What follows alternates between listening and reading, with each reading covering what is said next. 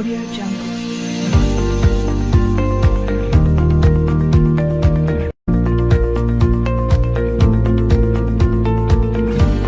Audio Jungle. Audio Jungle.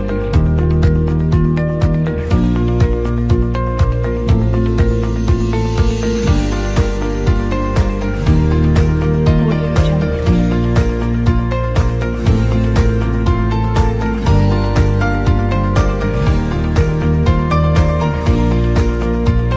Jungle. Audio Jungle.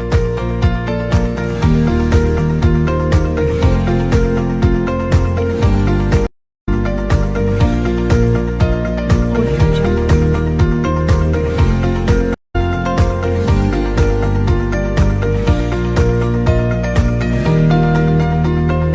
Audio Jungle. Audio Jungle.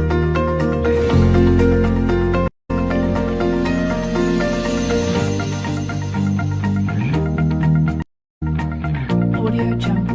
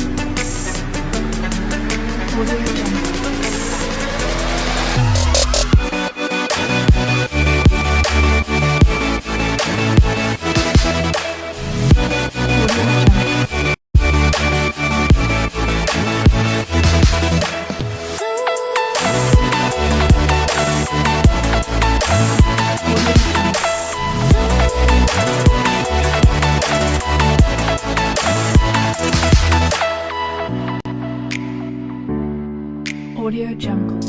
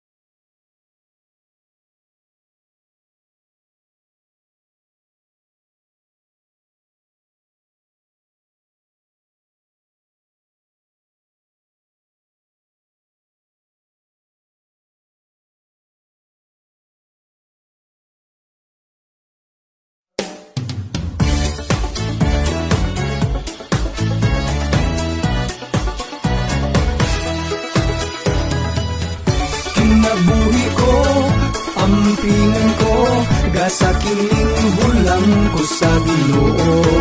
Ang paghikog sumpak sa Ginoo, busa kinabuhi ko ampingan ko.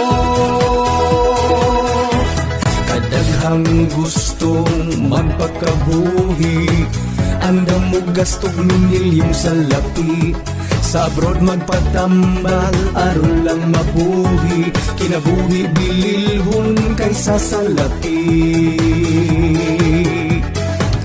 Ang kinabuhi ta atong sa ulogon, gasang libre gikan sa makagagahom. Ang pagputlo ni ini usa ka anugon, kinabuhi pahimuslan sa pagkamakaron.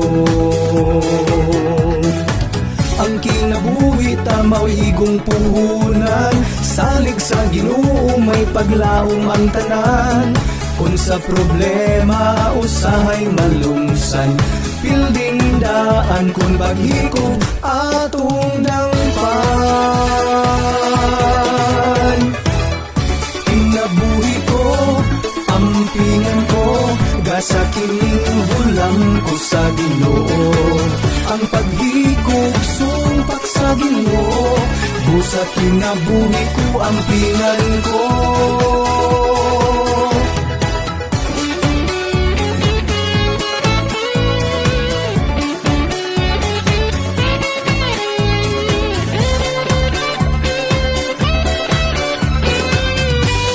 Pintas na bagyong mulurang, sa kangit-ngit bituon mo subang. Salig sa Dios may paglaom ang tanan, kinabuhi ang tingan, di og dili usikan. Maong nga kinabuhi ko, ampingan ko, gasa kining hulam ko sa Ginoo. Ang paghikog sumpak sa Ginoo, busa kinabuhi ko, ampingan ko.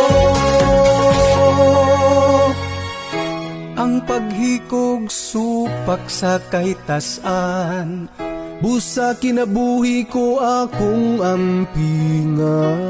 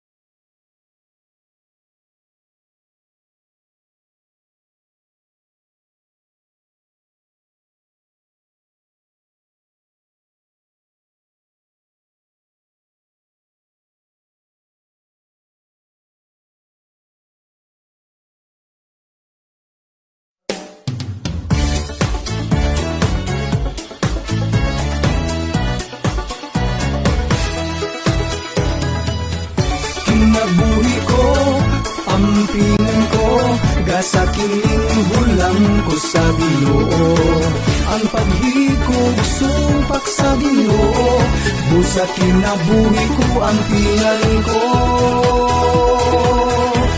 Kadaghang gustong magpakabuhi, andam mo gastog milyong sa lapi, sa abroad magpatambal aron lang mabuhi, kinabuhi bililhon kaysa sa lapi.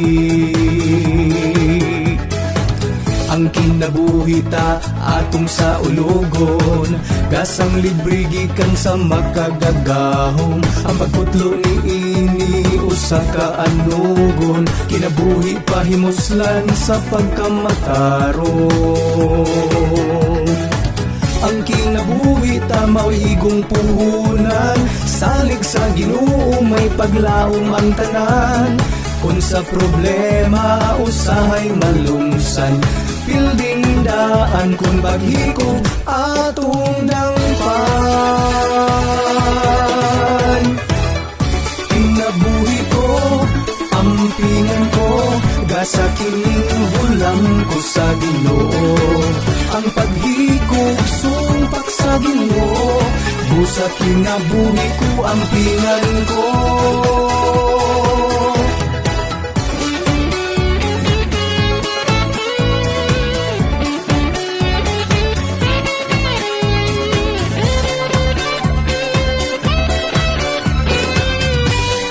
Pintas na bagyong buluran, sa tangit-ngit bituon mo subang, salig sa Dios may paglaom ang tanan, kinabuhi ang tingan, di og dili usikan, maong nga.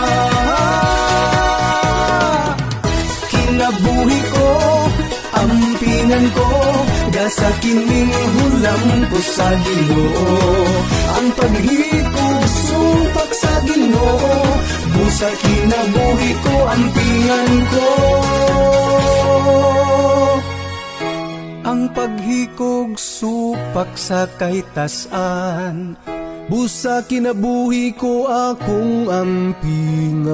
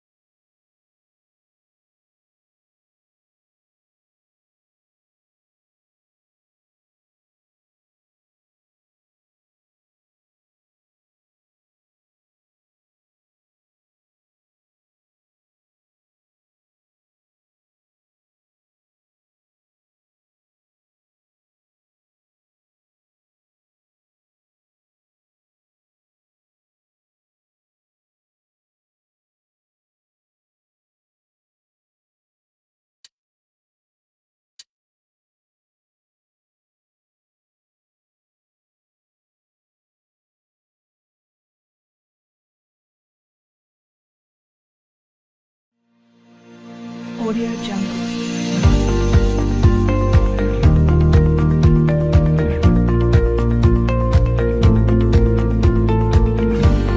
Audio Jungle.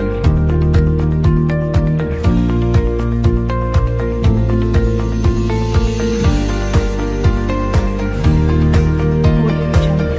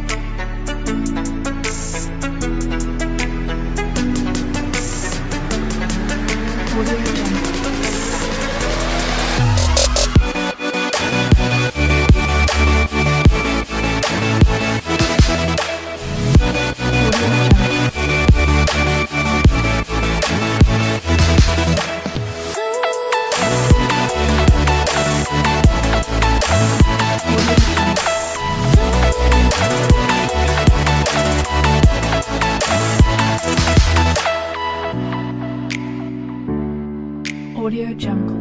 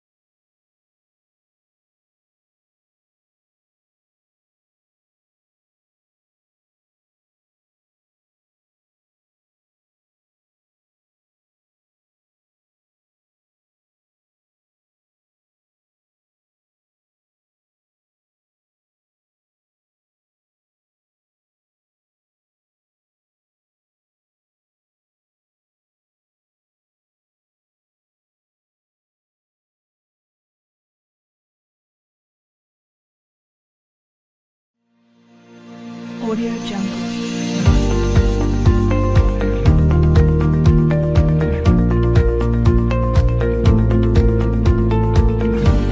Audio Jungle. Audio Jungle.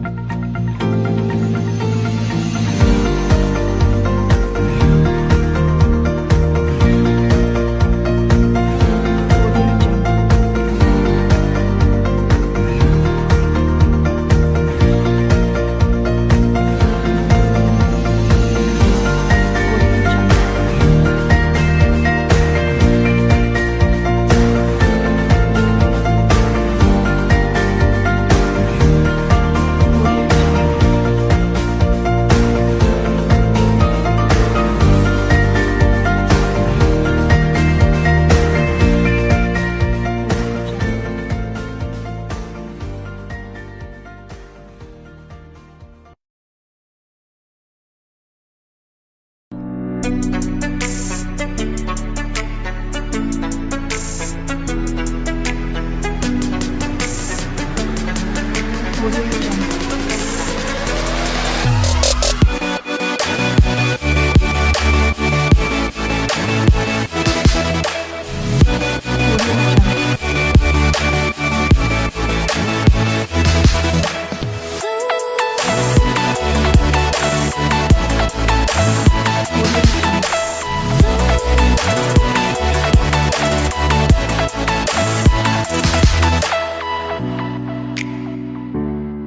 Audio Jungle.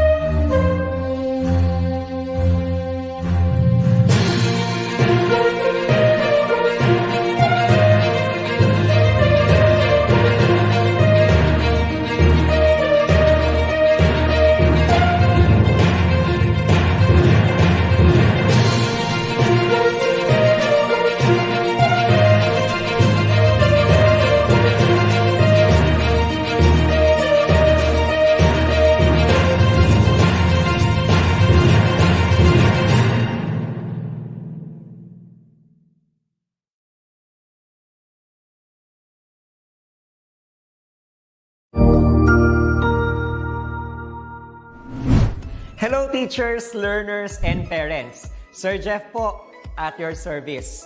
Alam nyo ba na meron tayong website na tinatawag na DepEd Commons? Ang DepEd Commons ay binuo upang gawing accessible ang pagtuturo at pag-aaral dito sa ating bansa gamit lamang ang inyong mga smart devices gaya ng cellphones, tablets, at computers. Dito ay maaari nating ma-access ang iba't ibang learning materials mula sa Department of Education.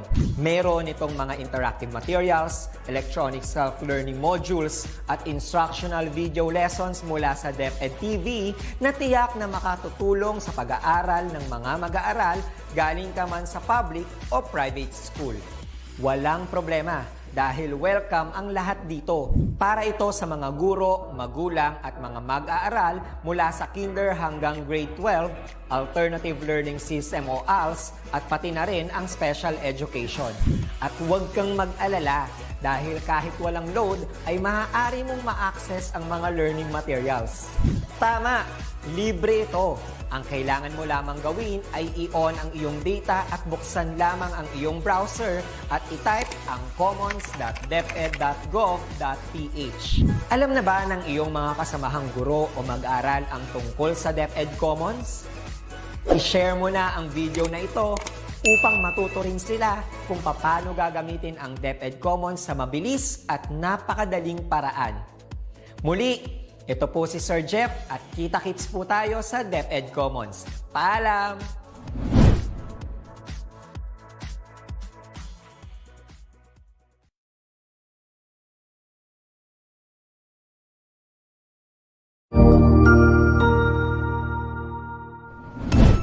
Cognizant to the needs of our learners, parents, and teachers, the Department of Education provided us with powerful tools for productivity that will allow us to foster critical thinking skills, problem-solving skills, communication and collaboration skills to be compassionate, responsible global citizens. Join us and discover new ideas in our series of professional development training program with the ICTS EdTech Unit and Microsoft Education Philippines. Together, we will equip our learners and empower our fellow educators for a dynamic future.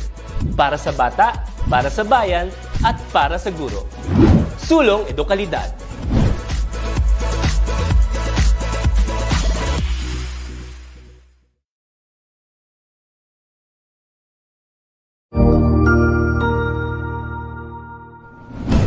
Good day, this is Teacher Rowan. I'll be your guide in exploring Google Apps for Education, for teaching and learning. In Google for Education, teachers can connect and collaborate easily while staying on task. It gives teachers the freedom to spend more time personalizing the learning experience and less time managing it. Students can learn essential skills such as 21st century problem solving, which they can use it in their future careers. As such, the accessibility features will also help and assist every learner to do their best work. Google offers different useful applications that we can use to connect education to technology. This will help our teachers as a 21st century educators to innovate and find ways on how to make teaching and learning more exciting, engaging, effective, and flexible to the demands of the society. Let's re-explore the education experience by discovering new angles to create, collaborate, and communicate as one. Para sa bata, para sa bayan, at para sa guro. Ang pagkatuto huwag gawing komplikado. Sulong Edukalidad.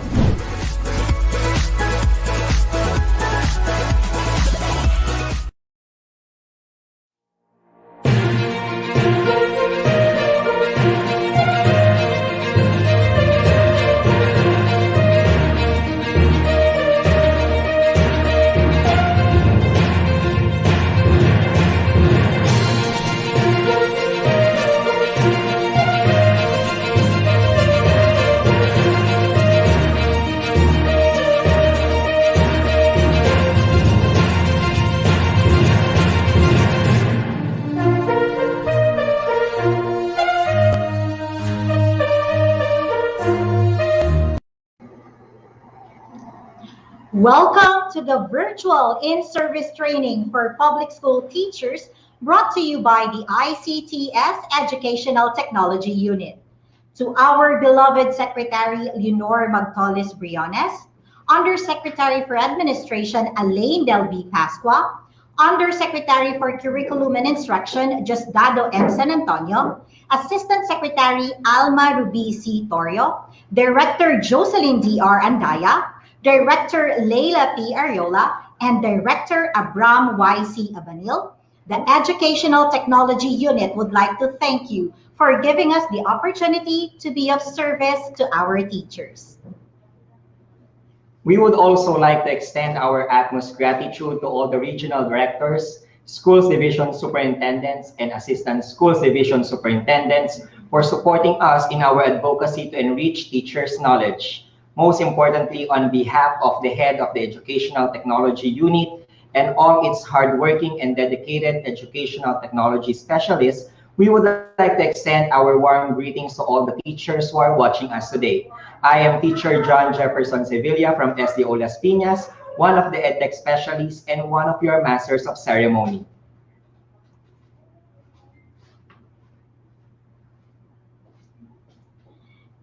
Thank you, Sir Jeff. And I am Teacher Pamela Amor Villanueva from SDO Caloocan, also one of the teacher broadcasters and one of your Masters of Ceremony together with Ma'am Maria May Sevilla from SDO Navotas. And to signal the official commencement of the program, let us be united in singing the national anthem and be guided by the presence of the divine providence through a prayer.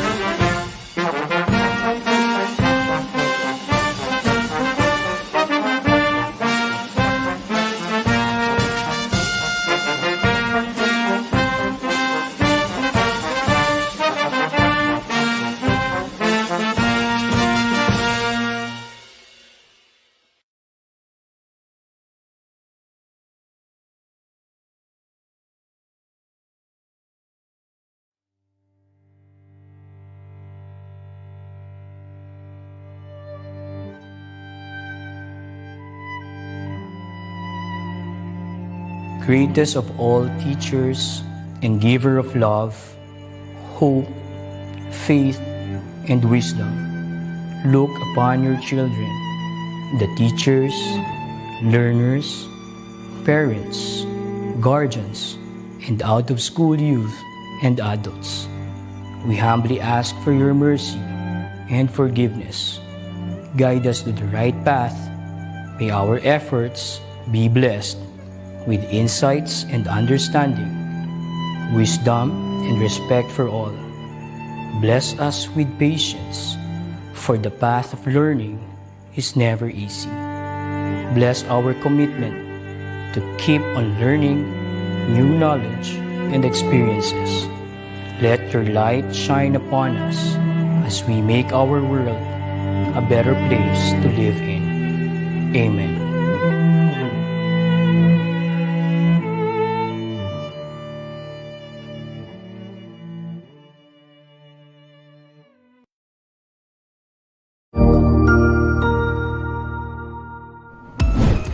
DepEd Vision.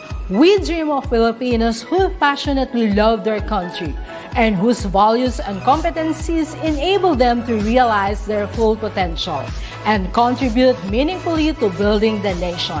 As a learner-centered public institution, the Department of Education continuously improves itself to better serve its stakeholders. DepEd mission: to protect and promote the right of every Filipino to quality, equitable, culture-based, and complete basic education where students learn in a child-friendly, gender-sensitive, safe, and motivating environment. Teachers facilitate learning and constantly nurture every learner. Administrators and staff, as stewards of the institution, ensure an enabling and supportive environment for effective learning to happen. Family, community, and other stakeholders are actively engaged and share responsibility for developing lifelong learners. DepEd core values: maka-Diyos, makatao, makakalikasan, at makabansa.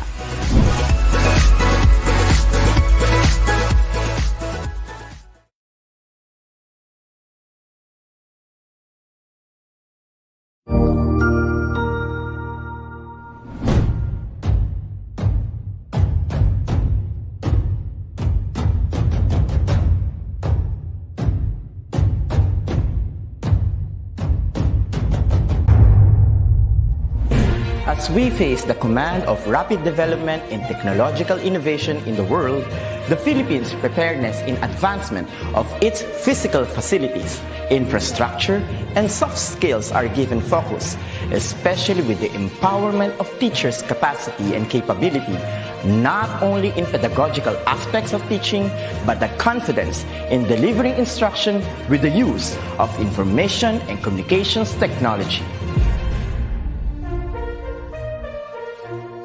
The Office of the Undersecretary for Administration, under the leadership of USEC Alain Delby Pasqua, established the Educational Technology Unit under the Information and Communications Technology Service. Its prime function is to empower and capacitate public school teachers and learners as required by the global demand of the fast-paced development in technology.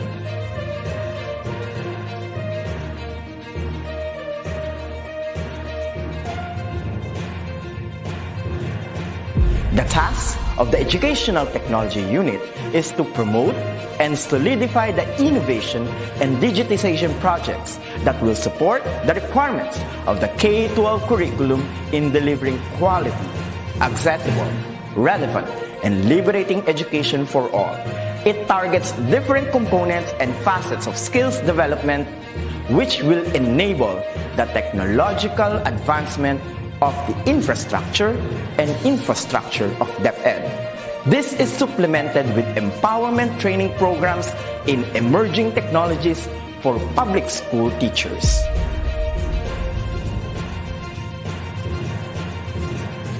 The programs of the EdTech unit target the emerging pedagogies focused on open educational resources,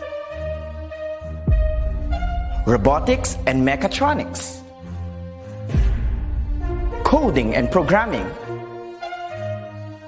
virtual reality and augmented reality in education, mobile application development, Internet of Things, and the productivity tools for learning, which includes Microsoft Office 365, Google Apps for Education, and the different Adobe software tools. In addition, the maneuver of in-house applications such as the DepEd Commons and the DepEd Learning Management System is under the flagship of the EdTech unit. The supervision of DepEd TV in ensuring world-class produced video lessons is another task of the office.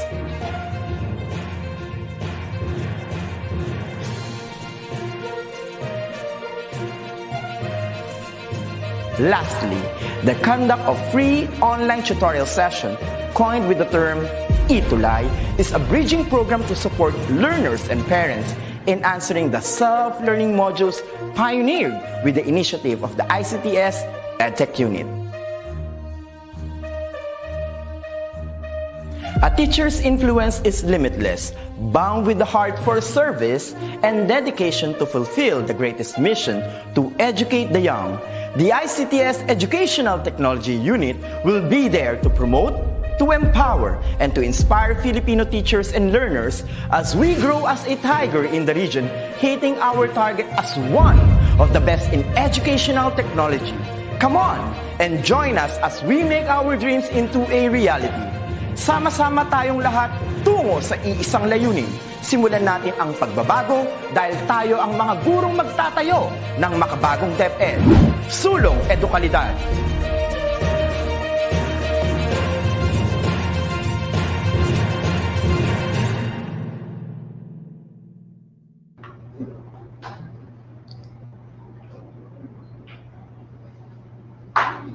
Again, welcome to the virtual INSET brought to you by the ICTS Educational Technology Unit.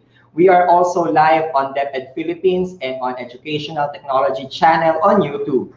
This INSET program can also be accessed asynchronously so that you will never miss out on the many topics that we have prepared for you, our dear teachers. That's right, Sir Jeff. So all we have to do is to go to www.training.deped.gov.ph and create an account. For those who have registered already, log in, go to ICTS Educational Technology Unit /Webinar Series 2021 and click Virtual In-Service Training for Public School Teachers. The enrollment key for this course is the name of the region where you belong. And to give us the opening remarks, let us all welcome the head of the Information and Communications Technology Service, the dedicated Director 4 of the ICTS, Director Abram Y.C. Abanil. Good morning, Teacher Pam and Teacher Jeff. Good morning sa ating mga viewers, sa mga teachers all over the country. Maayong buntag sa mga taga Mindanao o taga Visayas.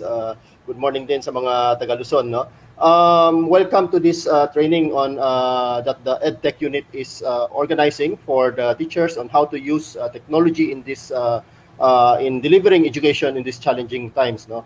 We're very thankful sa inyong support in terms of in attending this INSET program that we have organized. We already have around 500,000 na mga registered users, no? Mga views dito sa ating platforms, mga learning platforms, and this is quite again unprecedented, no? We've been using a lot the word unprecedented a lot in many of our programs, yung DepEd TV. Last year, bandang March din, right after the pandemic, a few days after the pandemic was declared, nag-organize din kami a lot of virtual trainings. We were able to train around 370,000 teachers in a matter of 3 months.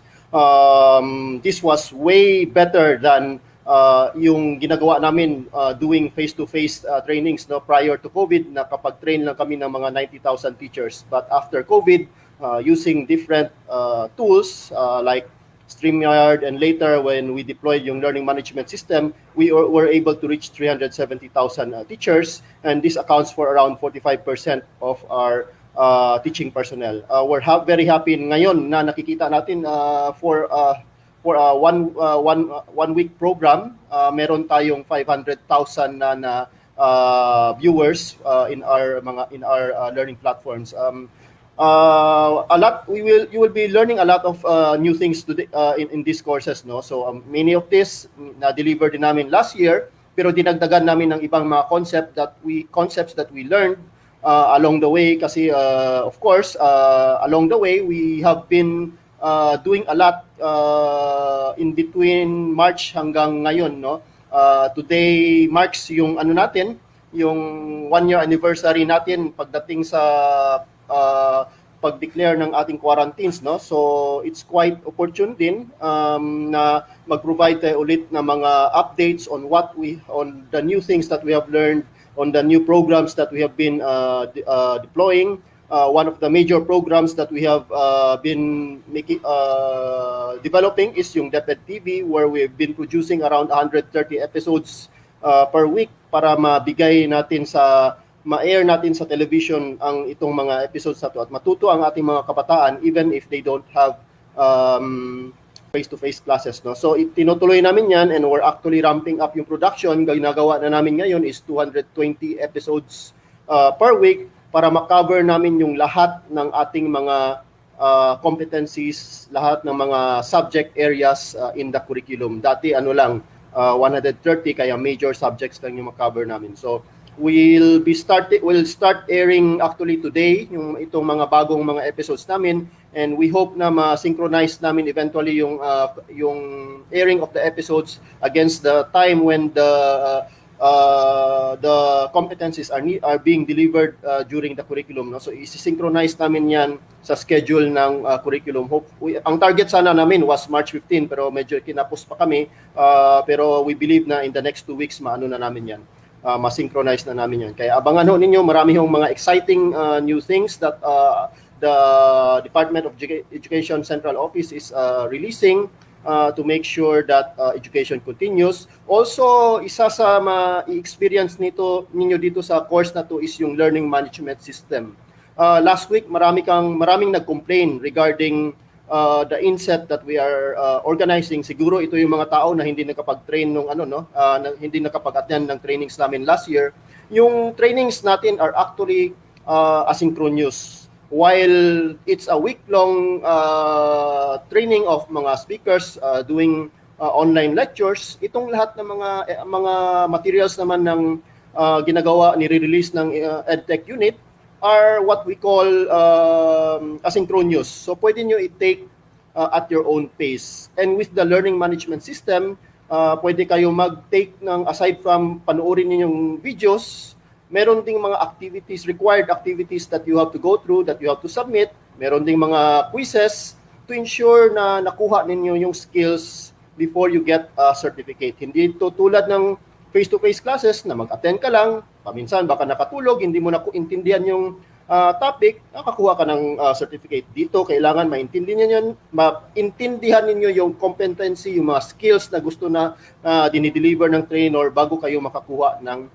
certificate. Pagpasensyahan lang ninyo, this week, in the next few days, medyo maging unstable yung learning management system. We provisioned for 200,000 participants, but we did not expect na abot to ng 500,000 na simultaneous na mga participants, no? So ini-increase namin yung server capacities, dinidistribute din namin yung load sa mga regional learning management systems, which will eventually be used para sa mga bata, no? So we will have just one system, yung training.deped.gov.ph, for the conduct of professional development, and then yung mga learning managements ng bawat region, they will be used to conduct virtual classes with your students. So you can apply what you have learned dito sa ating mga EdTech na mga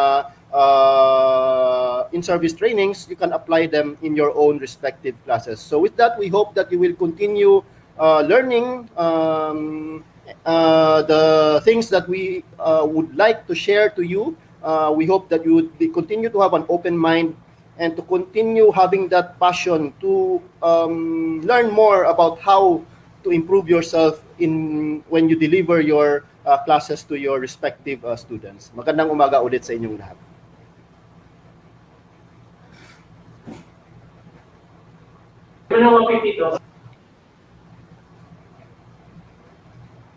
Maraming salamat po, Director Abanil. Napaka-warm ng kanyang message para sa ating lahat, ano?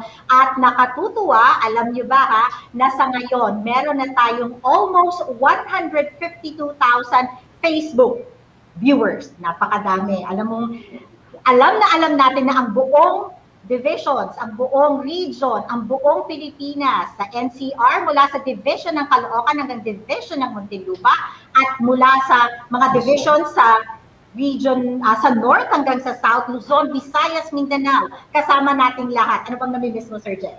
Well, actually, siguro nag-mesmerize tayong lahat ngayon, mga teachers. So, because usually kapag INSET, you always start this with the Zumba, di ba? But since alam naman natin that there is a pandemic and we highly appreciate lahat ng efforts ng mga teachers, that's why, in behalf of the whole EdTech family under the ICTS and the Office of the Undersecretary for Administration, we come up with this INSET, no, para ma-share natin sa mga teachers nationwide yung mga latest innovations na pwede nilang gawin sa klase nila and to make online teaching easier, di ba? Yes. So again, combined viewership po natin, almost 152,000 viewers YouTube and Facebook po. So maraming salamat po talaga kay Director Abanil sa pagsama mo po sa amin at sa pagbibigay ng makabuluhang mensahe po. So sa mga minamahal naming teachers, educators, administrators, samahan nyo kami mula day 1 hanggang day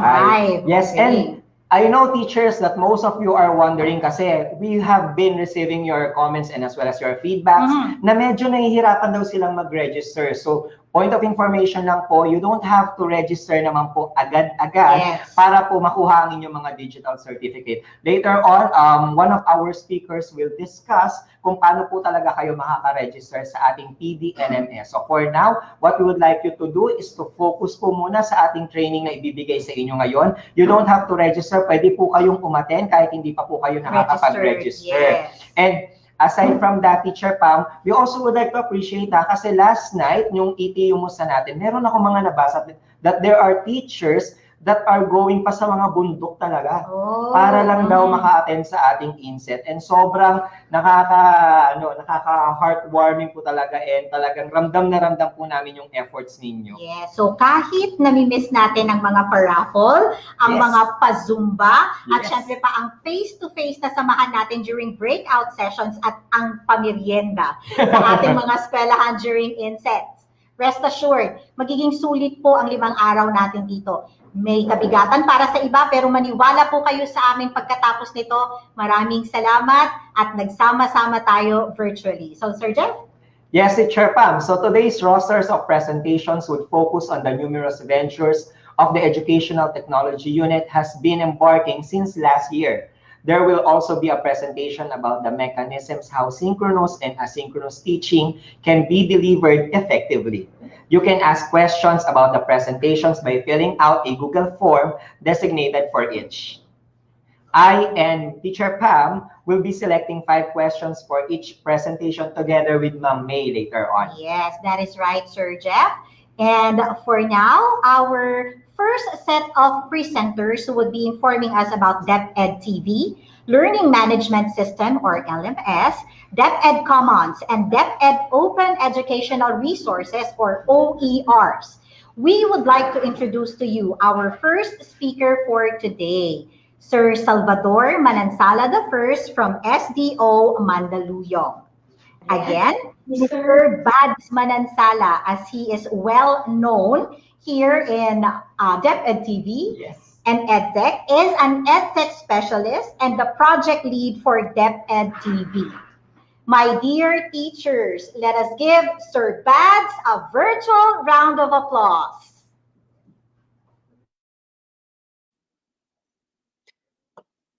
Hello, good morning, Teacher Pam. So good morning to our viewers. Before I formally start my talk about the accomplishments of DepEd TV, let me share you this wonderful video about DepEd TV.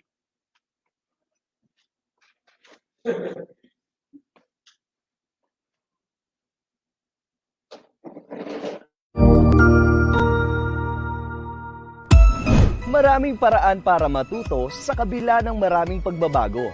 Oops! Oo, kami nga, ang inyong mga teachers sa telebisyon. Mas madalas nyo nang mapanunood at makakasama. Mas mahabang oras at maraming araw. Mula 7 ng umaga hanggang 7 ng gabi yan, ha? Tumutok sa ating mga lessons na naka-video episodes. Manood habang natututo sa inyong TV. Ito ay maipapalabas sa IBC 13, Signal TV, ABS-CBN TV Plus, at GMA Affordabox Channel 7. Kung hindi makahabol sa live broadcast, aba naman, subscribe na sa official YouTube channel ng DepEd TV para makapanood ng video episodes sa inyong cellphone, tablets, laptops, o personal computers. Learning is a continuous process, and the Department of Education will continue to innovate teaching to make learning accessible to every Filipino. Kaya para sa mga pag-asa ng ating bayan, ipagpatuloy natin ang pagtataguyod ng pagkatuto ng bawat kabataang Pilipino. Ang komunidad at mga magulang ang kaagapay. At ang DepEd TV, ang gabay at tulay para sa edukasyong hindi tatamlay. Kaya ano pang hinihintay ninyo? Kunin na ang self-learning modules, papel at panulat, ballpen man o lapis. Dahil sama-sama na tayong matututo habang nag-e-enjoy. Sulong Edukalidad. At ito, ang DepEd TV. There will be no face-to-face classes. We will be using our own teachers as broadcasters in this TV program. Huwag kang mag-alala. Good morning, everyone. Are you ready? Yeah!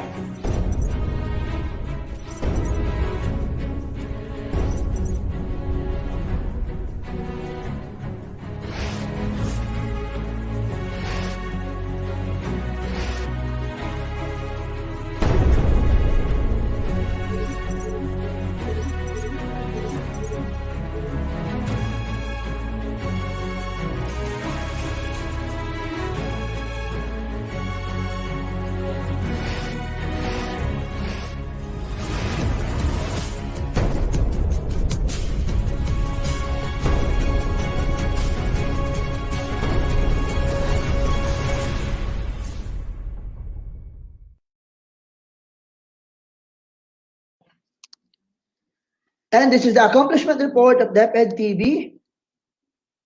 DepEd TV delivers video lesson on IBC 13 from 7 a.m. to 7 p.m. Monday to Saturday. It also offers lesson for all grade levels via free TV IBC 12, local televisions, digital black boxes, and digital terrestrial TV satellites. So as we all know, during the start of pandemic last year, the Department of Education issued multiple learning modalities that will be used this academic year. Particularly, we have the blended learning, the distance learning, the modular learning, and what we are using right now, the TV and radio-based instruction. So ideally, television is meant to educate, to inform, to entertain, and to inspire our viewers. DepEd TV was established to provide quality access to education for learners and teachers who are geographically isolated and disconnected. To support other distance learning modality platform by using television broadcast in streaming instructional videos. And to ensure the delivery of instruction is clear, well-defined, and bounded in a specific air time. We are using the following methods wherein commercials and infomercials will focus more on education, financial literacy, and developing holistic approach to our learners while ensuring that they absorb the core values of DepEd, which is maka-Diyos, makakalikasan, makatao, at makabansa. Lessons presented in television broadcasts are aligned in the most essential learning competencies. And the instructional videos are in recorded format. The preparation of video materials will be 1 month ahead prior to the airtime. And before I proceed with the milestones of DepEd TV, let us watch this short video.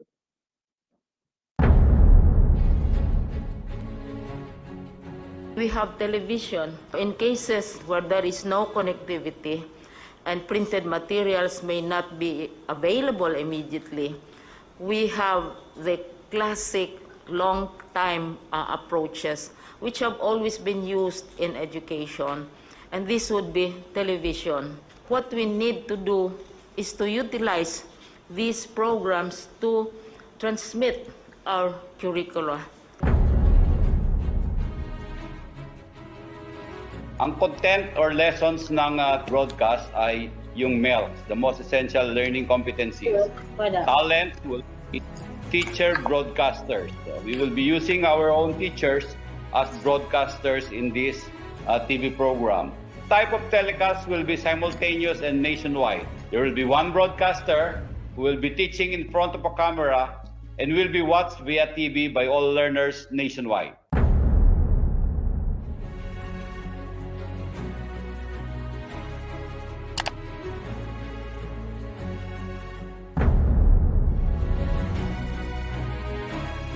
Manood, makinig, at matuto sa asignaturang Filipino. Ako ang inyong nanay guro, Kinenjoy Herbacio Salazar. Nais mo bang galugarin ang kagubatan ng Timog Silangang Asya? Ako si Sir Carlo, ang teacher for Illinois na kabarkada mo na, kalakbay mo pa!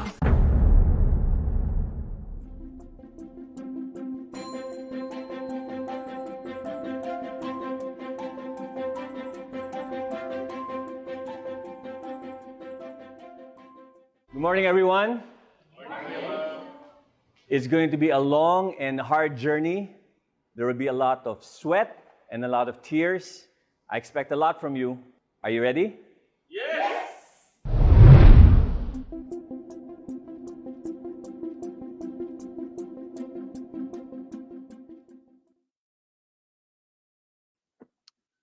And these are the milestones of DepEd TV. For milestone number 1, the turnover of approved broadcast training program, it is consists of 6 modules and each module is consists of 10 lessons. For the second one, turnover of approved broadcast design, we would like to inform everyone that our broadcast training program will be available upon request, and we are very much willing to share it with other division offices who intend to have their localized DepEd TV program. Let's have the inventory of the TV episodes. For the first quarter, we were able to produce 1,108 video episodes. For the second quarter, we were able to produce 783 episodes.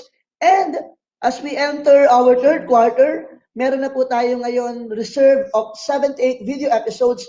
And for the fourth quarter, we have 12 video episodes. And last Christmas, we were able to show you different celebrations of Christmas by means of presenting our Christmas special, wherein we were able to produce 16 episodes. And for milestone number 2, production of 640 fully edited, mastered, and formatted broadcast-ready television lessons, training of 200 DepEd teacher broadcaster participants.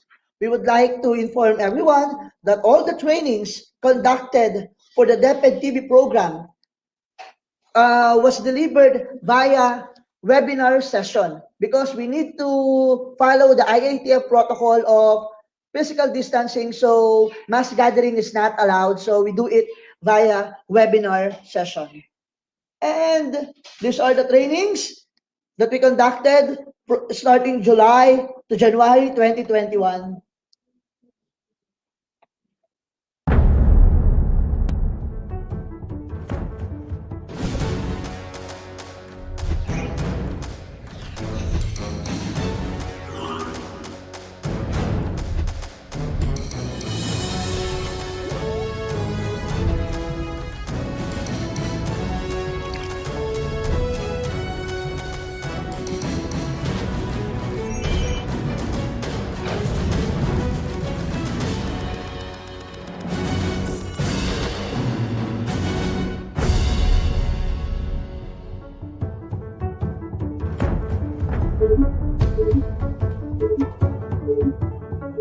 If we would analyze the baseline of the reach of radio, this is 85%, free TV 88%, digital cable and satellite TV, that is 47%, and internet 63%.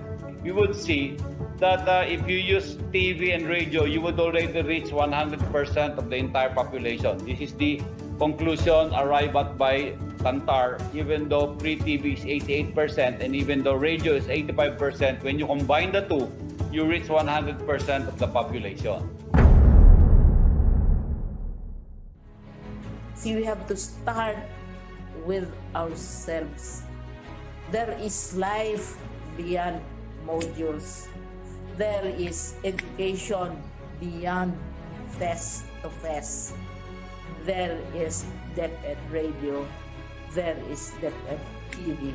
Kami ay nagpapasalamat at nagpupugay sa inyong katapatan, sa inyong tungkulin bilang mga guro. Kami, kasama ng buong kagawaran, ay nakikiisa sa pagpapatuloy ng edukasyon kahit na sa gitna ng pandemyang ito. Sa mga minamahal namin mga teacher broadcasters, saludo po kami sa inyong lahat. Malaking pasasalamat po. Laban lang! mga teacher broadcasters. Alright! Haharap ako sa camera upang magturo.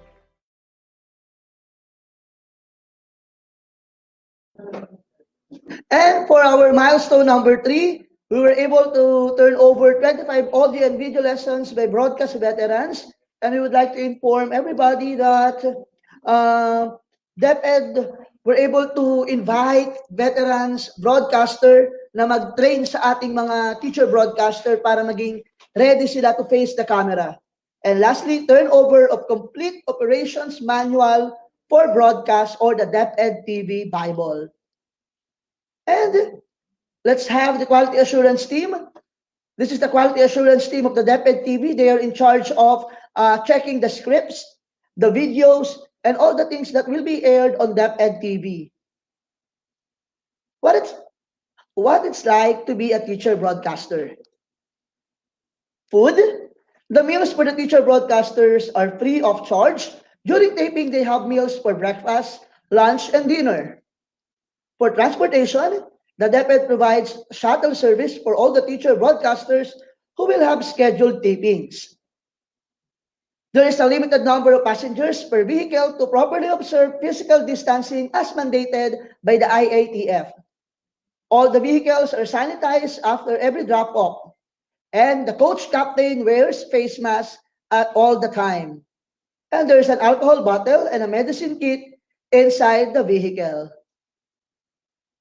And rapid test, all the teachers, broadcasters, and members of the production team undergo rapid or antigen tests before the taping. And alam naman po natin, we started last year, July last year, and we were able to win different awards and recognition. And particularly, we have here our senator in charge for education, Senator Will Gatchalian. Sabi niya, I took a look at your DepEd TV YouTube. I have to commend DepEd TV. That is very good, high quality material. Ang ganda ng material. It's not out of your backyard. It is really world class. Thank you, Honorable Senator, for this appreciation to our produced TV episodes. And just this year, DepEd TV and the Educational Technology Unit won the Policy EdTech Champions Award. This is an international award-giving body, M Alliance for Education.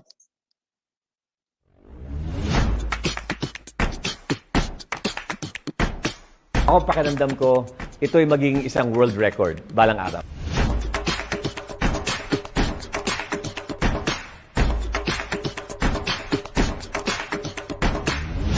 Mahirap na magkaroon ng pagkakamali sa broadcast, lalo na sa TV, dahil ito ay pumapasok agad sa consciousness ng mga mag-aaral at ng iba pang mga nanonood ng TV. Kaya sinisikap natin kaagad na ito ay makorek. At wala naman tayong tinitignan dyan na may sala kung hindi talagang hindi tayo perfecto.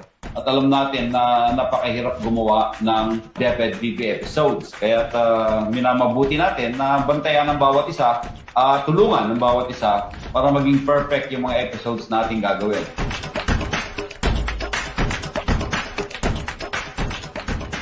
We at the Department of Education sincerely thank all the organizations and individuals who rallied behind us and supported our mission to deliver education amidst this terrible pandemic.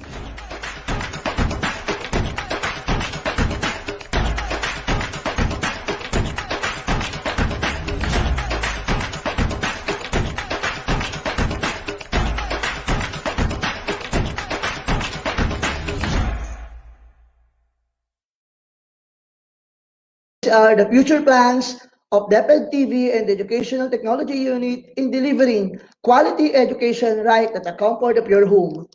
The first one is, recently, Yusek Alain Delby Pascua issued OUA Memorandum 0003210052 or the promotion of official platforms for blended learning, wherein we are trying to promote different platforms na in-offer ng EdTech. We have the DepEd TV, the ETUlay, and other platforms that we can use. And we would like to inform all of you that we are about to begin our series of webinar session per region, per division, kung saan tuturuan natin sila about broadcast media and other things to consider in establishing TV-based instruction.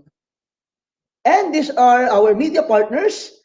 We have free TV channels, cable and digital black boxes, local cable TV providers, satellite dishes, online channels, and online platforms. So, sila po ang aming nagiging katuwang upang maabot ang mga malalayo at mga taong nasa kabundukan. And we are all doing this because of this mandate by our Honorable Secretary Leonor Magtolis Briones. Education must continue, and DepEd TV ang patunay that education must continue kahit na tayo ay may dinaraan ng pandemya. Ipinagmamalaki ng DepEd at DepEd TV ang karangalan na ating natanggap mula sa The Mobiles for Education Alliance. Kinikilala ng global organization ang mga programa at polisiya ng iba't ibang bansa na gumagamit ng teknolohiya para isulong ang kalidad ng edukasyon. Kinilala ang Department of Education ng Pilipinas bilang isa sa policymaker EdTech champions ng organisasyon para sa DepEd TV project.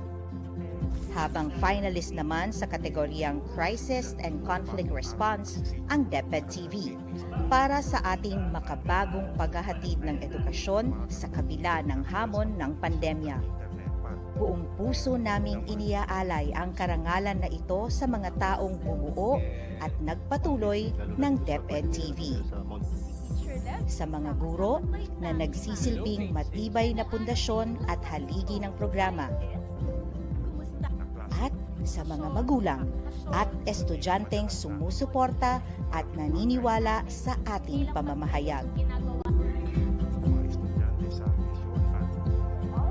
Ang tagumpay na ito ay aming inspirasyon para sa pangakong isulong ang edukasyon para sa bata, para sa bayan.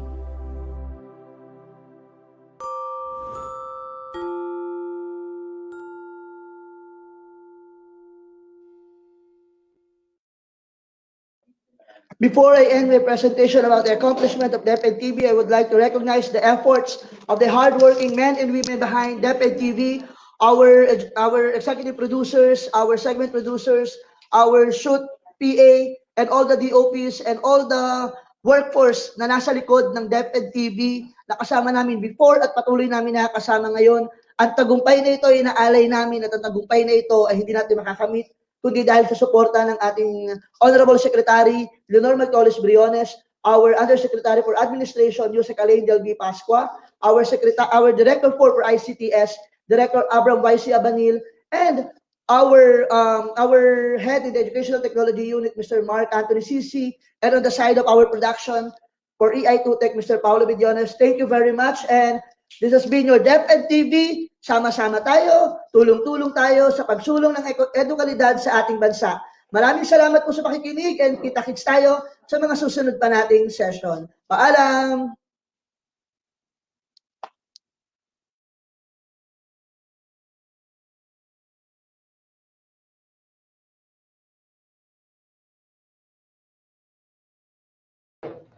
Okay, again, thank you very much, Sir Bads. And as one of the teacher broadcasters, I can testify your sheer dedication to the program.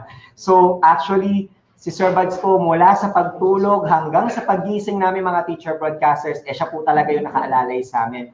Now, as you can see here, joining us is also our part of the EdTech, one of our EdTech specialists, and also the teacher broadcaster for English 5. Of course, so we have here another Sevilla po, Ma'am Mary May Sevilla. Hello po to our viewers all over the Philippines. Again, I am Teacher May, or in full name, my name is Ma'am Maria May Sevilla from SDO Navotas, and as Sir Jeff said, I am one of the EdTech specialists from SDO Navotas, and your teacher broadcasters for one of the English teacher broadcasters for English 5. Okay, so I would like to ask you, Sir Jeff, what are the challenges now that you experience as one of the teacher broadcasters? Well, actually, there's a lot of experience. The first part is during the audition period.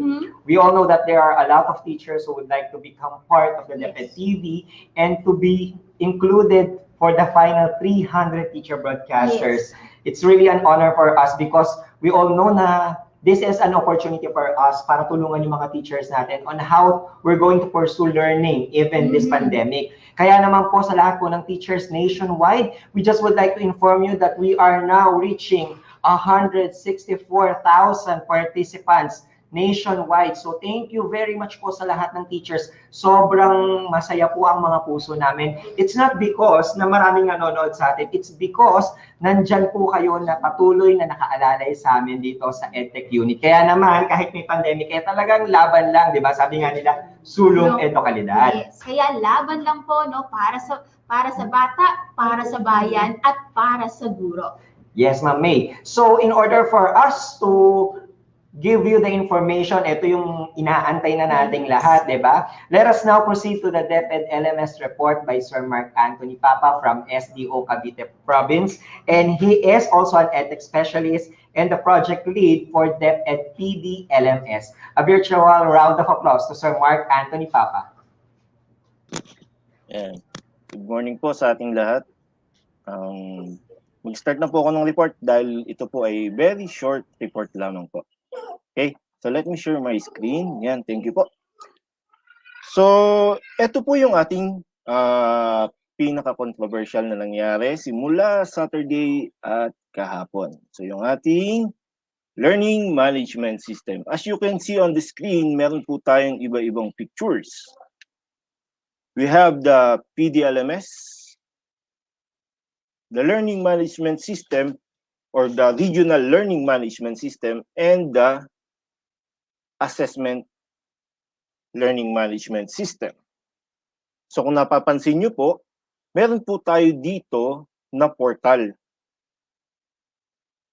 which is the lms.deped.gov.ph. But first, i-discuss po muna natin ang ating professional development learning management system, which is, ang URL po is, sigurado po ako, nakabisado na po nating lahat, na training.deped.gov.ph, wherein meron na po tayong 274,783 users kahapon ng umaga po yan, nung okay pa po yung website.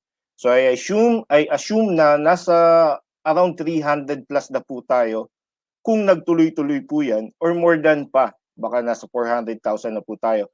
Dito po natin makikita o masusundan ang mga trainings na kinakandak po ng ICTS Educational Technology Unit, wherein yung pong webinar series natin noong 2020 ay pwede po nating balikan. Nandito rin po yung mga courses like Google, Microsoft, Open Educational Resources, Robotics, and ALS EdTech Empowerment. And this April, mag-i-start po tayo for the Adobe Creative. Yan. And then sa mga familiar din po at naka-attend din po ng NDEP webinars na kinandak po ng School Health Division, dito rin po natin siya matatagpuan. Kung napansin nyo po at inyong naaalala, dito rin po kayo naka-receive ng inyong mga certificates. As for Microsoft, Google, and Amazon Web Services, we are planning to conduct a self-paced course po. Magkikreate din po sila ng mga self-paced courses dito po sa ating professional LMS, Professional Development LMS. And then, before po ako mag-proceed sa ating next na LMS, sana po ay natatandaan nyo po itong OUA Memorandum 08200083, wherein activation of official DepEd Commons account. Ito po ay lumabas noong August 12, 2020 dahil kailangan po dito at naka-indicate naman po to better optimize access monitoring and usage of online platforms provided for and by the Department of Education or DepEd. The migration of user accounts to the DepEd Commons must immediately commence. The initial wave of migration is the creation of official DepEd Commons account for teachers. All teachers are hereby instructed to check their DepEd emails to activate their accounts. So sana po ay nakapag-activate po kayo ng account dahil ito po yung magiging benefits po natin kapag ka po nakapag-activate tayo ng ating accounts. Use the DepEd Commons official account as a unified login to access other supported DepEd applications. Link or update your DepEd Commons user profile for use across all supported DepEd applications and receive alerts and notifications from applications assigned to you on your official DepEd email account. Ito po yung ating binabanggit na Regional Learning Management System portal. Bakit po siya portal?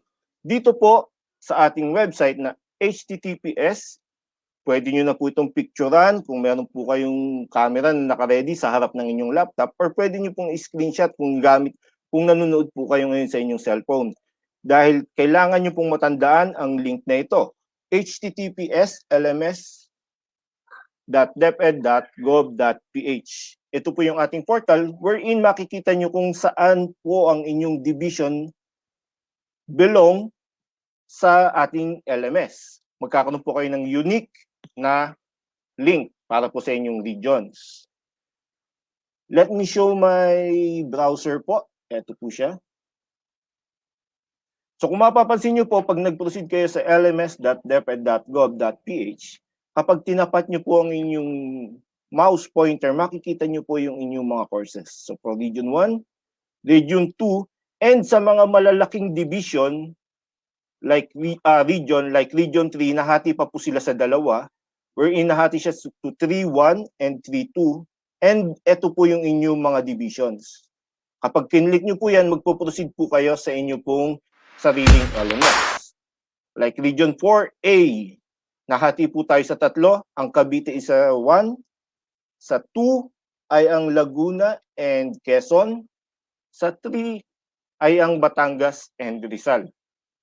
And so on po. Kapag binrowse nyo po yan, makikita nyo po yung inyong link. Kapag kinlik nyo po yan, like this one, makakapasok po kayo sa ating LMS. Remember po, makakapasok po kayo sa LMS. Pero paano kayo makakapasok sa ating LMS? Kailangan, katulad po ng sinabi sa memo, natatandaan nyo yung inyong DepEd Commons account. Importante po yan. So magbibigay po ako ng example. Region 5.2.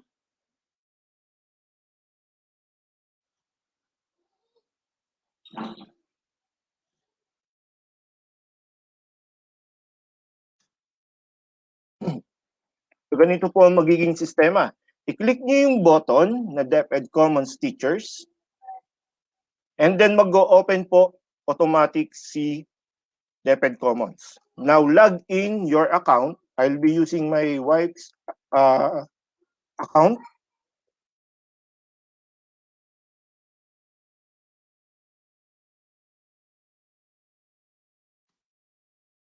Login nyo lamang po. And then magpuproceed po kayo dito sa LMS. You have to authorize the system na makapasok po sa LMS. And may surprise po kami sa inyo na yung pong naging controversial na PDLMS ay naikalat na po natin sa ating mga regional LMS. Ano pong ibig sabihin? Makikita nyo po sa ating regional LMS, hanapin nyo lamang po ang virtual INSET, and then you may now log in sa ating course gamit ang enrollment keys na naka-charge po para sa inyo. Okay po, ulitin ko po. Meron po tayong kanya-kanyang regional LMS. So doon po kayo magpuproceed sa inyong sariling LMS. So for example, sa Batangas, halimbawa po, from Batangas kayo, proceed kayo sa lms.deped.gov.ph. Ayan na po na naman. Nag-flood na naman po tayo. Okay po, so pwede po kayong mag-direct link gamit ang mga link na ito.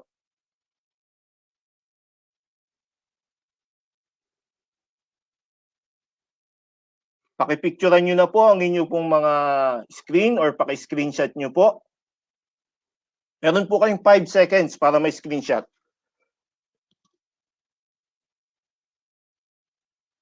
Ito po ay Region 1 to Region 4B.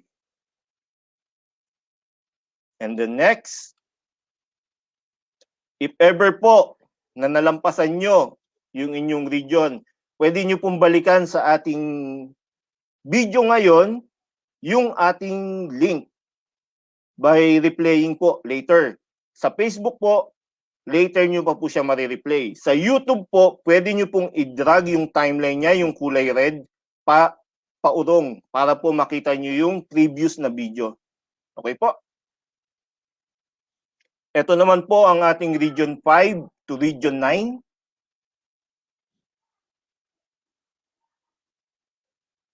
Paki-screenshot po at paki-picturean.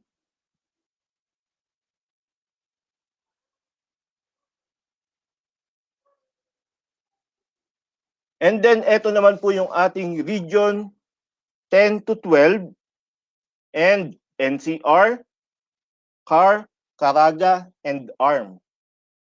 Pwede nyo na po siyang picturean.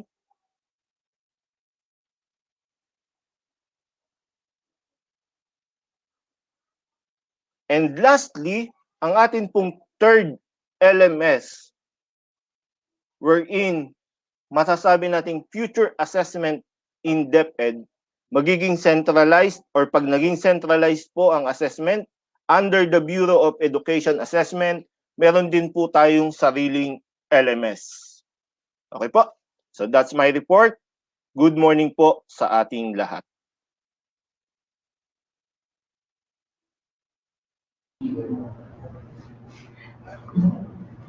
Thank you, Sir Papa. The learning management system keeps its system because of their good organizational and management skills.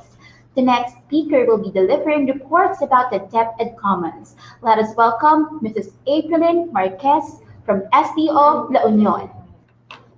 Again, Mrs. Aprilyn Marquez from SDO La Union is an EdTech specialist and the project lead for DepEd Commons. Once again, let us welcome Ma'am Apple. Nice. So, good morning, everyone. Thank you very much, Teacher May, and of course, her partner, Teacher Jeff. So for this day, I'm going to share with you, for this report is all about the DepEd Commons.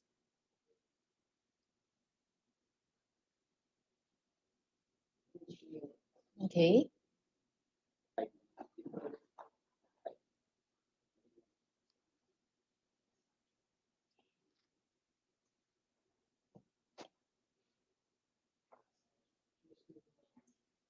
Okay. Share screen.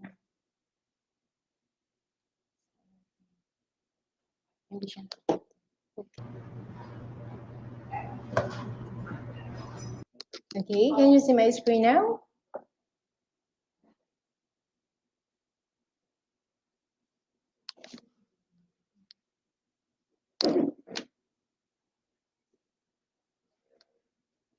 Okay, again, good morning, fellow educators. Here's the DepEd Commons report. For those who are not yet familiar with this is the first one to pop up once you access this website or this official platform. You may also log in as a student. It could be a teacher, uploader, or it could be a approver. But of course, we are sharing this with our teachers and students.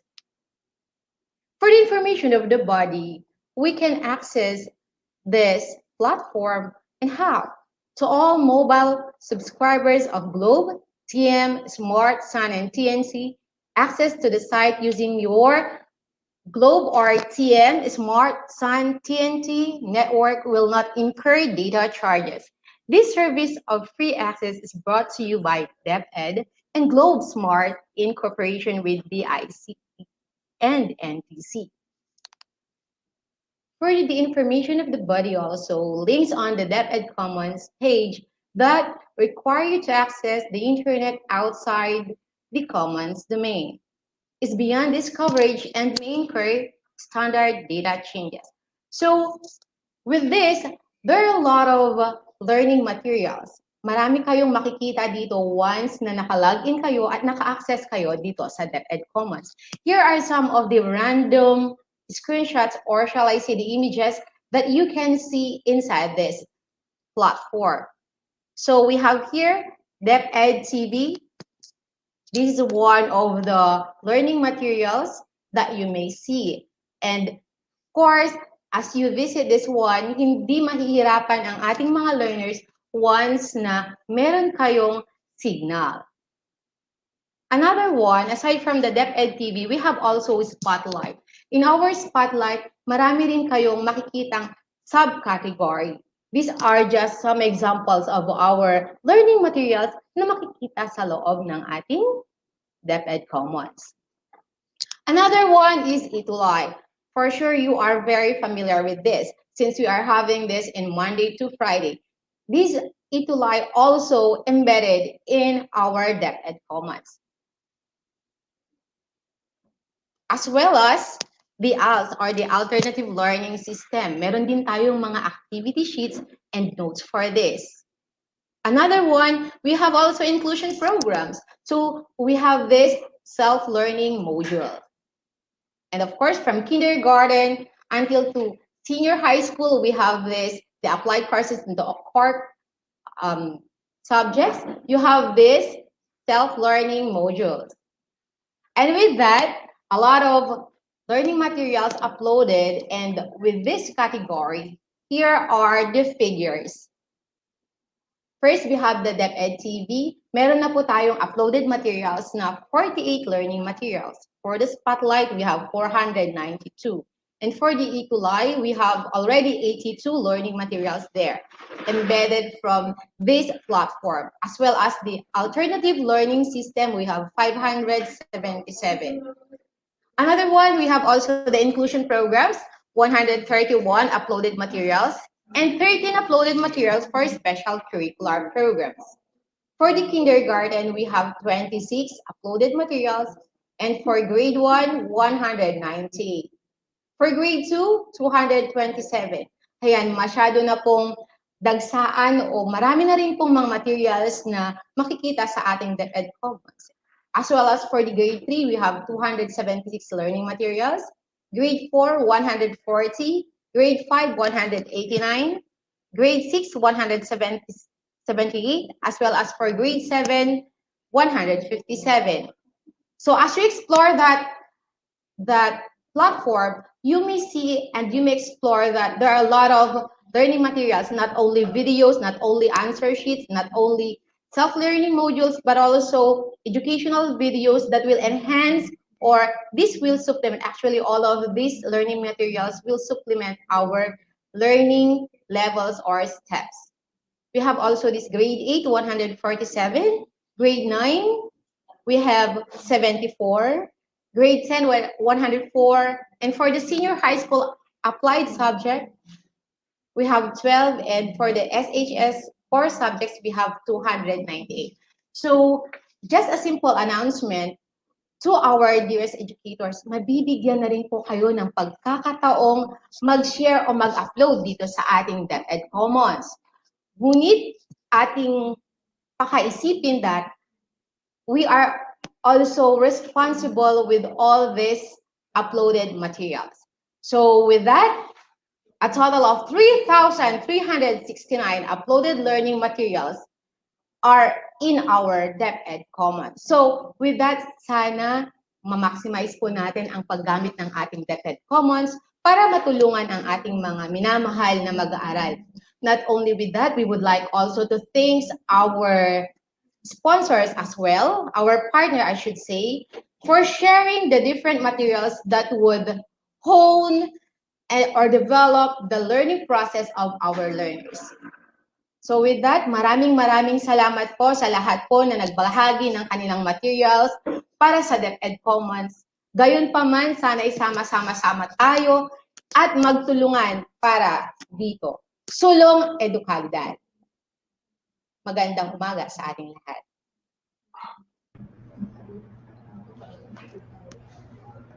Thank you very much, Ma'am Apple. You know what? DepEd Commons is truly a powerful platform that gives teachers, parents, and learners access to an array of learning and teaching materials. You know what, Teacher May, I can still remember nung ginagawa ko yung infomercial ng DepEd Commons na yan, no? Because it's actually a pleasure. You know what? DepEd Commons, nag-hit to ng number 4 sa Twitter. Nag-trend siya, di ba? And you know what, mga teachers po natin nationwide, DepEd Commons is actually the answer para magkaroon po tayo ng mga resources na pwede natin gamitin sa mga classes natin. Lalo na ngayon na makikita na rin natin sa DepEd Commons ang mga video episodes ng DepEd TV. Yes. I also remember, Sir Jeff, no, nung nagsisimula pa lamang yung pandemic, when this program started, ang laking tulong, no? Tsaka talagang nakakapag-reach siya ng mga learners and teachers, no? Kung hindi niyo po natanong, I am also one of the first contributors of this website. So nakita ko po talaga yung growth ng DepEd Commons. Opo. And katulad nga ng sinabi ko sa infomercial, di ba? Huwag kayong mag-alala dahil libre at welcome ang lahat dito sa DepEd Commons. And syempre, hindi titigil ang inyong EdTech family to give you more learning for this day. Kaya naman, we're going to have another presentation, and this day will not be complete without the DepEd Open Educational Resources or OER by Sir Sherwin Lumeda from SEO Muntinlupa. Now, Sir Sherwin is also an EdTech specialist, and he is our project lead for the Open Education Resources of the DepEd Central Office. So our dear teachers, let us hear it from Sir Sherwin. Hello, good morning po sa inyong lahat, Sir Jeff and Teacher May at mga participants po na tutok po dito sa atin sa ating INSET. So again, I'm going to share to you those information about open educational resources. Okay, let me share my screen.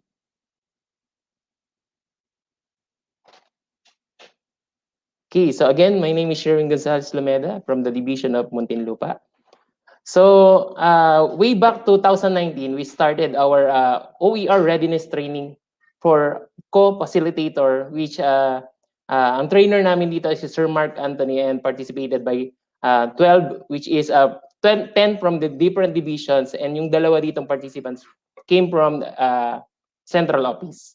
And then cluster 1, so for our training workshop on the use and creation of open educational resources and capacity building program for OER, we have 3 trainers, 10 core team facilitators, which are volunteers, and 60 participants, okay, for cluster 1. And for cluster 2, again, we have 3 trainers, and then 15 core team facilitators, 16 OER volunteers, and 58 participants. For cluster 3 and 4, so we have 3 trainers, 10 core team facilitator, 15 OER volunteers, and 61 participants. Same with cluster 4, okay? And here are the list of OER national core leaders from different regions. We have from Region 1, Ilocos, we have 55 core leaders. They are all volunteer teachers, of course. And from Region 2, we have Cagayan Valley, which is composed of 7 core leaders. We have from Region 3, Central Luzon, 14 core leaders. Region 4A, Calabarzon, we have 10 core leaders. Region 4B, we have from Mimaropa, which composed of 2 OER core leaders. From Region 5, Bicol, 3 core leaders. From Region 11, Zamboanga Peninsula, we have 1 core leader. From Region 12, Soc-Sargen, we have 3 core leaders. From NCR, we have 8. And we have from BARM region, we have 3, a total of 106 core leaders. Ang good news, they are all volunteers from those regions na that they are giving time and effort. And thank you po sa kanilang mga principal, supervisor, and at the same time sa kanilang SDS, ITO, and regional ITO for giving their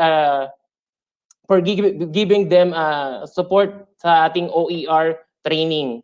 Okay, so nagkaroon din tayo ng batch 1 and 2 for training workshop on the advanced program of open educational resources, which is using offline learning management system and EdTech application tools. we have batch 1 composed of 3 trainers, 2 admin, 40 core team facilitators, and 170 participants. Sa batch 2 naman, we have 3 trainers, 2 admin, 4 core team facilitators, and 170 participants. Though this happens na nagkaroon na from basic training, nagkaroon na tayo ng next na follow-up na advanced naman sa ating OER.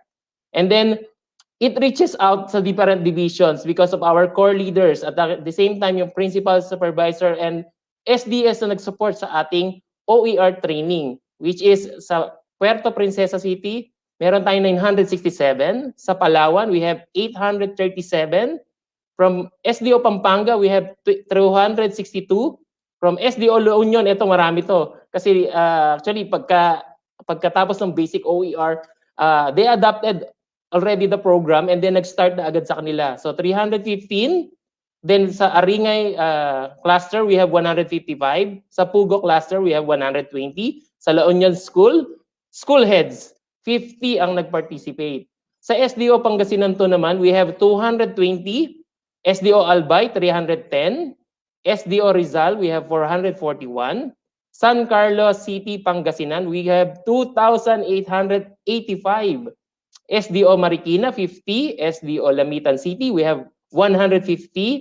Then SDO Albay, combination na to. Camarines Sur, Camarines Norte, Catanduanes, Iriga City, Legazpi City, Ligao City, Masbate City, Masbate Province, Naga City, Sorsogon City, Sorsogon Province, and Tobacco City. So we have 28 participants, and we have core leaders, trainers, facilitators that is composed of 21. And then we have the team management training team, which is 16. Sa batch 1 nila, 125.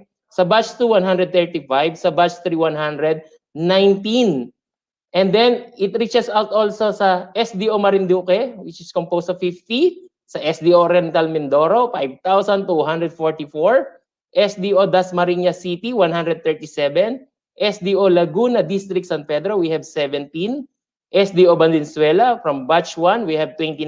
And then sa batch 2, nagkaroon ng 46. So because meron na doon mga 2 trainer, 5 facilitators na from batch 1.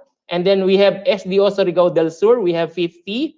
SDO Manila, 40. SDO Las Piñas, we have 45. And then we have also a barangay community in Las Piñas who adopted the program, 50 participants. SDO Bataan, we have 100. The SDO Muntinlupa, we have different schools, 59 from Victoria Homes Elementary School, the Soldiers Hills Elementary School, we have 70. Pedro A. Diaz High School, we have 150 participants. Tunasan Annex, we have 10. Division Training, this is a combination of District 1 and District 2, composed of ICT coordinators, we have 51. Okay, and then we have also barangay community in Muntinlupa, which is the Tunasan, 14 participants composed of SK officials, and we have also barangay community in Bayanan, Muntinlupa, which is composed of 6 participants. And then overall natin sa OER training workshop na nangyari po to from 2019 and before mag-pandemic, we have 14,029 participants na nag-engage po at nag-adapt po ng OER training workshop. So this is face-to-face po. And then I would like to show you this project na inadapt po ng Barangay Tunasan, powered by and sponsored by chairman at saka yung kanilang barangay captain. So this is offline, pure offline. So yun nga yung lagi namin sinasabi sa OER, no internet, no problem. So this is application Kiwix and Colibri. Offline e-library, which is used po ngayon ng kanilang barangay. So as you can see, sa bahay po, nakakapag-access sila even without internet connection. So ito po, naglagay sila ng hotspot area sa lower part ng ng Tunasan na they can access 24/7. So good lang na talagang nakita lang po yung opportunity na wala pa man pandemic na adapt na po yung ating program, which is offline e-library. Okay, again, From SK Tunasan, ayan, thank you, Sir Seth and Chairman Walter Arcelias. So this is a program of the OER, which is no internet, no problem. And then last March 6 po, nagkaroon po kami ng webinar, and part 1 ng aming webinar is basic, and it reached 40,585 doon sa aming AM session. And then sa PM session namin, same date, March 6, this training reached 37,853. And then last Saturday, March 13, so yung second part po ng aming basic OER, it reached 11,018 yung first part, AM session. And then yung PM session namin, which is the offline e-library, it reached 32,984. So yan, so that's the report of OER. So as you can see po, we would like to say thank you po sa ating from regional ITO, sa ating division, SDS, ITO, principal, supervisors, and mga teachers, volunteer. Thank you for your response po sa ating OER training program. Thank you for adapting and supporting the program. We really love sharing this, and we will continue serving you all. Thank you, and God bless po sa ating lahat.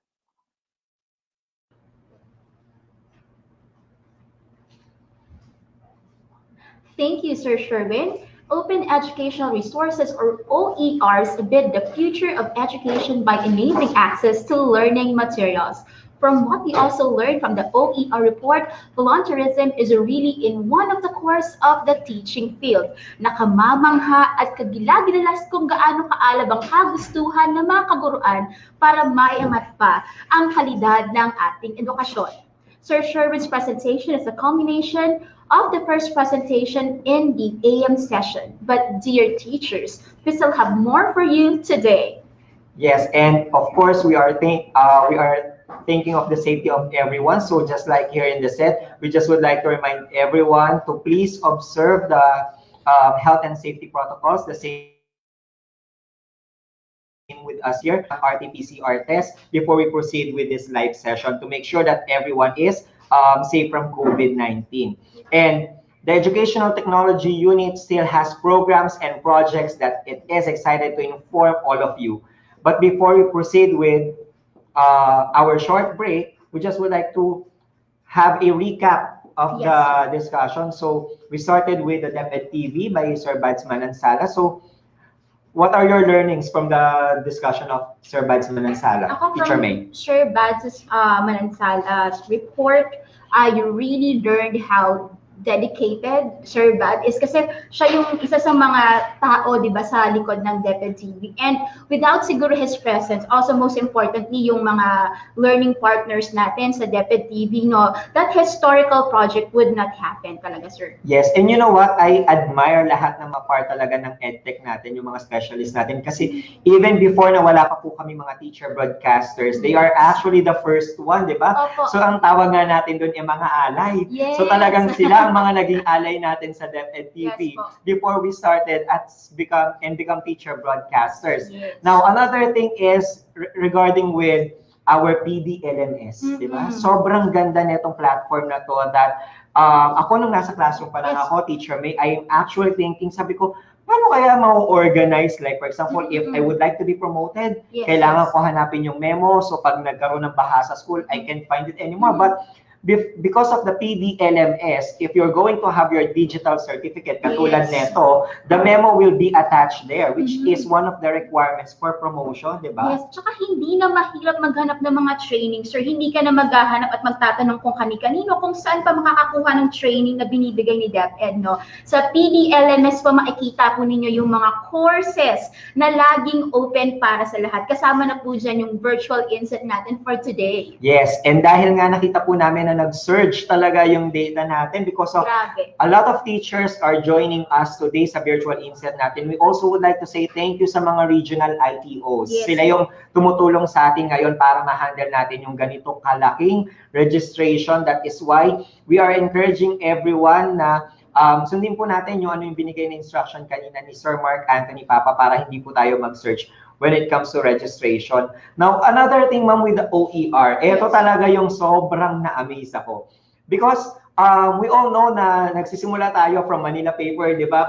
Pag nasa school tayo, practice teaching natin. But because of OER, marami pala tayo mga software applications na pwedeng gamitin, talagang na-engage yung mga students natin if we're going to use this application. And ang maganda pa, this is offline, di ba? Yes. Tsaka in addition, sir, iba yung access sa mga materials kapag offline sila. So, marami sa mga kabataan or marami sa mga estudyante natin ngayon, no, ang problema talaga yung connection, Yes. okay? So, yung OER po talaga yung pagkakasabi ko kanina na it is bidding the future of education. Kasi kahit offline ang bata, walang rason para hindi maka-access sa iba't ibang learning materials. Yes, ma'am. And of course, syempre, hindi magpapahuli ang DepEd Commons, di ba?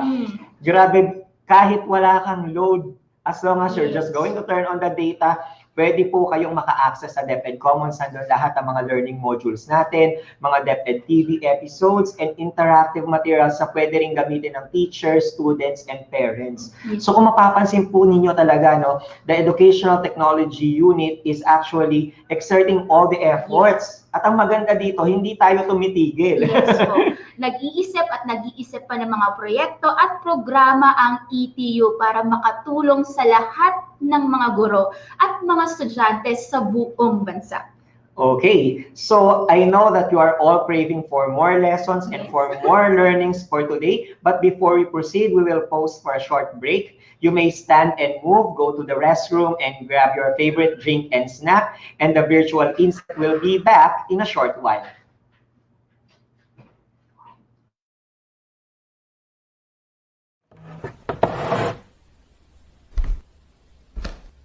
Ako si Pambing Nueva na babalita. Anak, sundin mo kung ano ang nilalaman ng puso mo. Thank you, Tay!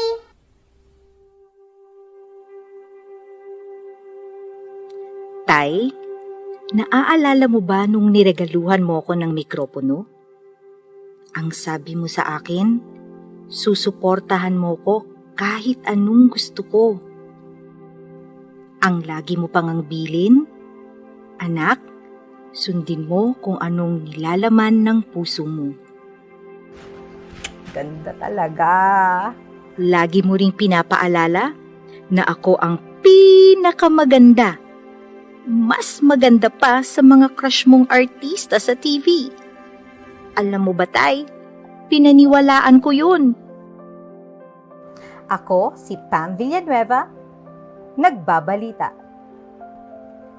Hindi mo naman kasi sinabing mahilig ka sa mga palabas na comedy. Yan tuloy. Umasa ako masyado. Hindi ko inakalang iba pala ang pamantayan ng mundo. Hindi ko napaghandaan ang sakit ng mga salita mula sa tao. Ganun pa man, hindi ko kinalimutan ang bilin mo. Tay, ngayong araw, maglalakas loob ulit akong sundin ang laman ng puso ko. Ngayong araw, tutuparin ko ang pangarap nating dalawa.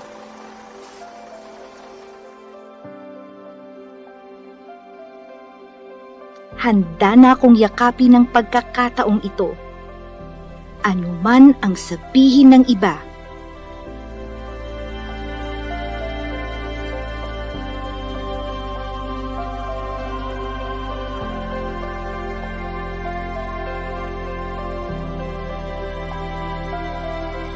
Good morning, everyone. It's going to be a long and hard journey. There will be a lot of sweat and a lot of tears. I expect a lot from you. But in the end, when you become teacher broadcasters, it'll all be worth it. Are you ready? Yes!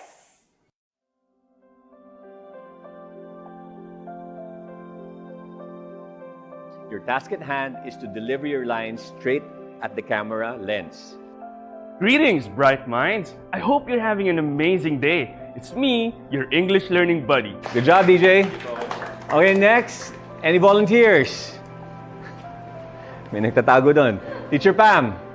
Teacher Pam, I can see you. Sa pagkakataong ito, babaliin ko ang pamantayan ng mundo. Magandang wika at maalab na panitikan sa ating lahat, grade 10. Narito kayo ngayon sa classroom ni Miss Pam, ang mamatanong na kahit sa camera laging umaanggulo, maniwala ka, sasamahan kitang mag-enjoy at matuto. Tatandaan, sa panitikang Filipino, abot kamay mo ang mundo. Alright! Haharap ako sa camera upang magturo, upang hindi lamang makulong ang mga aral sa 4 na sulok ng silid-aralan, upang mas maraming bata ang makaalam na ang mga pangarap ay binuo upang matupad. Okay, teachers, dito nagwawakas ang ating workshop, pero hindi ang inyong training. Bye-bye! Haharap ako sa camera upang magturo, para mas maraming bata ang makaalam na kahit matagal ang proseso ng pangarap, ang mahalagay umuusad. Tay, naaalala mo ba nung niragaluhan mo ko ng mikropono? Hindi ko to nagamit kanina. Pero, nagamit ko lahat ng paalala mo. Hindi na rin pala ako naniniwalang kasing ganda ko ng mga crush mong artista. Pero, mapapanood mo na ako sa TV para sa mas malalim pang advokasya.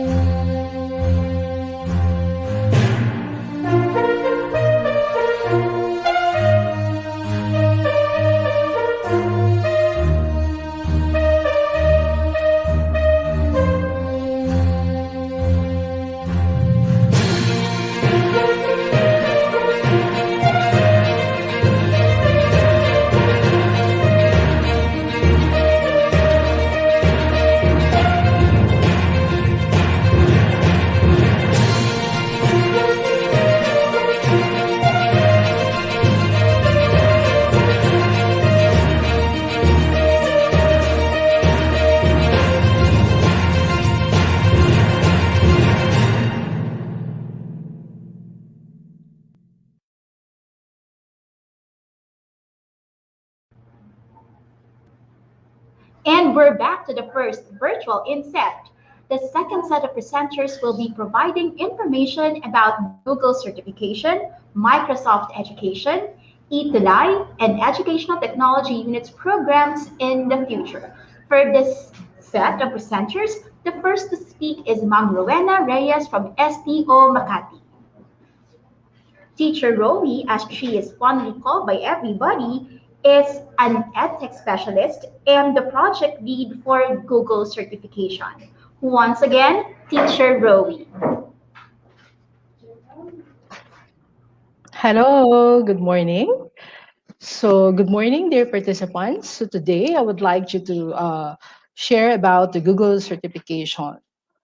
So, let me share my screen.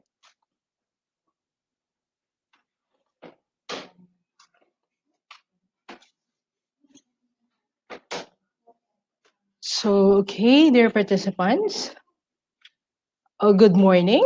So, I hope na okay kayong lahat dyan at nag-enjoy para sa aming report na nagaganap dito sa ETU. So, today, we're happy to announce with you that since January 2021, nagkaroon kami ng Google certification. So, today and this morning, meron akong report na gagawin para ma-encourage pa ang bawat isa. We know that Google for Education has play an important role in education by enhancing efficiency, productivity of teachers and students. It transformed the way we used to study, thus play a major role in imparting education and knowledge accessible and comfortable for all. Always remember, all you need is Google because things go better with Google.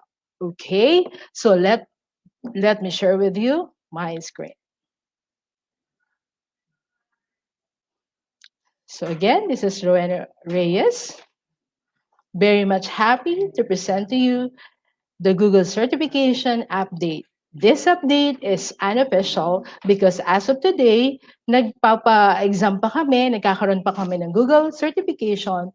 2 to 3 days, marirelease yung result, and that's the time that we're going to accomplish the report. Okay, so again, this report is not official because we continually gathering the result of each teacher who passed the examination. Okay, so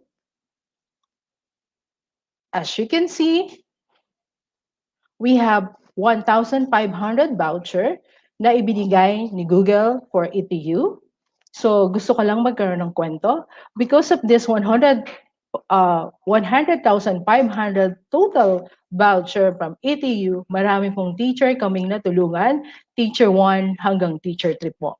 Okay, this 1,500 total voucher, we released 600 voucher. Okay, so remember that. We released 600 voucher.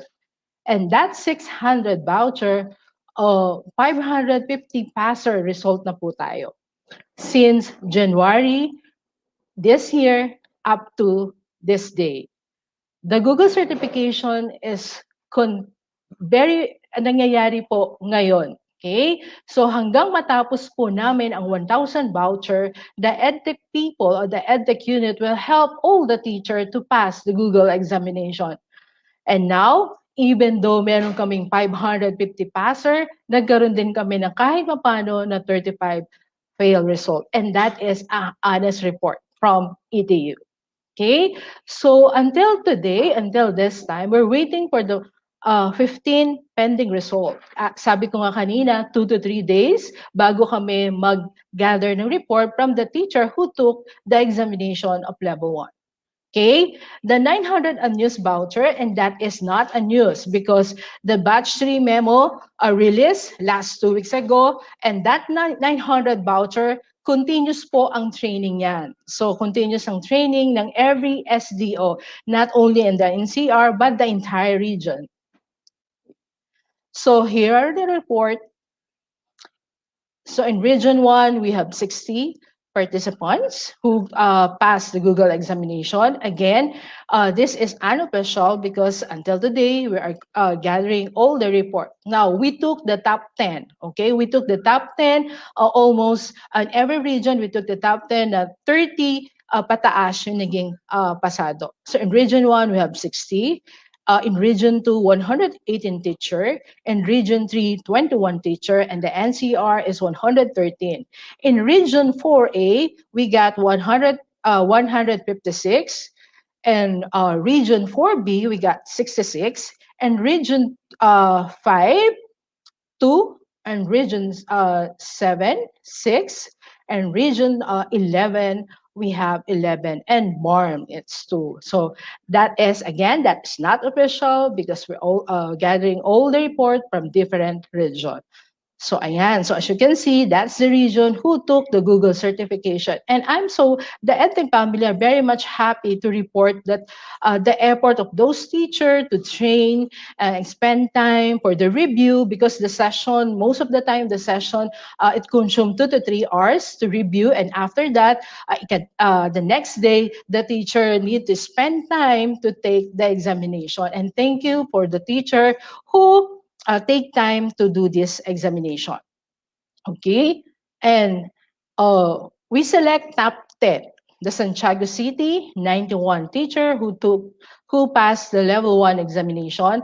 The Cavite province is 65.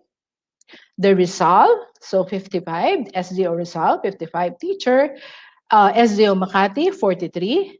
Puerto Princesa, 34, Las Piñas, 34, Antipolo City, 33, and Pangasinan 1 is 30. Again, teacher, these are the top 10s who passed the Google examination. Okay, so the Google examination is not easy because they took a lot of time to review, and after mag-review po ang mga teacher na ito, hindi pa sila titigil kasi nandito po yung inquiry. So the edtech people, kaming team, wala kaming tigil na i-monitor sila to support kung kamusta na, kung ano po ba ang problema when it comes to registration, paglalagay ng voucher. So ayan po, because of this, we're very much thankful for the Google because without their help, wala po kaming voucher na ibinibigay po sa teacher. Again, this voucher is not free, but because of the partnership of Google sa DepEd, nagbigay po sila ng free voucher for the teacher who want to take the international certification Google Level 1. So the price of this voucher is $10, but because of the kindness ni Google and the partnerships with DepEd, ito po ay naging free na. Okay, so dear teacher, all you have to do is contact us if you're willing to take if you're willing to take the examination. The edtech people is very much willing to train and to get certificate. So ayan, so nakita namin na ang examination na nagaganap, although bago po ito sa inyo, pero nakakatuwa kasi nakita ng mga teacher ngayong pandemic, nakita nila na akala nila itong examination ay napakahirap. Ginagamit na po nila ang Google for Education. Ano yung mas nagamit ngayong pandemic? So nagamit ngayon mostly ay the Google Classroom. Kahit po wala tayong domain, we can use the Google Classroom for free as long as if you have the Google personal Gmail account. And also, ano pa yung ginagamit natin? Ng part ng examination is the Google Form, the Google Sheet, the Google Slide. Ang dami po. So akala nila parang ganun kahirap. So nakakatuwa kasi nung nangyari yung training namin, na-realize nila ay nagagamit na po namin ito. So kaya sa mga talk na ginagawa namin, lagi kong sinasabi na ito yung oras para ma-certified tayo because alam naman natin na ginagamit natin ito. And this Google certification, again, this is international.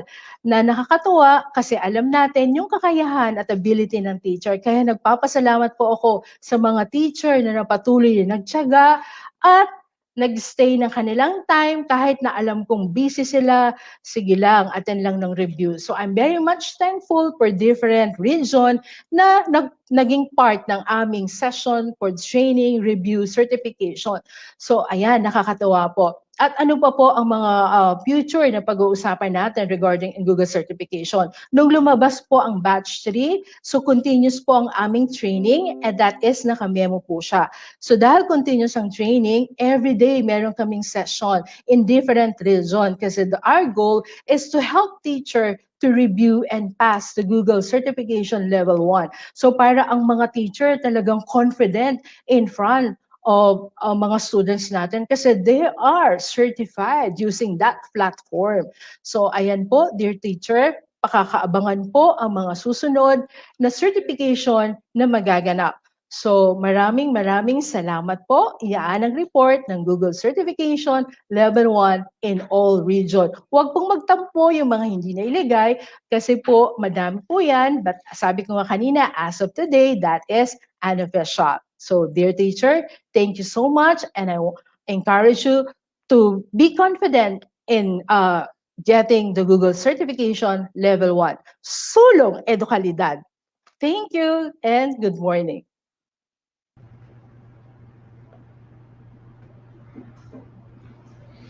The Educational Technology Unit continues its commitment of empowering teachers through technology. Through Google, we aim teachers to be equipped with valuable knowledge to adapt to the ever-changing needs of 21st century learning. Well, actually, Ma'am May, no, if you can still remember yung first time na nag-take tayo ng Google certification for level 1 and for level 2, It is truly amazing and a wonderful experience. Yes, sir. Tsaka hindi ganun kadali yung courses. Parang 10 or more than 10 yung talagang aaralin to be certified. And then when you're having the exam, talagang kailangan yung camera mo tutok sa'yo. It's how stringent the test is. Yes, actually naalala ko yun na the first time na magte-take ako ng level 1, naka-on yung camera. So parang kailangan mo i-prepare yung sarili mo. You have to inform everyone na walang dadaan sa likod mo, walang magpapatawa because you have to take the test seriously. But you know what, teachers, kung iniisip ninyo that this is going to be hard, definitely hindi. Because we are here to support you all the way. Kaya naman, ako nga po sobrang nakakataba ng puso na naging level 2 yung certification ko ng Google, and I'm sure ikaw din. In the future, kasi level 1 pa rin ako. Pero sir, iba kapag Google Certified Educator ka, talagang confident ka sa paggamit ng Google. Tsaka, yung mga courses pala, let's go back to the courses. Though marami siya, no, it's more of how you will apply the applications in the classroom. And it's really going to train you in using these platforms para ikaw din confident ka sa classroom na hindi mo lang ito ginagamit kasi nagmamarunong ka, because you know it and you know that it will be for the betterment of your students. Yes, and another thing, teachers, ang kagandahan po dito, naka-memo na to sa DepEd Central Office. Dati, if you're going to have an international certificate, kailangan pumunta ka pa. You have to secure your passport, punta ka sa ibang bansa just for you to have an international certificate. But through ETU, the central office, ayan po, naging accessible po para sa ating lahat na teachers na magkaroon ng international certificate through Google. Kaya naman, thank you very much sa Google Philippines for making this possible. Now, we are continuing to lay to our dear audience more avenues that make them more empowered as educators through Microsoft Education. And of course, ang mahal na mahal nating lahat, ang ETUlay. Let's give the floor now to Sir Mark Anthony Habisal from SDO Antipolo City. So Sir Mark is actually known as as one of our edtech specialists. Actually, isa siya sa pinakasikat nating edtech specialist, di ba? Siyempre naman. Of Given course. his looks. Oo, because one of the DepEd TV's teacher bay din, di ba? And our focal person, the project lead for Microsoft and ETUlay, once again, Sir Madge. Good morning and mabuhay to all our fellow educators, and I am very thrilled to share with you the Microsoft Education Report. So let me share my screen. So we hope that you're enjoying our first ever virtual INSET, and again, we are all excited for this phenomenal event.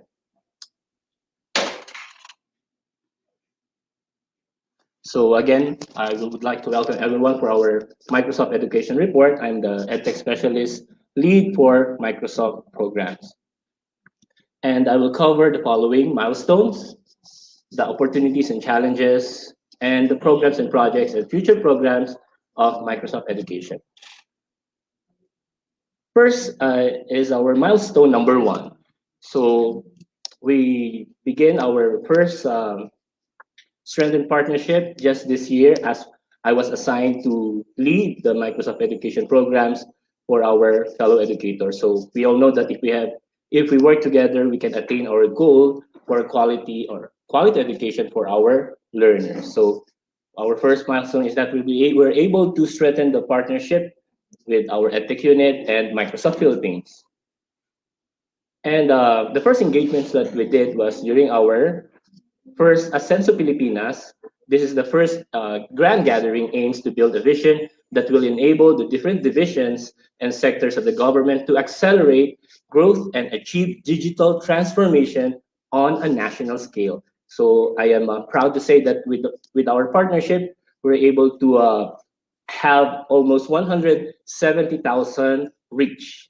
So it's our Ascenso Pilipinas together with Microsoft Philippines.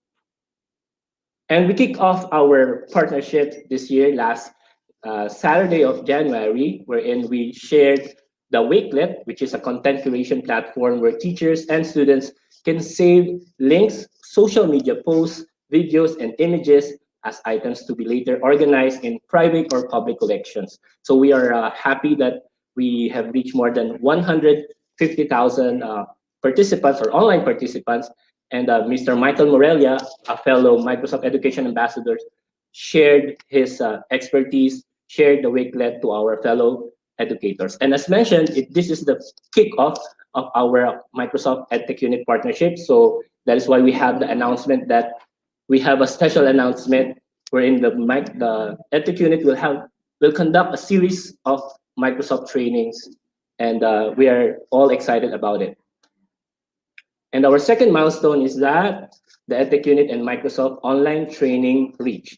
So we conceptualized these two programs, the Tech Talks and the My Tech Talks. To give you a short background, Tech Talks is our gathering of our experts from the field, and an invitation with, we partnered with also with Odentes, wherein they invite people from different industries to share how they use Microsoft applications or Office applications. And we receive a lot of commendations about it. And in the afternoon, we have this My Tech Talk session. This is a gathering of all the Microsoft Education Ambassadors. And again, this is not only for the teachers. We welcome the participants from different sectors. We also have our dear parents and for our learners. So this My Tech Talk is an afternoon gathering. This is an afternoon session for our educators to be engaged on, and at the same time to discuss the trends and the latest news about what is happening on the ground. So this is our platform for our mayas to showcase also their conducted trainings, the successful programs, and best practices. So that's our Tech Talks and My Tech Talk webinar. So I'm happy to say that as of March 10, the combined reach from DepEd Philippines and DepEd EdTech Unit is more than 2 million. So even though for that very short span of time, we're able to reach our fellow educators through our webinar sessions. So again, that's the 6 Saturday sessions. And then for our next milestone is, of course, our EdTech Unit and Microsoft Education Ambassadors partnerships.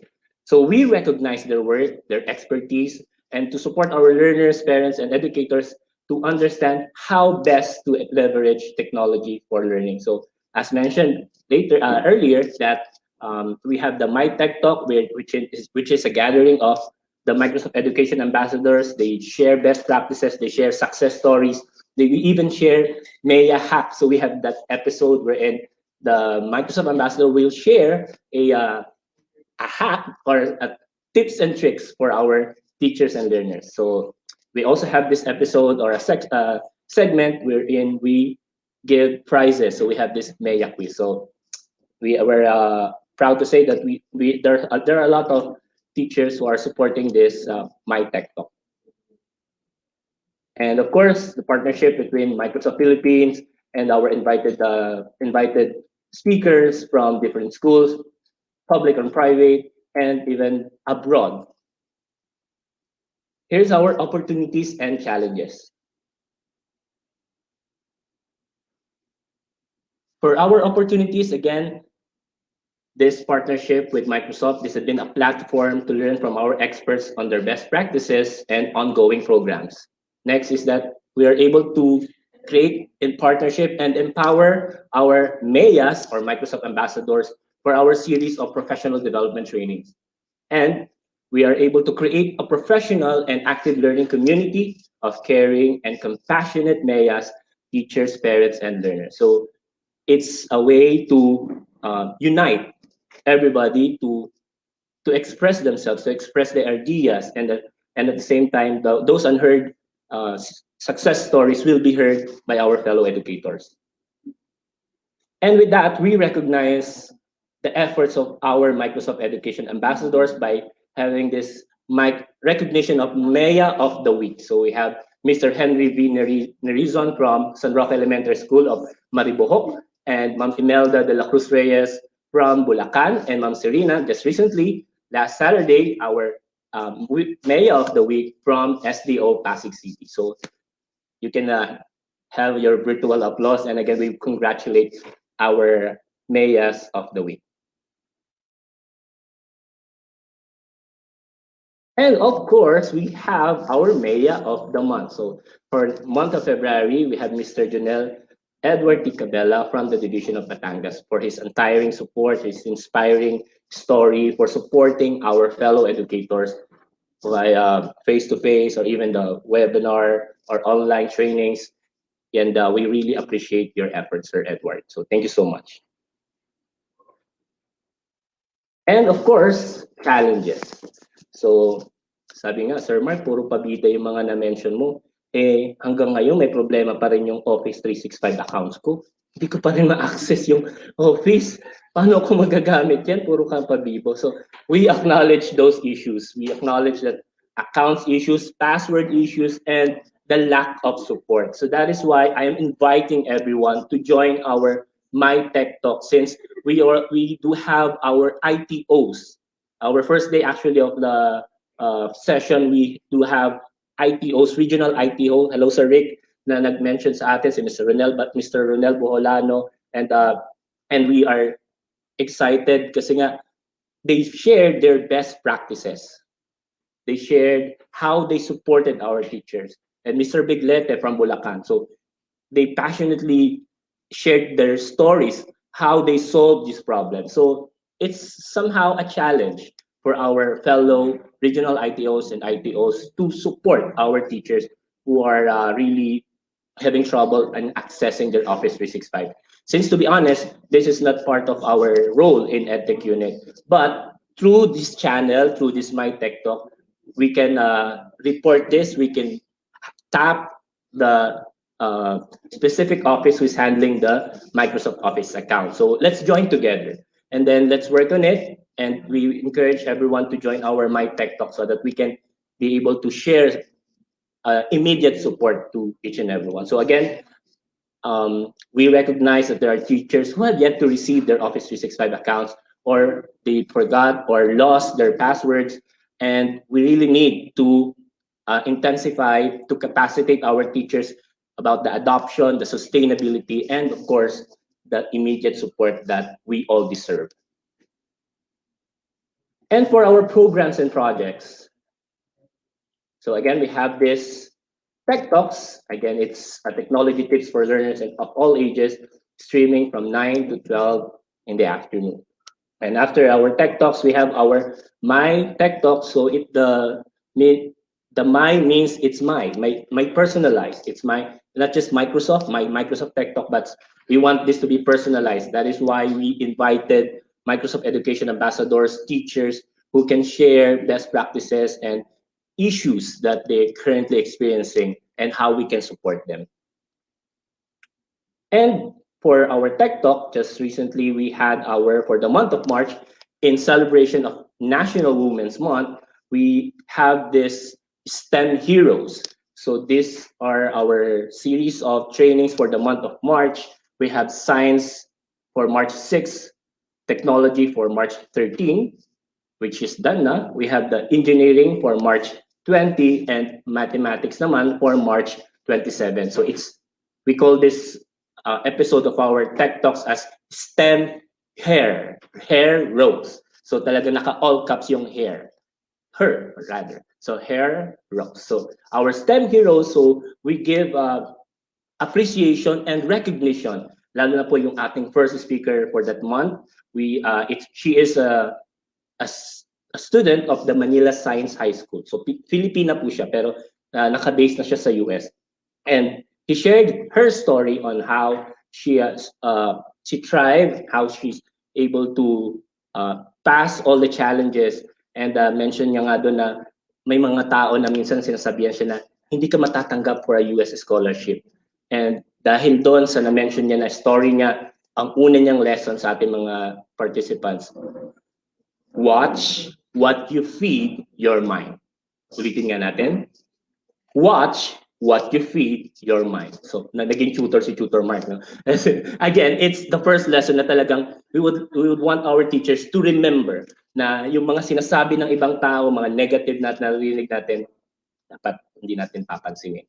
So, may mga story din siya na sinabihan siya na you're not good enough, and still there are few people who are supported her and she expressed her thankful appreciation din sa kanila na sabi niya nga na talagang importante talaga ang support system.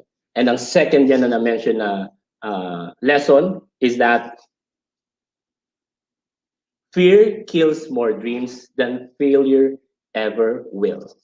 So yung takot na yan, no, para natin, na yung pa yung nakakatigil ng ating pagtupad ng ating mga pangarap. So be bold.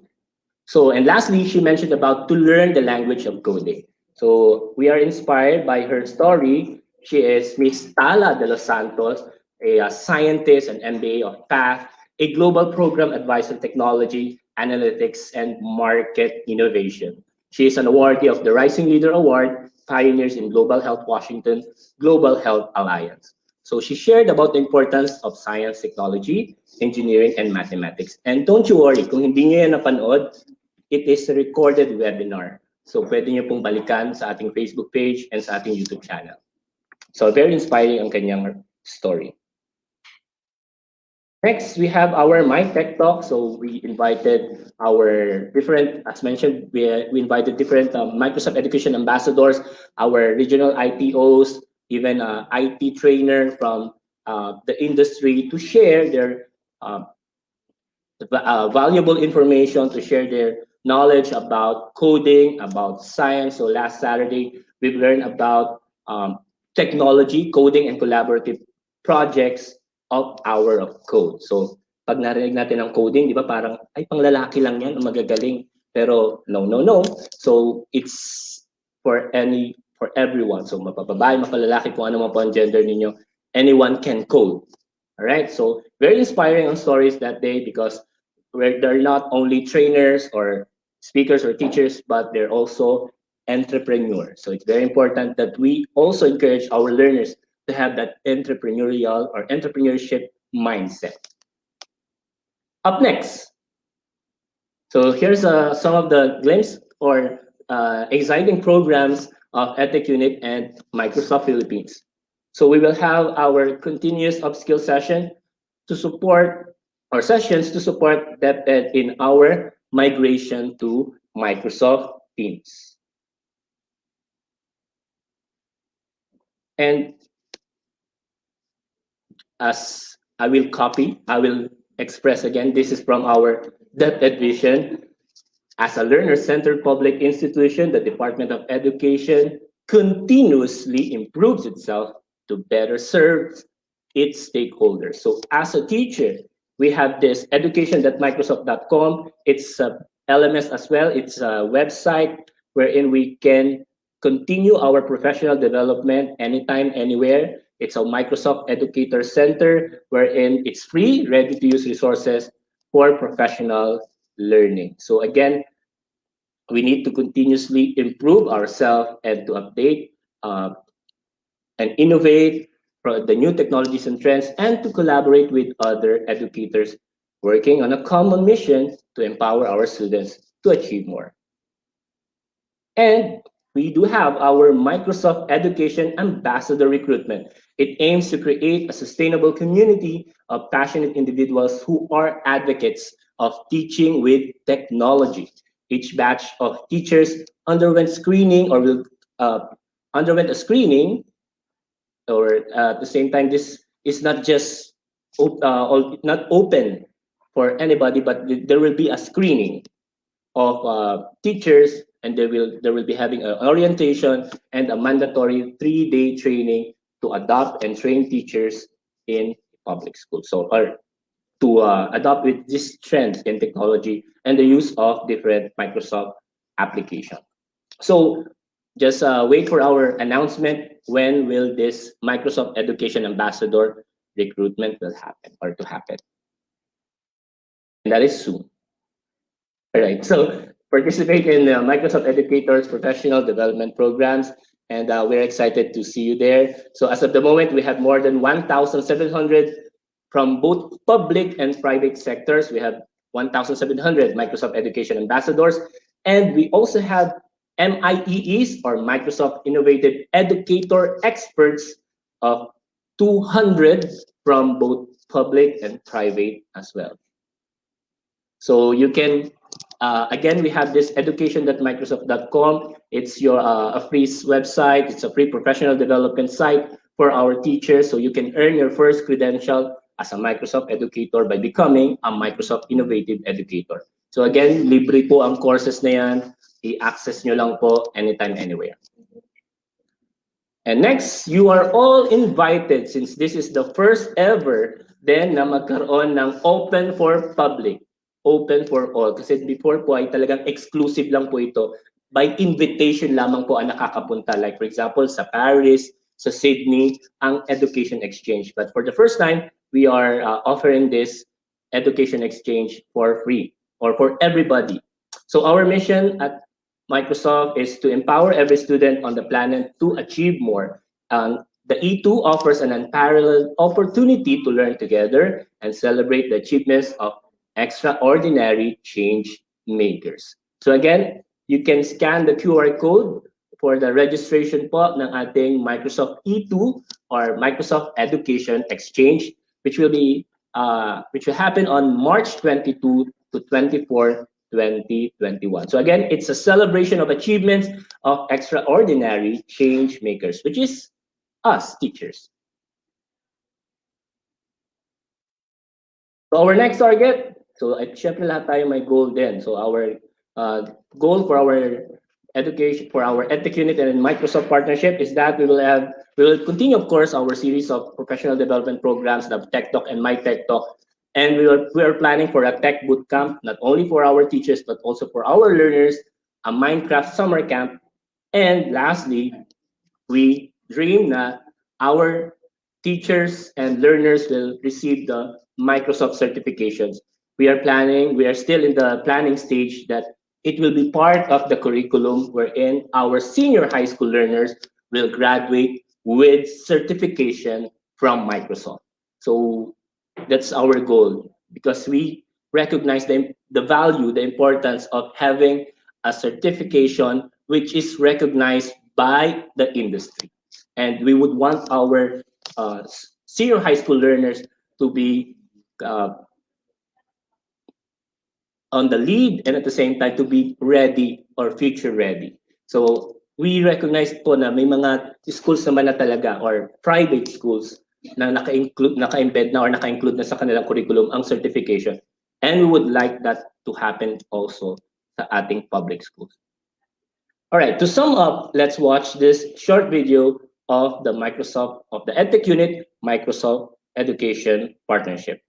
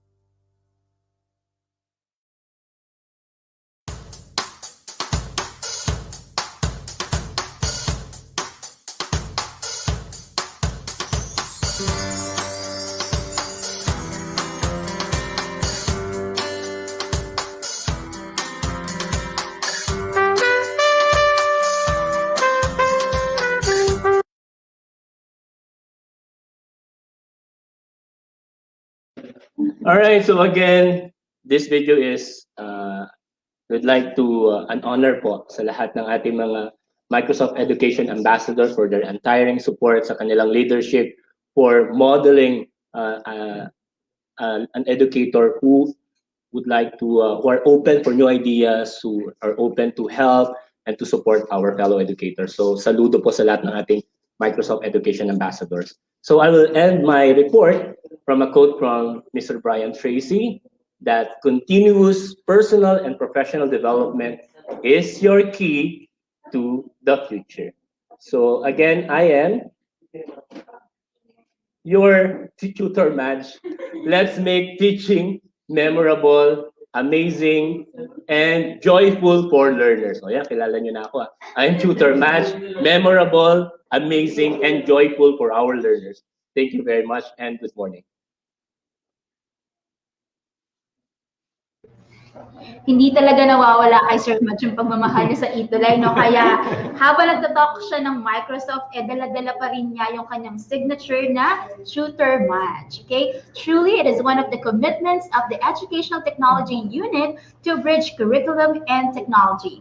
Through Microsoft Education, we continue the commitment to enrich teachers' knowledge of the different technologies that could better pedagogy. And the unit still proves the technology and the willingness to serve the Filipino learners are the ultimate answer to close the gap set by distance. And to conclude the morning session of the first day of the INSET, we are humbled to introduce to you the brain behind the projects and the programs of ETU. Yes, but before that, Teacher May, because I would like to use the term Tutor May kasi talagang na ano tayo kay Tutor Madge. We would like to inform everyone that if ever you would like to post your comments or feedbacks, they are actually free to do it dun sa ating comment section in our Facebook and as well as to our YouTube channel. Then, aside from that, we also would like to inform everyone to keep safe for those teachers that are actually, meron tayong na-receive na reports that there are teachers that are currently in their schools. So, we would like to inform everyone to please observe health and safety protocols po. Aside from that, we also have the DepEd EdTech Unit INSET 2021 Facebook frame. Diba? So we have that one. So lahat po ng mga teachers, if you are actually browsing sa mga profile ng inyong mga co-teachers and you see that they are using it, you are also allowed to avail that profile picture frame. Ayan. Tsaka kahit nasa Facebook, no, tsaka hindi kayo nagkakakitaan, pag pag ginagamit mo yung profile picture na yon, no, parang kaisa namin kayo, no, sa virtual INSET na ito. At syempre, no, babalik tayo kay Sir Madge for the report for the ETUlay. Alright, so good morning. So ako ulit. So sa ating mga online participants, thank you so much again for tuning in to our first ever virtual INSET 2021. So I am Tutor Madge. I am your presenter for the ETUlay report. So again, we would like to thank our teachers who continuously supporting our program, lalo na po itong ating first ever natin virtual INSET and our ETUlay online tutorial. So I will be covering the following topics, which is what or why ETUlay. So what is ETUlay and why ETUlay? And then I'll be touching then also the program schedule, our milestone, and future projects. So what is ETUlay and why ETUlay? Plato famously wrote that our need will be the real creator, which was molded over time into an English proverb, necessity is the mother of invention. ETUlay is a product of a need to address the gap between curriculum and technology, a need to support our parents in assisting their child in answering the modules, a need to help our teachers in delivering instruction, and most importantly, a need to guide our learners. So this actually to share lang the idea, no? We started this January. January 5 to be exact, wherein Sir Mark Anthony C. Think of how we can align our session, align our DepEd TV, align our webinars on what is happening on the ground, what is happening sa ating mga public school, and ano na yung lesson na kanilang pinag-aaralan. So we would like to support them. So doon po dumating yung idea na kailangan natin ng mag-isip ng isang concept, mag-isip ng isang project. And he approached me na mag-isip nga ng ano yung pwede nating ipangalan. Pero yun na yung idea ni Sir Mark na kailangan natin ng online tutorial. So I presented to him this ETUlay. So again, it's upon my introspection, I realized what we're planning to do is like a bridge. No? It's like bridging. So that's how nabuo po ang ating ETUlay. So ETU, our EdTech unit, and Lay or Tulay, so as a bridge. So ito yung, kung mapapansin nyo, ito ang unang cover ng ating webinars natin sa ating ETUlay. So it's nag-umpisa lang siya kay Sir Mark na siya po yung unang-una nating tutor. Sunod-sunuran na po kami lahat ng mga EdTech specialists. So talagang hindi lamang po yun, na talagang na sobrang nakakataba ng puso dahil yung ating mga kaguruan ay buong-buo ang suporta at voluntary po ito. So ibig sabihin, nagbayanihan po talaga ang ating mga teachers mula sa teacher broadcasters, mula sa kaibigan ng teacher broadcasters, mula sa kaibigan ako, teacher ng teacher broadcasters, hanggang mula doon sa napasa-pasa lang po siya, yung recruitment namin. So ganun po ang kwento ng ETUlay. So again, ETUlay is a free online tutorial platform for our learners from our excellent and inspiring educators. So nag-umpisa po kami sa ganito lamang po na schedule. So 9 to 11:20, and we have 5 major subjects: Science, English, Filipino, AP, and Math. And then nag-cover din po kami ng mother tongue based and kinder po na learners. So ganyan lang po kaliit yung aming scope noon. And then we encourage them to mag-aral at matuto. So again, this is the first posting po namin sa aming Facebook page. So what good about this ETUlay is that we are giving live or timely feedback. So live feedback po siya. And the responsive learning cultures enable feedback to be acted on quickly and nimbly, thereby creating slick iterations between the teacher, the tutor, and learner to improve educational outcomes organically. Ayan, so samahan nyo kami ang inyong mga ETUlay tutors. And then the second quarter, ayan, so nagbago ng look si ETUlay. So this is the second namin na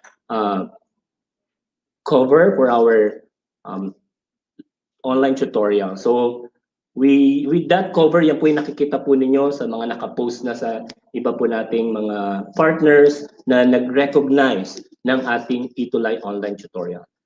That's our second quarter, and we offered not only yung 5 subjects na natin, we expanded up to senior high school and even our alternative learning system or ALS. Ayan, so for our third quarter, I think na, I believe na nakikita nyo na ito, so this will be the cover of our next ETUlay webinars po natin. So we have our pre-K elementary, high school, and senior high school online tutorial. So ang galing, ano? Dati parang pag narinig natin na may tutor ka, pang-reach. Pero ngayon, hindi. Anyone can have a tutor. So ETUlay online tutorial. Senior high school. Yeah. And as of the moment, we have 125 volunteer tutors. At madadagdagan pa yan dahil we will offer another segment or another program. So mamaya ko sasabihin kung ano po ba yan. So we continuously upskill our sessions. Of course, our tutors din po. We do have orientation. We conduct planning. We conduct testing for our online tutors para talagang ma-deliver namin na quality at talagang na check po yung mga materials na ipe-present ni tutor. So lahat po kami, it's like a coaching ang dating. So EdTech specialists, Sir Mark, and our tutors, it's like a collaboration of educators na open. So nakakatuwa kasi at nakikita ng ating mga tutors din na yes, no, na I have something to improve pa pala. And at the same time, na-acknowledge natin yung effort nila sa pag-create ng kanilang presentation, sa pag-present ng kanilang material, and at the end of the day, yung mensahe na nare-receive natin from our tutors, or tutees rather, at yung mga online participants natin, yun po ang nakapag-drive sa ating mga online tutors to move forward pa and to improve pa and mas mapaganda pa natin ang ating mga online tutorials. For our program schedule naman, we welcome din, so ngayon pa lang welcome na namin, no? Our third quarter, opening namin sa March 22. So ngayon pa lang po ay nagpe-prepare na rin po ang ating mga online tutors on that day. So talagang excited na rin po kami for our opening din po ng ETUlay. Just to give po a background of our schedule, so we have our Monday ETUlay schedule. Yan, so para kung magpe-present kayo ng mga programs. For morning, we have our morning habit from Monday, Wednesday until Friday, 9 to 12 p.m. So ano ba Sir Madge o Tutor Madge ang morning habit? So 9 o'clock to 9:30, we have our All is Wellness, talking about wellness. So hindi lang siya puro exercise, even planning ng food, preparing ng inyong food, and exercising, pag-yoga, meditation, and mental health. So marami ma-cover ang ating All is Wellness. We also have the 9:30 to 10:30, so it's a 1-hour reading remediation for our K to 3 na learners. And we receive positive feedback din, paano kinakandak tong reading remediations, and na talagang sobrang na-amaze din po kami na maraming mga parents ang natutuwa sa ginagawa nating reading remediation. 10:30 to 11 o'clock, we have naman our math remediation. It's being led by our EdTech head, Mr. Mark Anthony C. So kung napanood niyo po yan, he taught us, or he's sharing yung mga even techniques, no, mga mathematics na mathematics hack or mathematics talaga na talagang pwede palang ganun, meron palang ganun, ba't hindi yan naturo sa akin ng aking teacher? So it's a way then na na-share ni Sir Mark yung mga medyo sabihin natin, mga Chinese technique niya na sa pagtuturo ng math or sa pag-aaral ng math na kaya pala ang bilis nilang mag-solve. So talagang we are happy to receive those feedbacks from you. So talagang na-appreciate po ninyo ang ating math remediation. We also have 11 o'clock, from 11 o'clock to 11:30, our storytelling for K-3, and then 11:30 to 12 o'clock, our storytelling naman po for grade 4 to 6. So at 1 p.m. onwards is our science for grade 3 to 6. And for the third quarter at 3:40 to 4:20, we will be offering a coding session. This will be the first time po na i-open namin. This will be a fresh offering po for third quarter. So that's 3:40 to 4:20 sa Channel A. And ba't may Channel A ka pang nalalaman, Tutor Match? Kasi meron tayong Channel B. So side by side ay may nagkakandak din na 1 o'clock to 1:40 na grade 7 until grade 10. And may bago na naman, Tutor Match, no? 3:40 to 4:20, we will offer robotics. O, di ba? Para pag sinabi mo sa robotics, di ba mahal yan? Pero sa ETUlay, libre lamang po ninyong mare-receive ang ating free online tutorial for robotics. So that's for Channel B. And again, as mentioned, we also have tutorials for senior high school learners. We have physical science and earth and life science every 4 to 4:40 in the afternoon. And we have empowerment technology, so science and technology po ito, no? Empowerment technologies and media and information literacy, which is talagang very essential para sa ating mga learners, lalo na sa ating mga teenagers, on how they will behave not only sa face-to-face, but also in the digital world. So that's Monday, 4:40 to 5:20.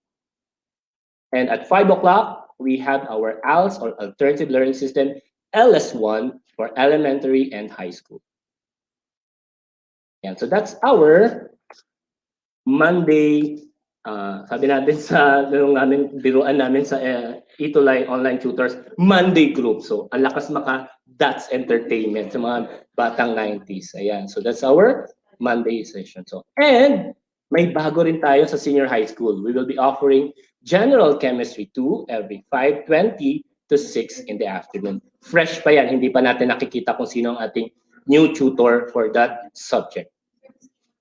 And for Tuesday, it's our MAPI Day. So from 9 o'clock to 12 p.m., so music, arts, PE, and health. Yan, so meron tayo iba't ibang channel, Channel A, Channel B. So wag po kayo mag-alala, nakapost po ito sa ating Facebook page. Kung hindi nyo man po may screenshot or sabi nyo, Tutor Mag, ang bilis. Yan, so wag po kayo mag-alala. Again, everyday po tayo nagpo-post ng ating schedule for ETUlay. Ayan, so that's our schedule for MAPE Tuesday. So that's from 9 a.m. to 12. Meron din tayo for senior high school, Hope 2 and Hope 4. And choose English Day, sa hapon naman po in the afternoon, we have from grade 1 to 5 and grade 6 to 10 sa Channel A and Channel B. And here are the schedule po. From grade 1 to grade 5, that's 1 o'clock to 1:40 onwards po, at will end at 4:20 in the afternoon. So that's our Channel A. This is our Channel B for Choose English Day. And then for senior high school at 4 o'clock, we have our 21st century literature from the Philippines and the world, and our AAP or English for academic and professional purposes for Channel B. Ayan, and creative nonfiction, Channel A, and reading and writing for Channel B, 4:40 to 5:20. And at 5 o'clock, syempre, pag narinig na, 5 o'clock na, ALS na. So it's for our alternative learning system, LS2 for both elementary and high school. And so again, that's our English, Choose English Day and ALS Day po para sa ating Tuesday. And for our Wednesday, we have, again, the morning habit. And we have our mother tongue-based Tagalog, Ilocano, Cebuano, from 9 o'clock to 9:40 for grade 1, MTB2, 9:40 to 10:20, and MTB3 from 10:20 to 11 o'clock. And ito, bagong-bago rin, MTB Kapampangan. So, that's same schedule din po, pero iba-iba lang din po sila ng channel. Pero sabi, alam ko may magtatanong, Tutor Match, ba't walang ibang mother tongue? So, soon. No? And we would like also, na may i-announce ko rin, no, yung vision natin with our ETUlay online tutorial. Yan, so that's our Wednesday. And in the afternoon naman, at 1 to 4:20, grade 1 to 5, it's our Filipino Day din po from ating Channel A and Channel B. Yan, nagutom kayo sa nakita nyo, no? Yan.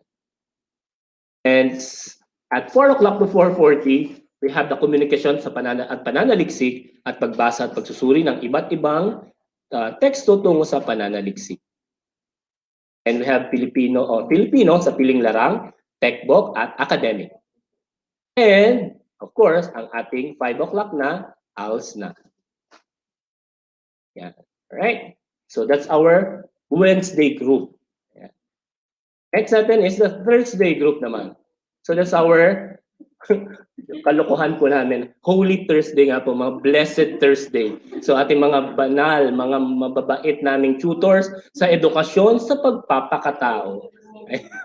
From 9 o'clock to 11:30.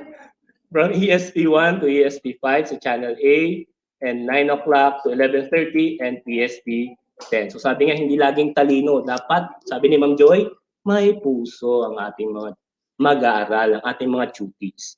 Okay, so values then. We also have our Alive, Arabic language and Islamic values education every Thursday po, 11:30 to 12 o'clock para sa ating mga kapatid na Muslim, sa ating mga kabataang Muslim.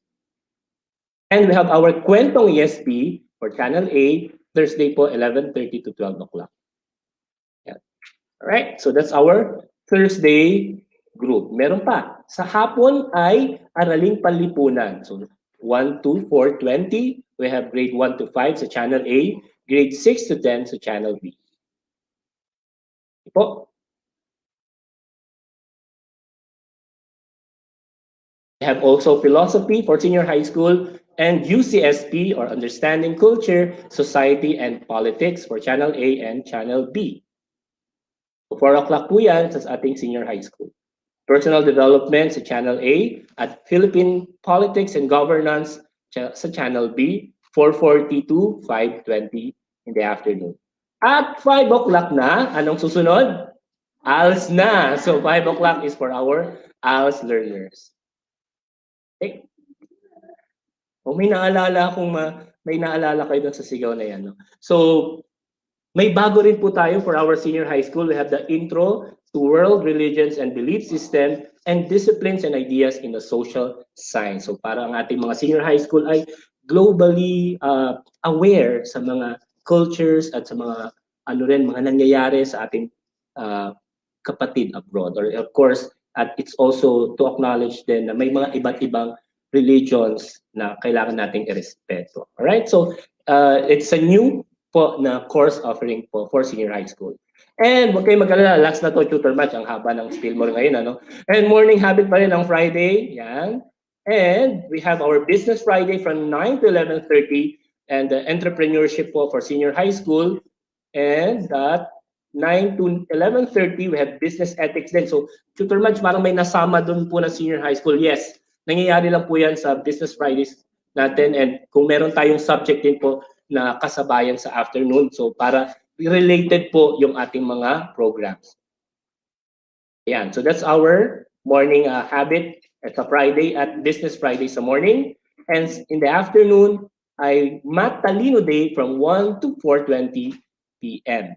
And then for our Channel B, we have 1 to 4:20 din po, Math 6 to 10. And for senior high school, ng 4 o'clock, ay Basic Calculus and Practical Research 2 for Channel A and Channel B. And we have the General Mathematics and Statistics and Probability naman po, both sa Channel A, or mapapanood po sa Channel A and Channel B, 4:40 to 5:20 p.m. And 5 o'clock na, last na to? ALS na. So ALS Mobile naman po. This episode naman po ay talagang si Sir Ariel or si Tutor Ariel ay bumibisita sa isang community to share ano pa yung mga na-experience nila. So para itong investigative reporting or talagang field reporter sa panahon na yan si Tutor Ariel. Alright, so that's our ALS Mobile. So again, yan po ang ating schedule. And for our milestones, ayan, we have reached from January to March lang po ito March 10 from a combined reach po, DepEd Philippines and DepEd EdTech Unit. Tara, natin drum roll.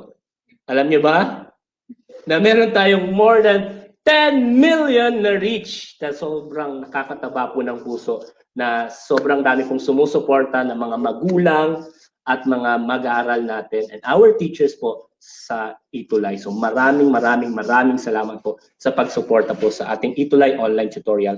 At hindi pa nagtatapos, na-recognize din tayo ng mga iba't ibang agencies ng ating, of course, ng ating departamento na talagang yung pala yung ETUlay. Nung una parang hindi naman pinapansin pero ngayon, so talagang nakakataba po ng puso na na-recognize din po yung ating mga programa, ang ating mga tutors. And of course, ang ating mga minamahal na mga magulang. So kasi sila rin yung active po talaga na nagre-respond. To reality, real talk lang po tayo. Talagang, di ba sa mga modules natin, nangyayari na si parents nang nagsasagot. Pero yun nga, yun po ang ating purpose sa ating online tutorial. Matulungan din ang ating mga parents, no, kung paano nila tutulungan ang kanilang mga anak sa pagsagot ng module. Right, so dahil dyan, we also have our ETUlay Cutie of the Week to give recognition po sa ating mga minamahal na cuties na talagang supportive ang kanilang mga magulang sa tabi nila habang sila ay nag-iitulay. And we also recognize our tutors. So we have our Tutor of the Week, si Tutor Martin and si Tutor Lynn, na talagang, si Tutor 1, na talagang walang selfless na nag-share ng kanilang knowledge, na bibigay ng oras para sa ating ETUlay na programa. So again, and the rest po ng ating mga ETUlay tutors, maraming salamat po. And moving forward, ito po yung ating mga who would want at mga next project natin. Ayan, sinabi ko na next ko na agad. We will have our special education program, so our SPED namin na online tutorial. So abangan. So we all know that the ultimate goal of SPED is the inclusion of children with special needs into the regular school system and eventually in our community. So we really need to raise this efficiency of education services para sa ating mga learners and sa ating mga parents. So, di ba nga meron tayong term sa ating policy sa DepEd na inclusive education. So talagang kailangan natin na isama ang ating mga minamahal na kabataan. So lahat, our learners with special needs is part of our program. We will also include digital citizenship session and advanced coding in the future. Siyempre, yung pinresent ni Tutor Madge, coding basic lang yun. Siyempre, sa susunod ay magkakaroon tayo ng advanced coding. And we will continue our remediation program kahit naka-summer break kayo. Kung gusto nyo yung mga anak ninyo ay makinig sa ating ETUlay, walang problema. Sabi nga ni Sir Jeff, walang problema. Dahil libre ito. And we will have our summer tutorial for free. O, di ba? Dati pag may summer tutorial, may pambayad na. Pero ngayon, anyone, meron na silang online tutor. So, I'll be ending my session, I'll make presentation with a short video po of our ETUlay online tutorial. Pagpasensyahan nyo na po ako lang po yung gumawa nito. Kaya, pero kaya-kaya rin po itong gawin. Alright? So, again, thank you so much sa ating mga tutees, sa ating mga tutors, at ating mga parents, our heads, leaders natin, school heads, sa pagsuporta po sa ating ETUlay online tutorial.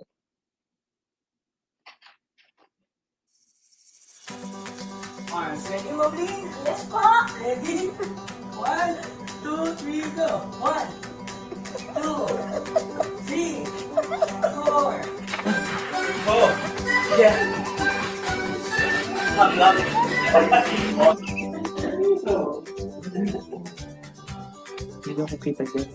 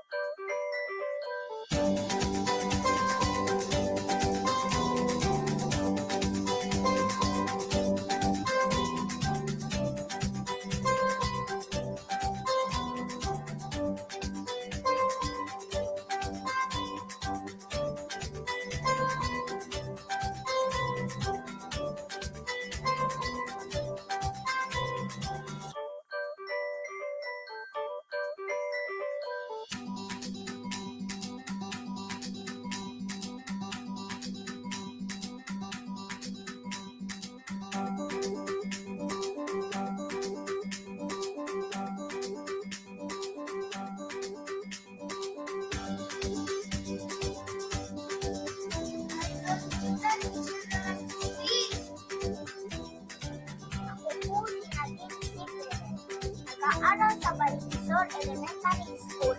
Ako po ay nasa ika-2 baitang. Isa po ako sa libo-libong nanonood ng ETUlay sa DepEd. Ako po ay nagpapasalamat sa ETUlay dahil po sa inyo. Marami po akong natututunan sa mga iba't ibang salita na kahit ako ay nasa bahay lamang. Maraming salamat sa mga bumubuo sa ETUlay.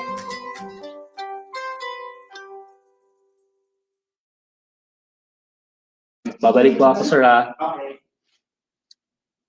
Alright, so again, lahat po ng mga pinakita natin ng mga bata ay may consent po yan. So we would like again to express our appreciation po ulit sa ating mga parents and learners po natin na sumusuporta sa ating ETUlay online tutorial. So I'll be ending my session again with a quote from Steve Jobs.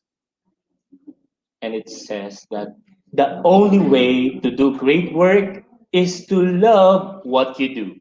If you haven't found it yet, keep looking. Don't settle.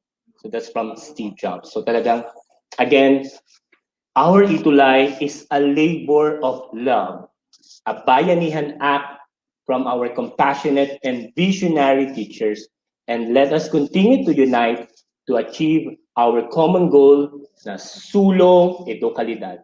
So muli, maraming salamat. I am your tutor, Madge.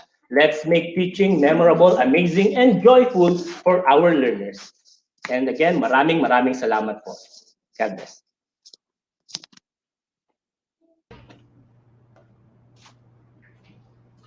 Thank you, Sir Madge. At talaga namang sa ETUlay, no, tuloy-tuloy ang pag-aaral. At alam niyo po ba, no, hindi lang mga bata na natuto sa ETUlay, sir, no?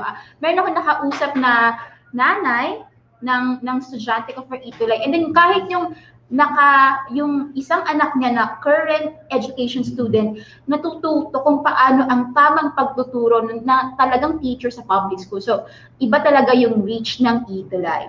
And through ETUlay, the unit proves the technology and the willingness to serve the Filipino learners are the ultimate answer to close the gap set by distance.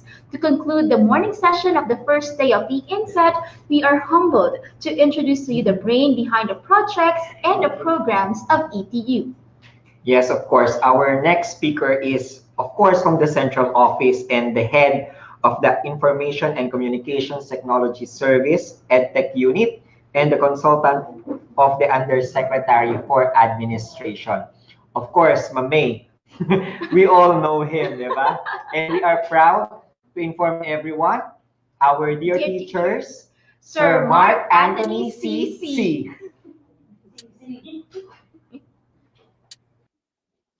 Hi everybody, so good morning to all of our teachers who are currently tuned in our virtual INSET program. So I am here to present to you the future programs of the ICTS Education and Technology Unit. We viewed this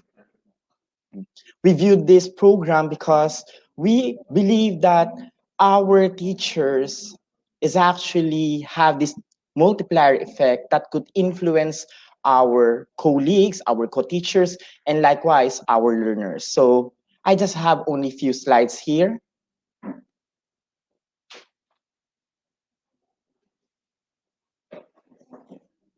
So with regards to the virtual program of the ICTS Educational Technology Unit, here are our programs which is aligned to the perspective of a teacher. Kung papaano natin dapat paghusayin pa ang pagkatuto ng mga guro, at marami po ito.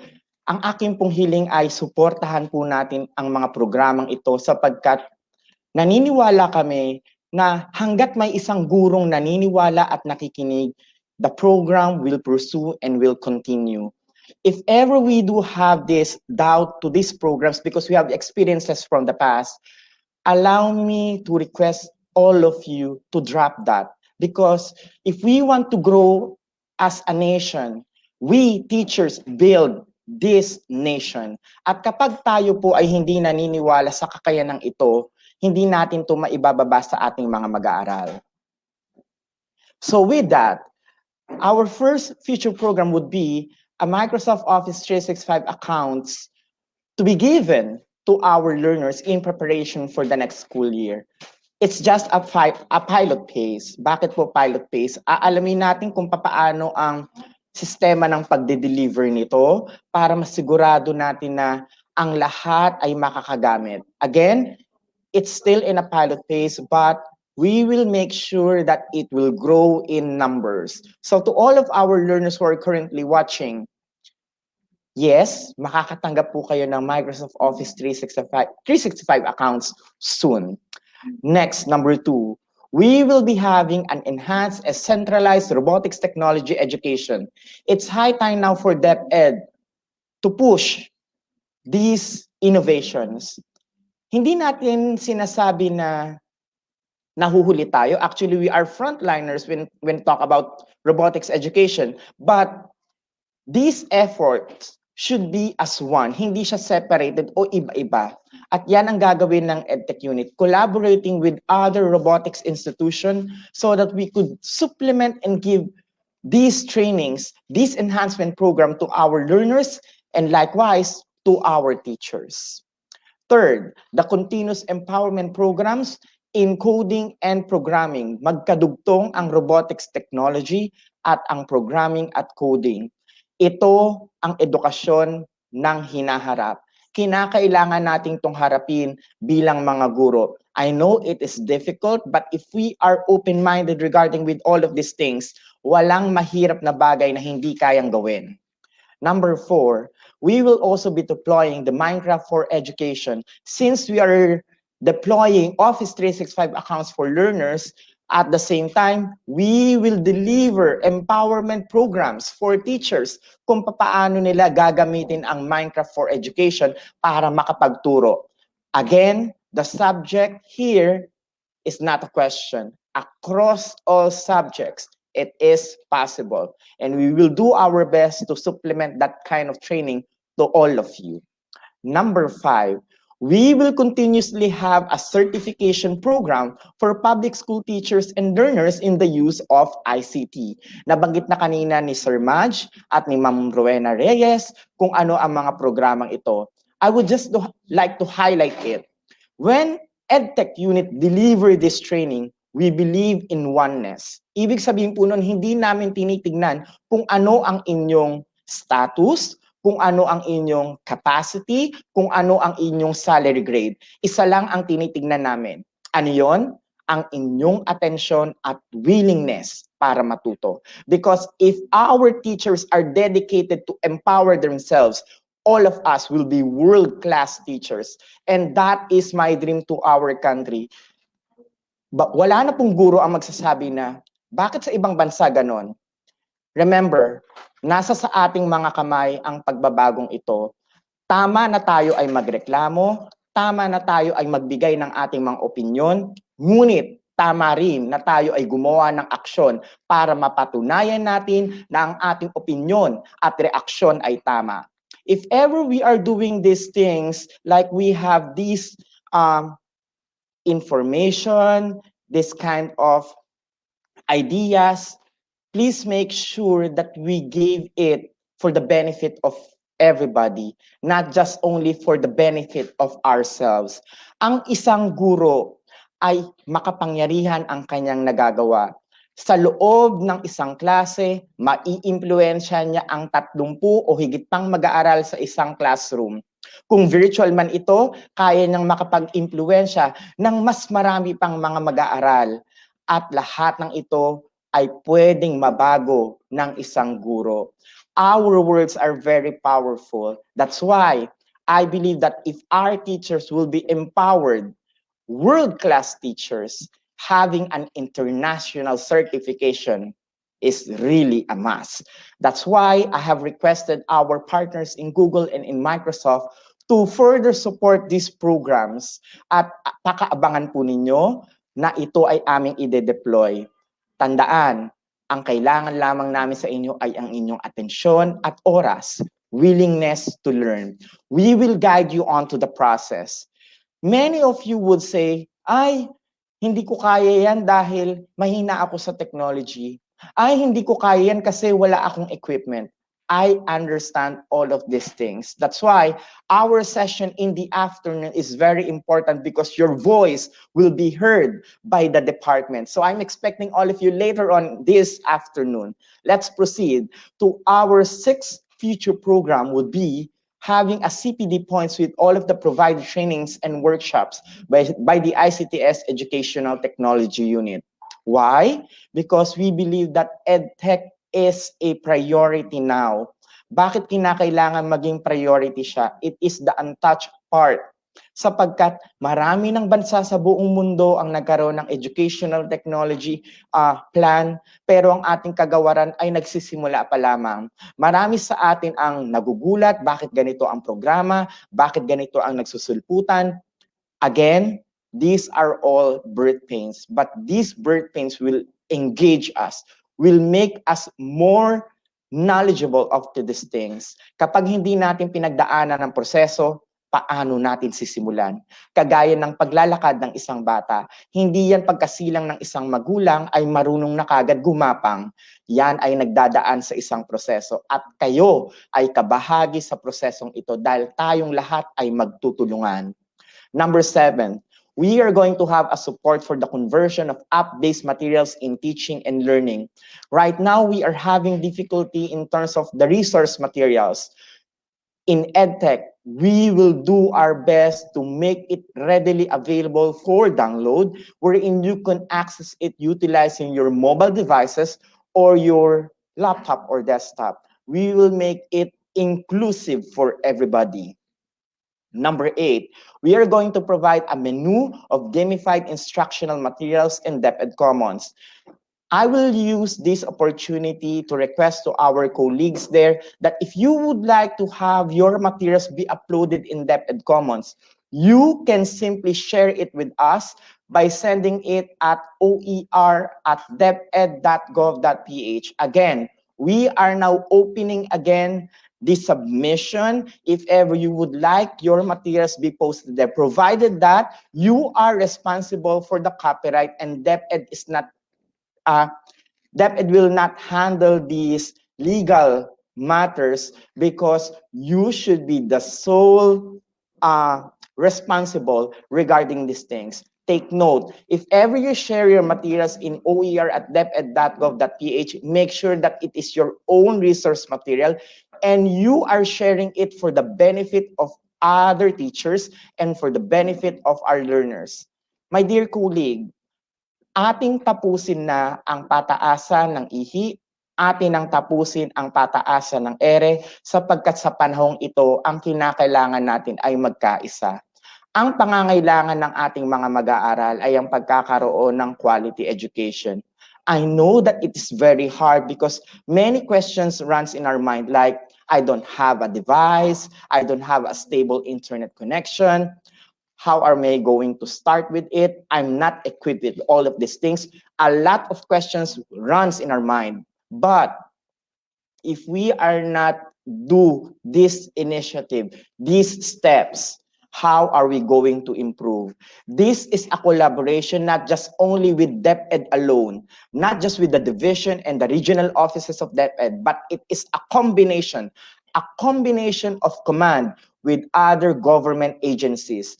Teachers, let's use our voice when we have this kind of innovations because we cannot have it alone. Hindi natin kaya magpatayo ng sarili nating cell site dahil merong isang ahensya na dedikado talagang gumawa doon. Pero ano ang ating magagawa as DepEd? We lay down the trust, we lay down the problems and the challenges and what are our needs are or what are our needs. Kapag na-present natin ang mga pangangailangan natin na ito, then we lobby there. I know that they will listen to us because as teachers, we only wanted one thing for our learners, for them to learn. Matuto hindi lamang ng kaalaman, kundi ng tamang pag-uugali. Kaya tayong mga kaguruan, siguraduhin natin na sa paggamit din ng teknolohiya ay wala tayong nasasagasaang tao. Pwede nating ibahagi ang ating perspektibo, pero ang tatandaan lagi natin kung ano ang tama. Kung ano ang tama. Now, we move on. Number 9, we are going to have an EdTech equipment for all learners and teachers. You heard it right. Our target is not just only for a few.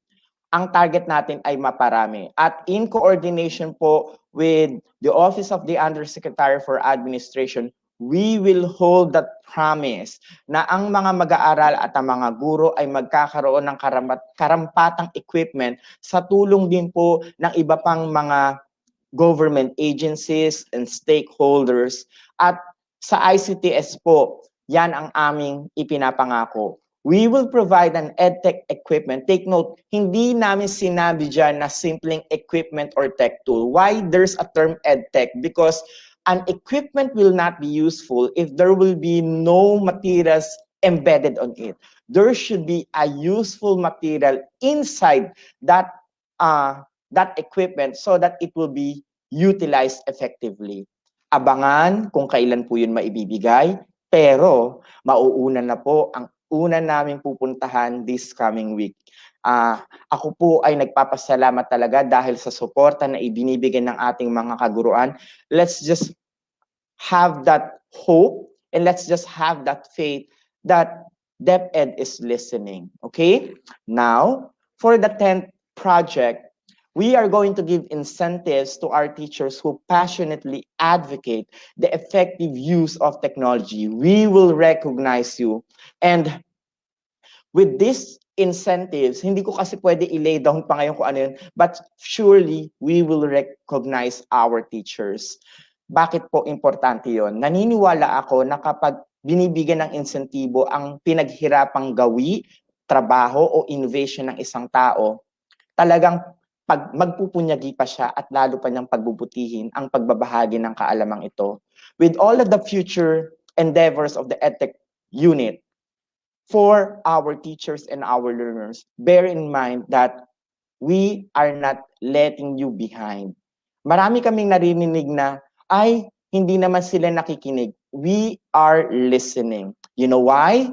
Because the composition of the EdTech unit are all teachers. They can hear you. We can hear you. And we know your struggle.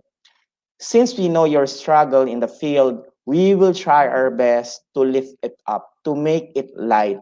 That's why we have provided this virtual INSET program for our teachers, wherein you can access it anytime, anywhere. Yes, there is a struggle regarding with the system or with the professional development LMS, but soon it will be okay. When the surge will slowly go down. So my dear teachers, with all of these things, please bear in mind that if you have something in your brain, talagang brain talaga sinabi ko, at the back of your mind, na dapat ito ang programa, ilagay niyo po ngayon sa inyong isip, isulat niyo na yan dahil mamaya sa ating afternoon session, I have a lot of questions that an answer should be needed to be tossed on to the executives. Kaya sana po, kung ano po ang aming inilay down na mga future programs para sa inyo, maniwala po kayo na yan ay aming unti-unting tutuparin, hindi man kaagad-agad, pero ito ay unti-unting gagawin because we love teachers, because we are your voice here in the central office. And with that, maraming salamat po sa pakikinig.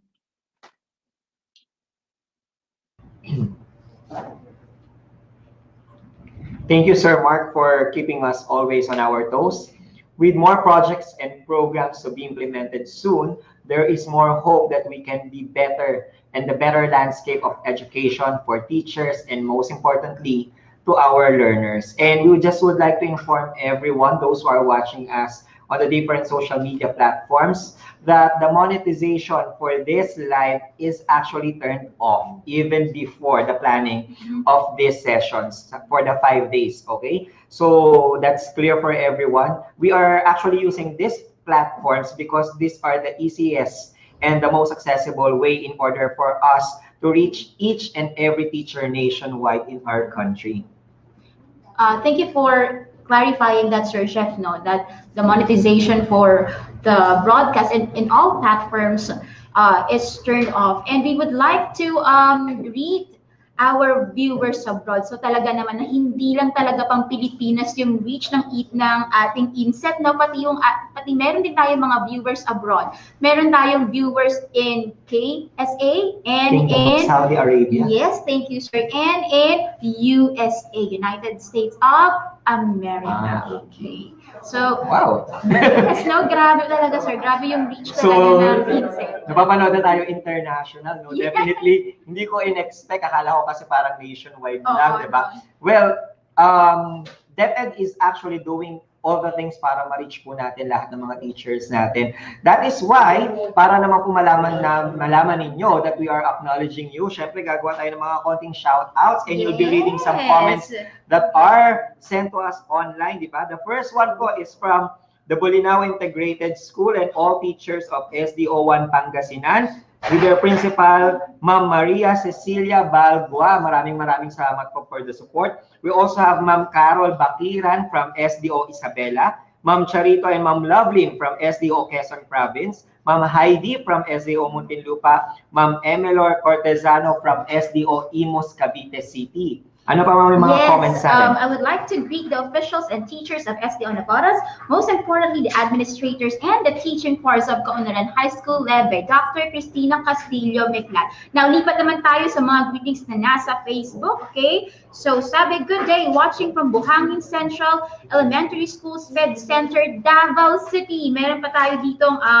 good morning, watching from SDO Kabangkalan City. Thank you so much po. And meron po tayo ditong comment kay Sir Mark. No, thank you po, Sir Mark, for your concern and love for the teachers. No, looking forward to its realization. Talagang napakarami pong nakaplano ng ETU para sa ating mga guro.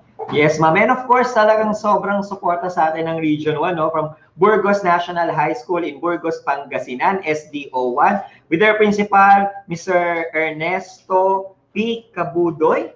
Ayan, maraming salamat po. Good morning po. And also, of course, Rahal Centro Elementary School from SDO Nueva Ecija. Yes, ma'am. Still watching daw po from Polomolok National High School, South Cotabato Division. At meron po dito pa shoutout po watching from Zamora Elementary School, Tayog 2nd, teaching staff. Yes po. And we also have here Sir Jonard Borja, teachers of Silangan Elementary School, Santa Cruz District, SDO Laguna.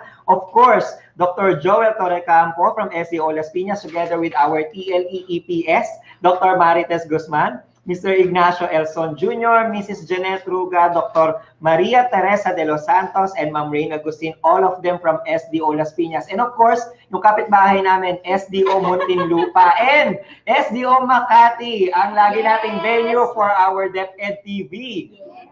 Yan. Okay, so maraming salamat po, lalo na sa MacSci, tsaka sa MacLM po. Maraming salamat po for accommodating our DepEd TV teacher broadcasters. Yes, of course. Siyempre, isama na rin natin ang SDO Antipolo. Ayan. Sobrang ganda, ma'am, ng lugar na yan. Oo, Promise. sobrang ganda. Okay. Yan.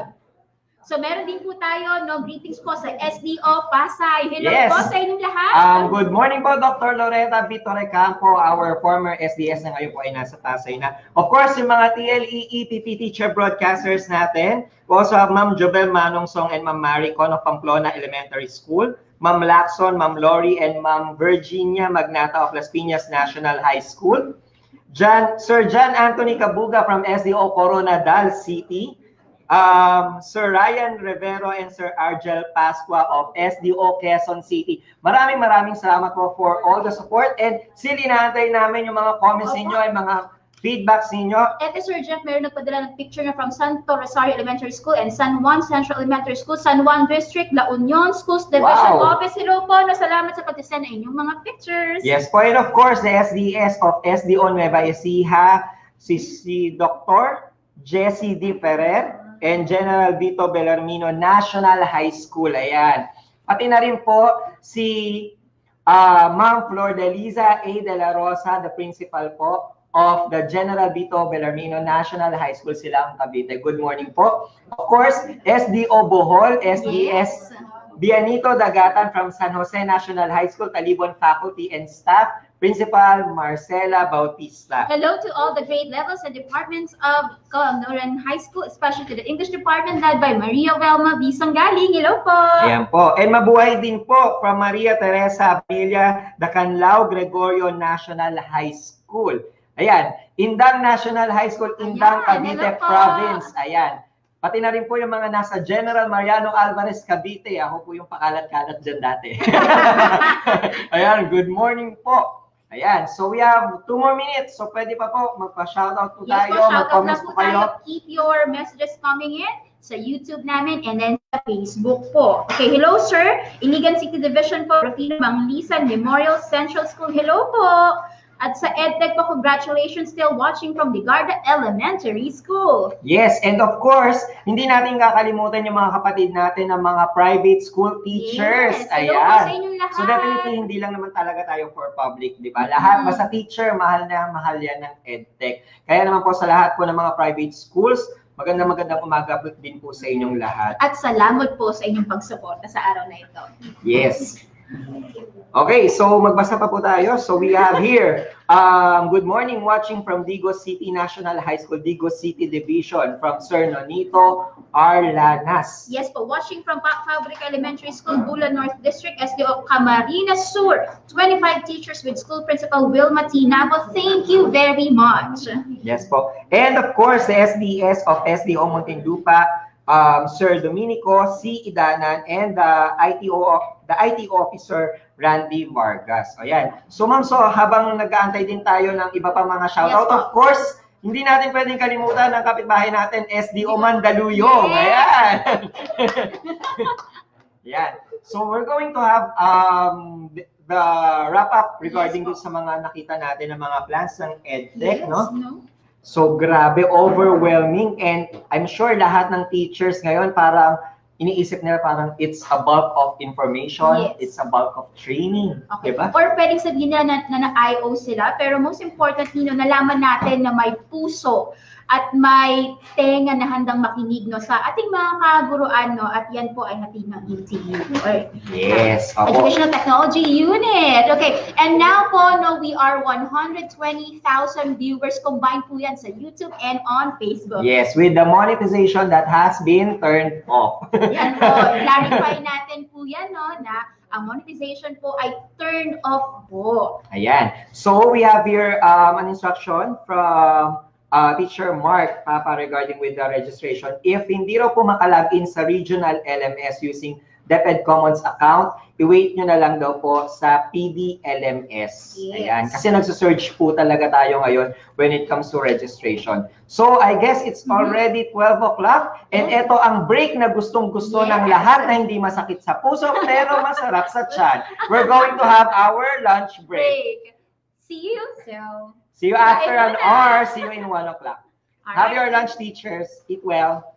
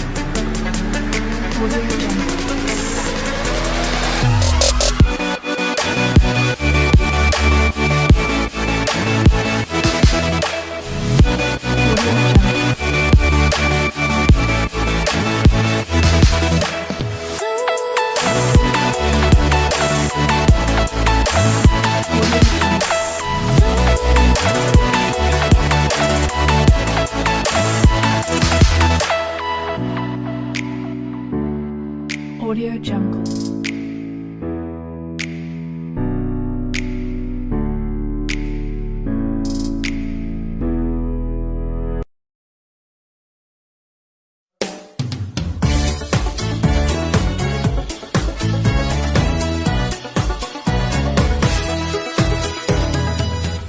Kinabuhi ko, ampingan ko, gasa kining hulam ko sa Ginoo.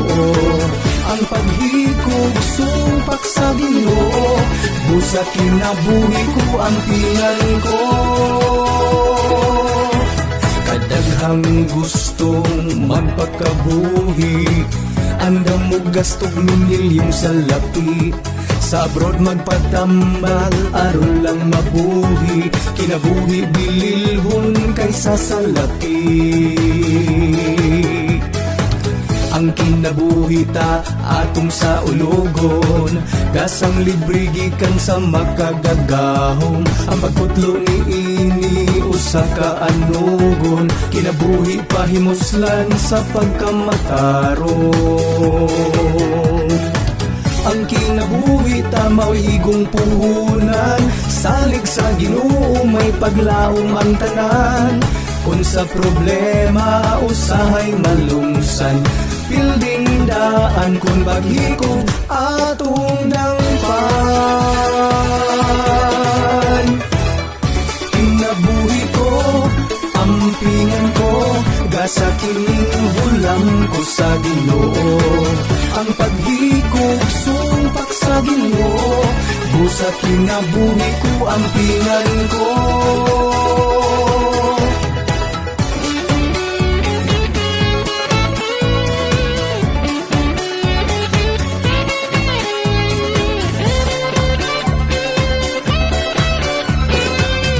Ang mapintas na bagyong muluran, sa tangit-ngit bituon mo subang.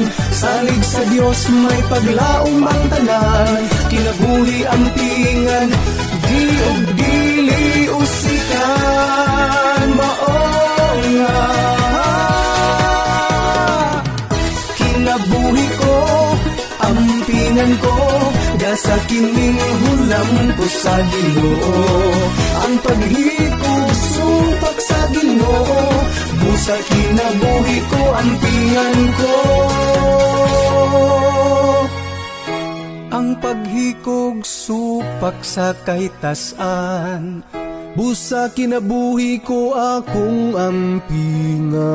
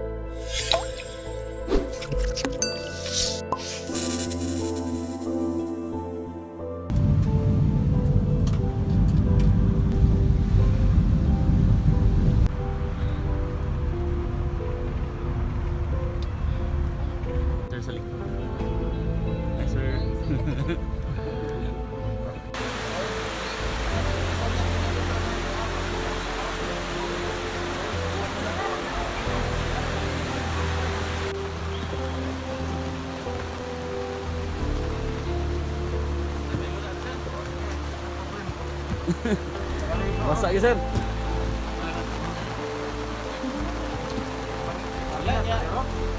Meron.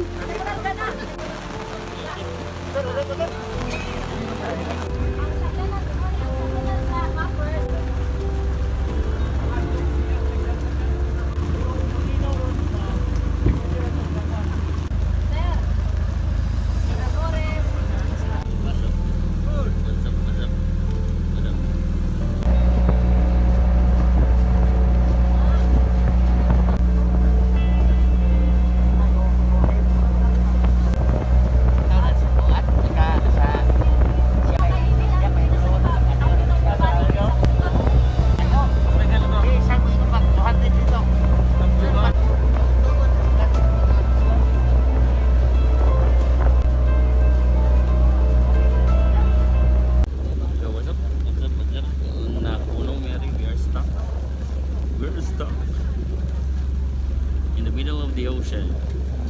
Yo. We are stuck now in the middle of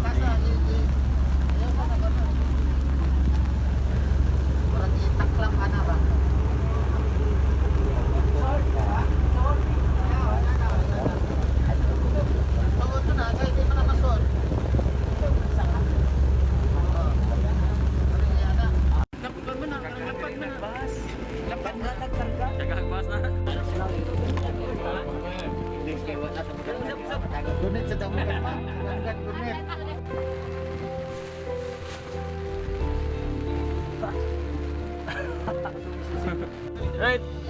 Yo,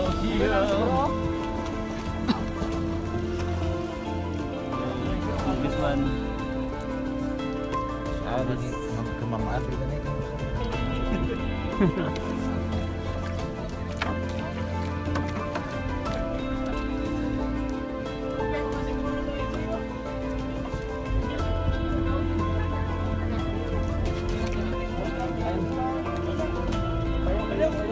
Payong. Kali sara?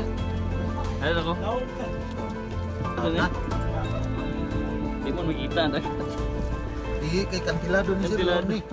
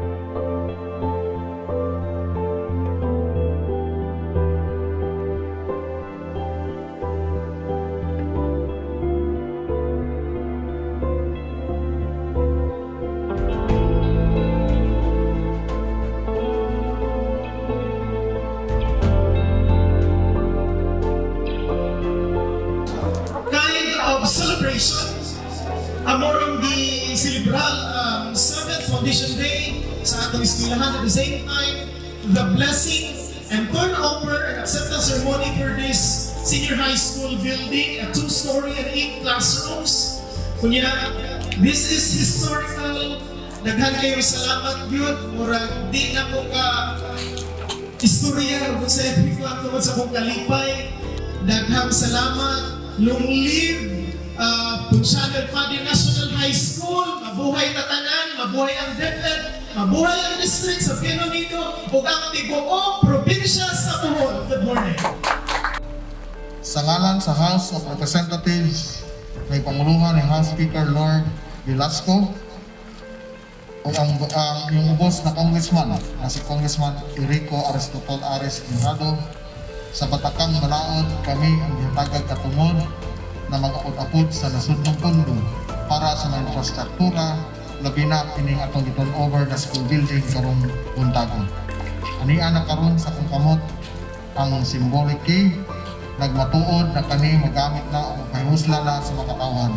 Hinaot ko na inyong kining ampingan, anumahan, aron mapahimuslan pa kani sa umabot na henerasyon. For this very wonderful event, no? We are invited, and of course, we came here for a reason. We want to grace this occasion para ipakita ang among concern and care for this school, especially to our learners. No? Again, congratulations. Hinaot ko na kanunay mo mag-ampo sa tulabaw ng kagahong kay kanit tanan pag-uot kaniya. Kung ako usap, pasalamatan ang mga padin tungod kay kung wak pa silang pamilyaha, di po ni makapot ang atong damgo din mga teacher at atong pagkakaw. Uban sa mga barangay opisyalis karon o mga opisyalis kanyato na taas o paglantaw na ilag yung ikapot tungod kay nakahiusa ang tanan. Congratulations o daghang salamat kung ako po ikalipay ni kaho ninyo na atong generator ini ikan sa Napocor karong buwana ilahan ato no hatod dinhi karon andang ka sa ato na sa mo dinhi. Kaya akong gusto na ang imong misyon imong matuman apan sa dihang matuman ka sa imong misyon dili po nimo kalimtan buwan. So mao mga magtutudlo ang inyong misyon karon pagtudlo kamo ang mantika nga dili ang mga bata mao ang mantika nga dili angay mayabo. Pero kinahanglan po nga inyong matan-aw ang inyong paglawas kay COVID na bataron. So sa inyong pag-deliver sa quality education, paghatag sa mga puso, situate na dili po mo mag-COVID. So mao na diyan mensahe wala na siba. Dili kay ang mantika wa mayabo pero wa ko mo natanaw, dili ni matanaw ang inyong kaugalingon. Balance good, mana yung work-life balance.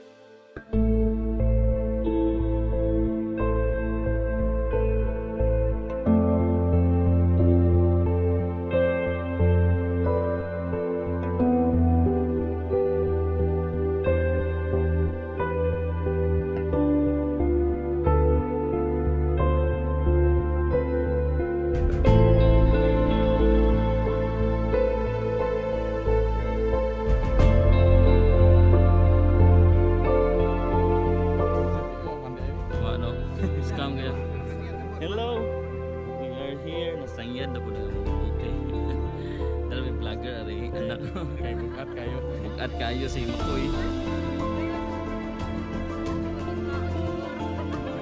Okay. Pag magkano na kay Lakaw, kung balik sa kilometro. Lakaw di ka? Oo. Ikaw, 500 na ulit. Ano sa ako?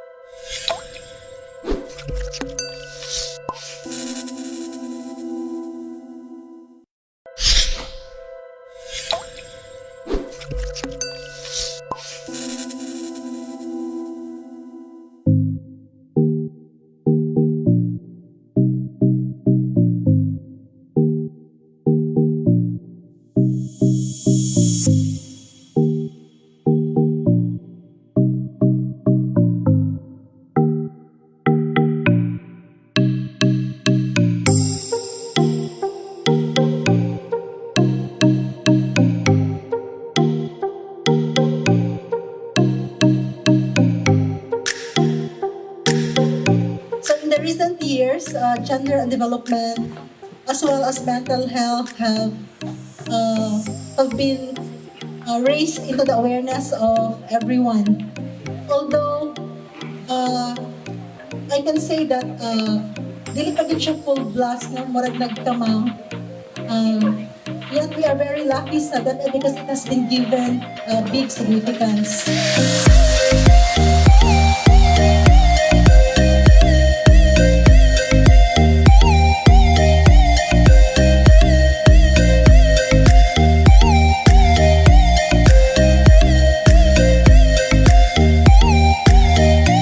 Because gender and development and as well as mental health kay dako siya na these are big programs and it can be umbrella programs of other such activities which can really help in the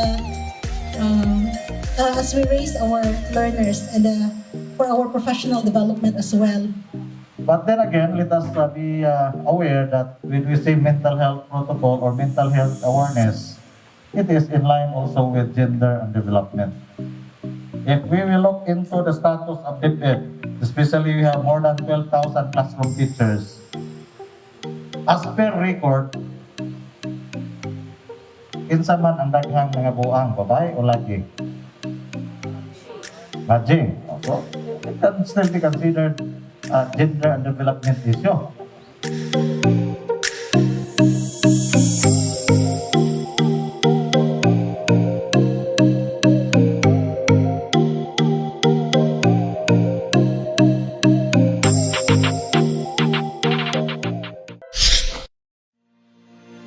Audio Jungle.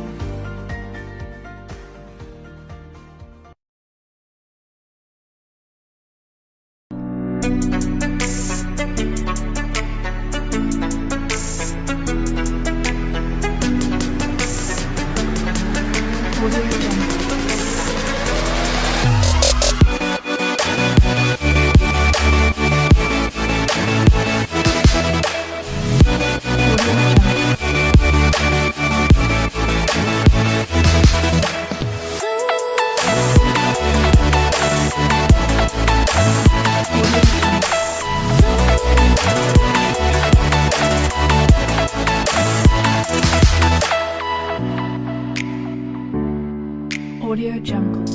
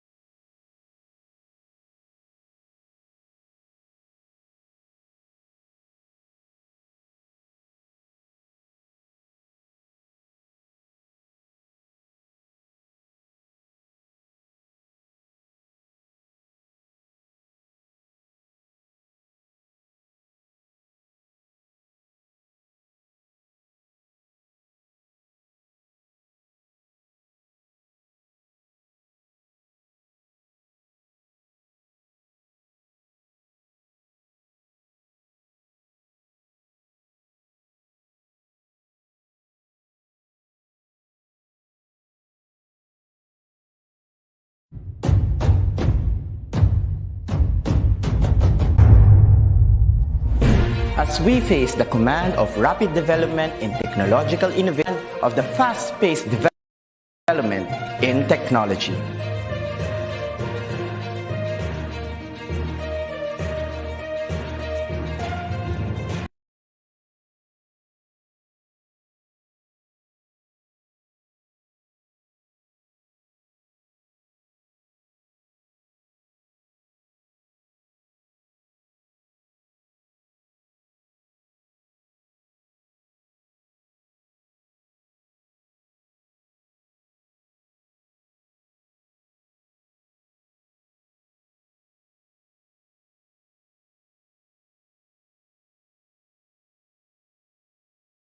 With empowerment training programs in emerging technologies for public school teachers.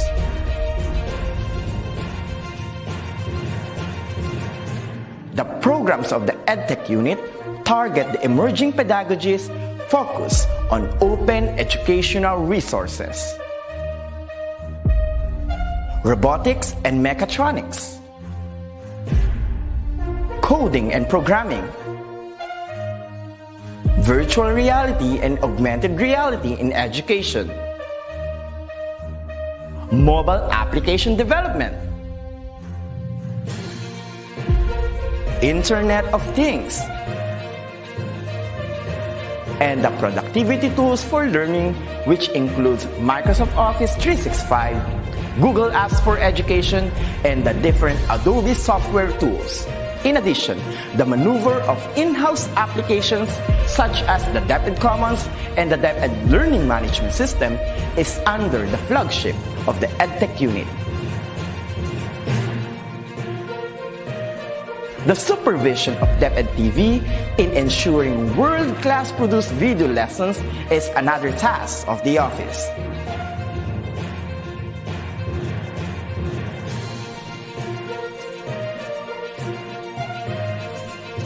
Lastly, the conduct of free online tutorial session, coined with the term ETUlay, is a bridging program to support learners and parents in answering the self-learning modules pioneered with the initiative of the ICTS EdTech unit.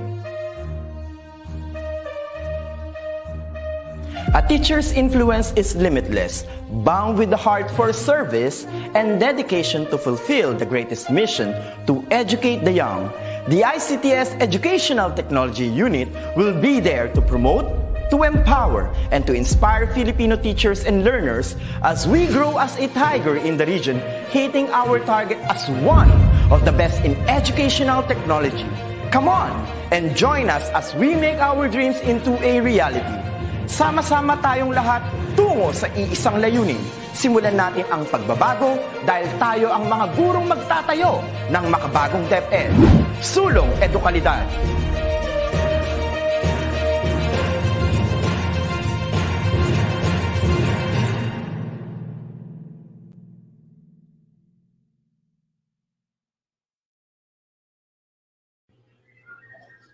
Welcome back to the PM session of the virtual INSET brought to you by the Educational Technology Unit.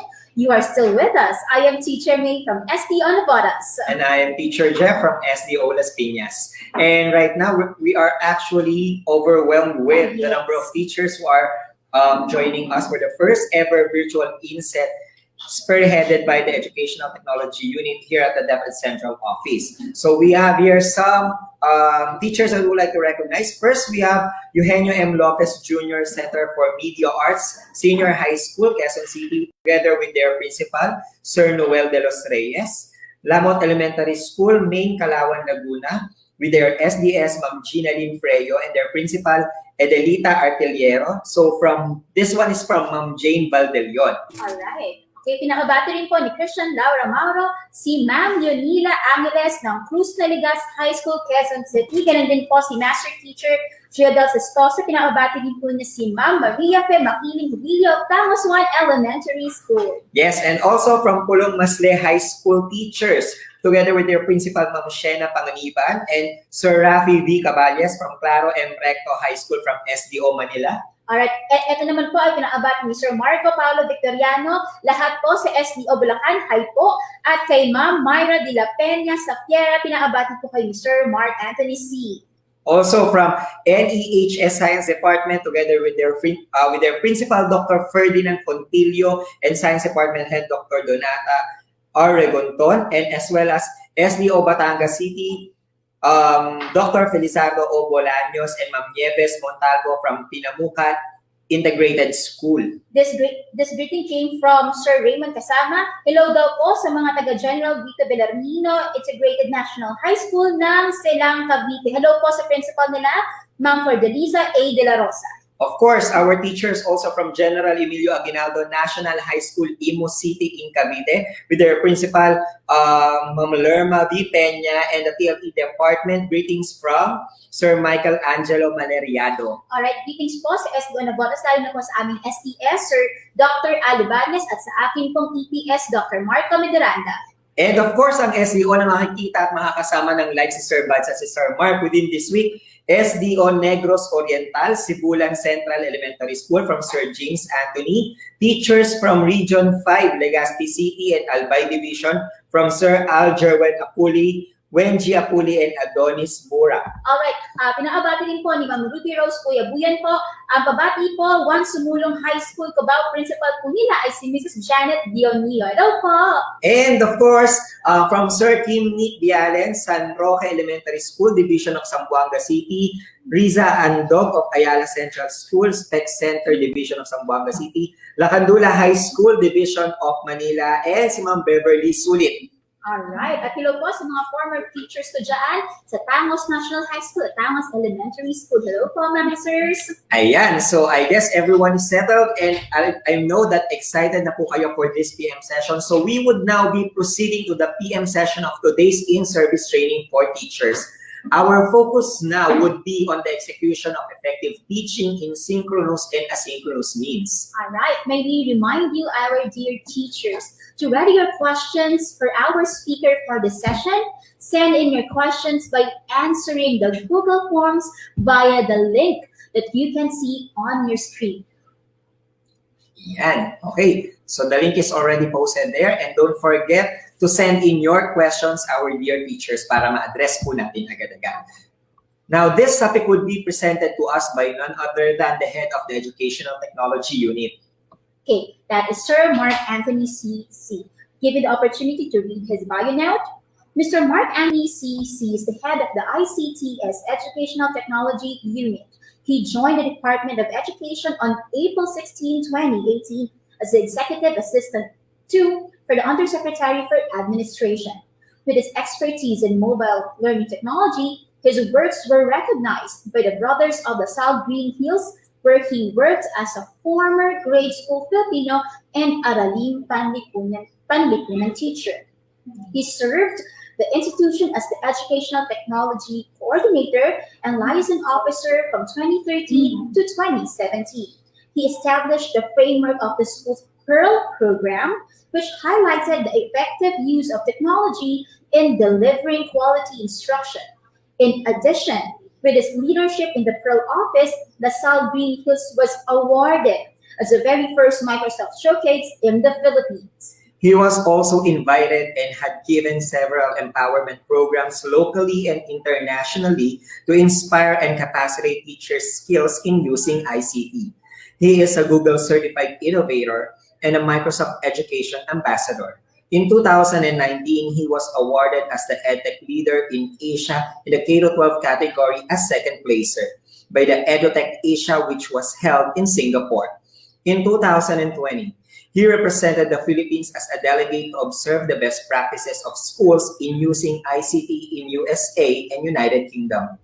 With his vast knowledge and expertise in educational technology, he is one of the consultants of the Undersecretary for Administration that provides expert-level advices to continue the thrust of DepEd in delivering quality, accessible, relevant, and liberating education for the Filipino learners. For him, a teacher's influence is limitless. A true dedicated teacher with a heart for service will do everything to see the bright future of our beloved country, the Philippines. Ladies and gentlemen, let us all welcome our speaker at this moment, Mr. Mark Anthony C.C.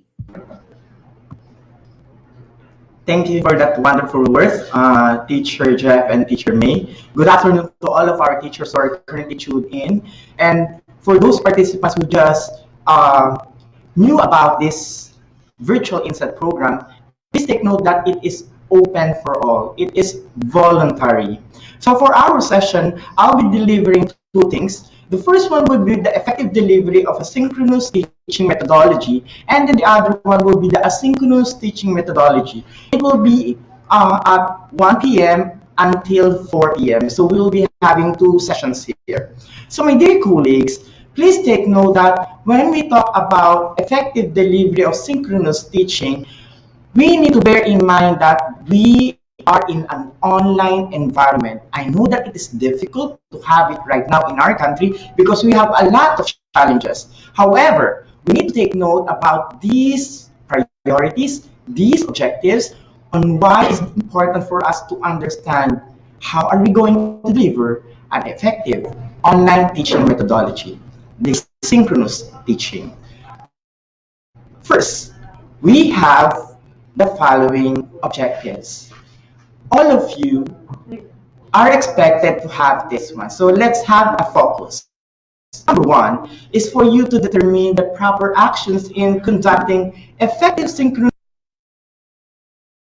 I'll be sharing with you certain practices, certain techniques that will enable you to prosper as a teacher delivering an edtech instruction.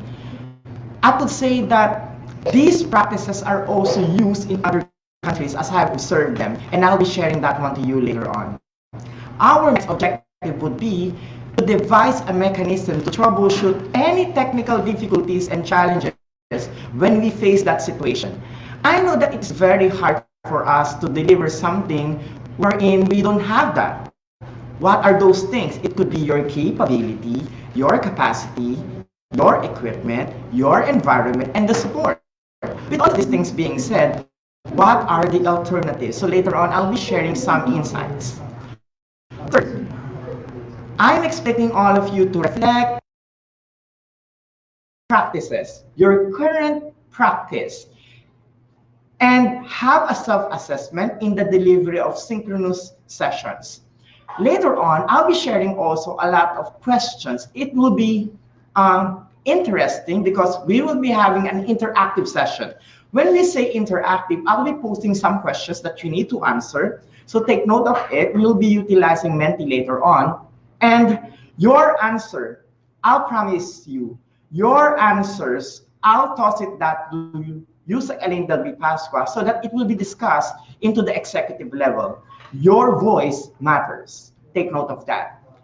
Next, our fourth objective would be, I want you to propose an innovative solution to the department. If you think of a great project, an innovation project related to ICT or educational technology, please inform us, tell us. So later on in our activity, kapag itinanong ko po yun, ilagay ang inyong mga sagot. It really matters. So for now, bear in mind that this session is collaborative. I am here to listen. I am here to impart something. I am here to inspire all of you that I know you can do it. And lastly, for number 5, I want to capacitate you so that you could share that one to your colleagues to create world-class technology-based instructional materials aligned with the framework of effective teaching methodologies. Please bear in mind that when we talk about educational technology, kadugtong nito ang pedagogy.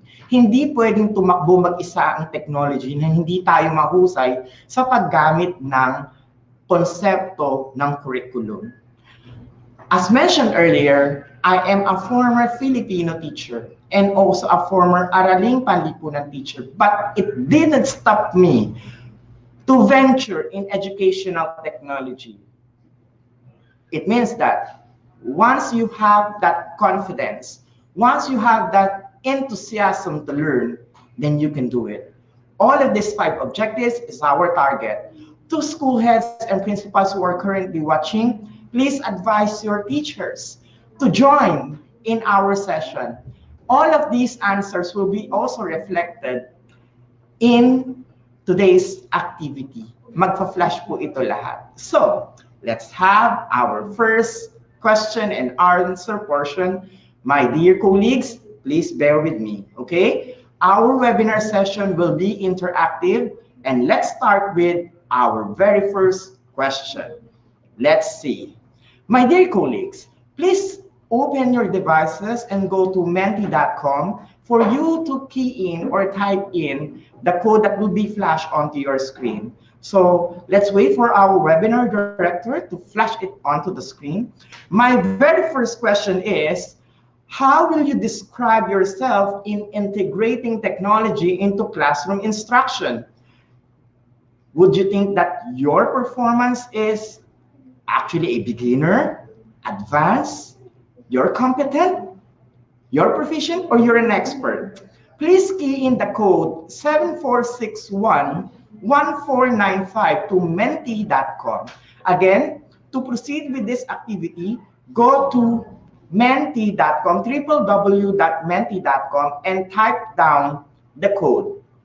The code is 7461-1495. Let's see.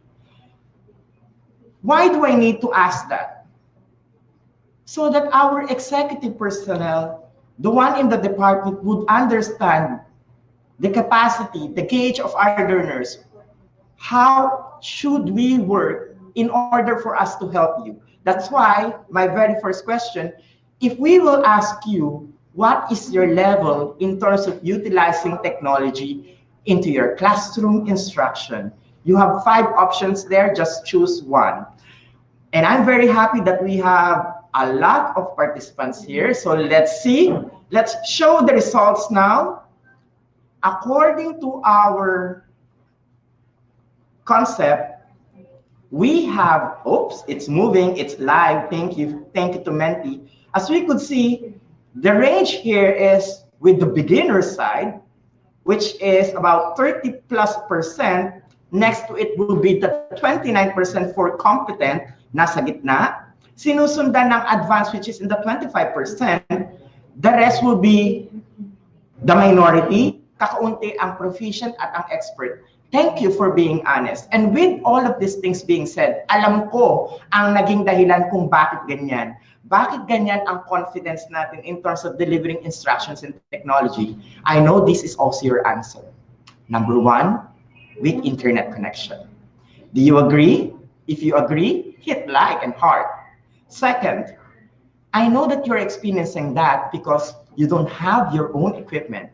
Would you agree? Again, hit like, heart, and of course, these things are remarkable. Alam namin na yan talaga ang problema. Kaya marami sa ating teachers ang nandoon sa beginner side. Dahil hindi natin maiiwasan, hanggat walang equipment na hahawakan ang mga guru natin na provided ng ating pamahalaan, ng ating kagawaran, ay talaga mahihirapan ang tinatawag natin na classroom integration utilizing technology.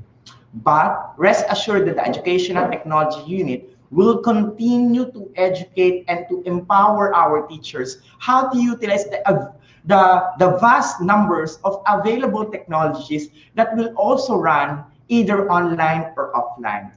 We will provide you several sessions on it. And this, I will assure you, this data, I will provide that one and show that one to the executives, especially to my boss, that, hey, you need to look at this data.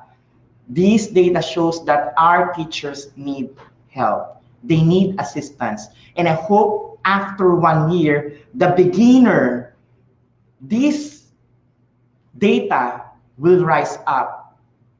Pangarap ko po na lahat ng mga teachers natin sa buong bansa ay maging competent sa paggamit nito at kaisa nyo ako sa laban na ito.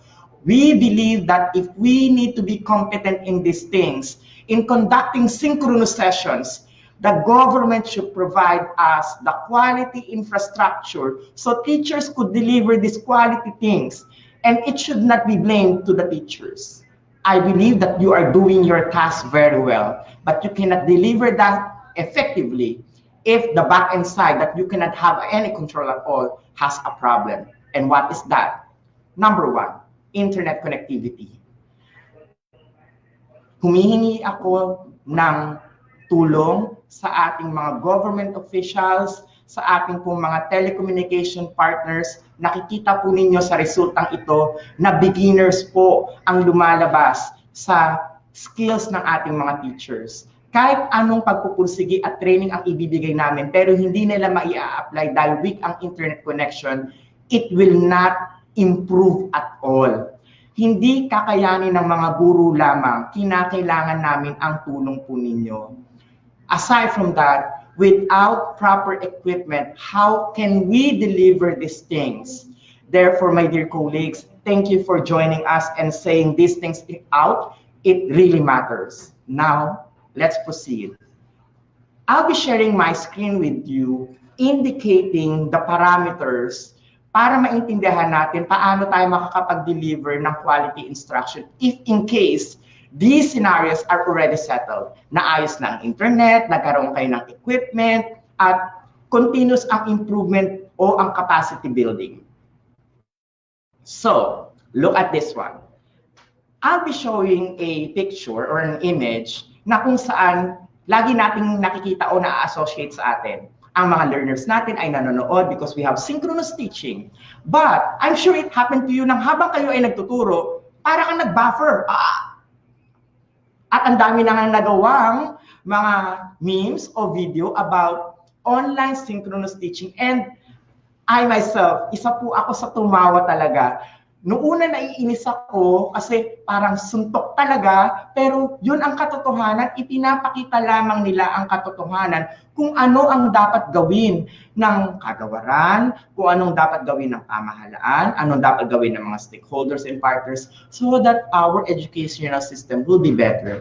And I know if ever you are here saying these things, it's also the same. Rest assured that the executives, our government officials, are working very hard for them to deliver these things to the teachers. Nakikinig din po sila. Bukas po ang kanilang mga tenga. At maraming salamat dahil nandito kayo to share it out. So, let's see what are these different concepts na makakatulong para mapaghusay natin at maging effective ang ating instruction. First, we need to have a platform. What is that platform? Is it going to be utilizing a StreamYard, using Facebook, using YouTube, etc.? Kung papaano mo ma-deliver ang iyong synchronous teaching. Without a platform, a common platform, an idea at all, lahat ng mga guro, kagaya ninyo, ay maliligaw. Kinakailangan ay hindi pa bago-bago. Kinakailangan ay iisa ang takbo. Dahil kung iisa ang ating takbo, iisa ang ating mararating at yon ay ang pagkakamit ng magandang output, magandang quality education para sa ating mga mag-aaral. So again, to have an effective delivery, we need to have a common platform. Bear in mind that.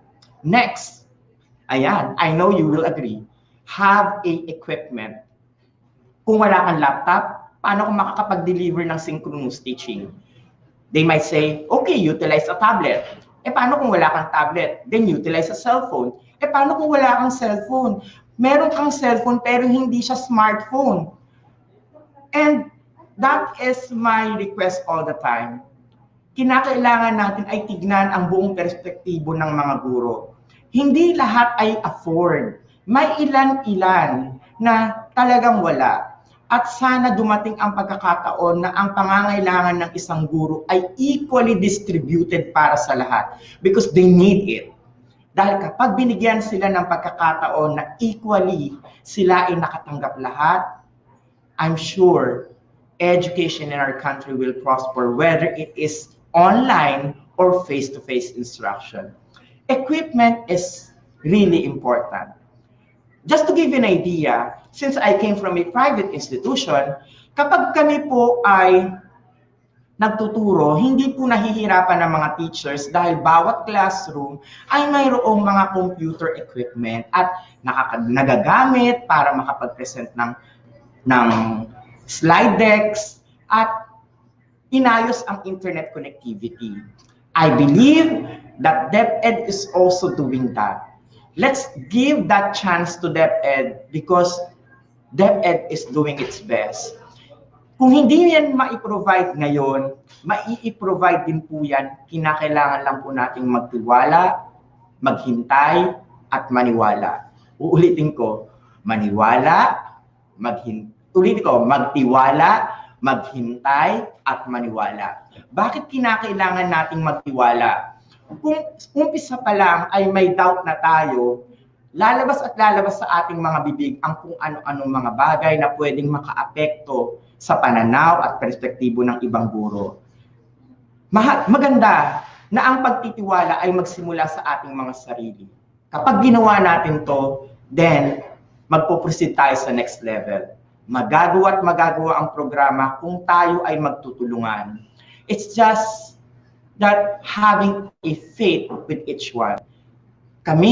Naniniwala kami na ang guro ay lalong huhusay at sa pamamagitan nito, magagawa natin ito ng sama-sama at sa pamamagitan ng equipment na ito, maidi-deliver natin yung tinatawag natin na integration ng ICT sa ating pagtuturo.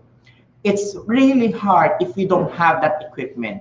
Marami akong nababasa, Sir Mark, nasa island school kami, wala po kaming equipment. Nakakadurog po ng puso yun. Pag ako po ay nakakabasa na gano'n. Kaya naman, aking binabanggit dito, naririnig ninyo, to have an effective online synchronous class, equipment is a priority. It is a must. Third, you need to have your house rules.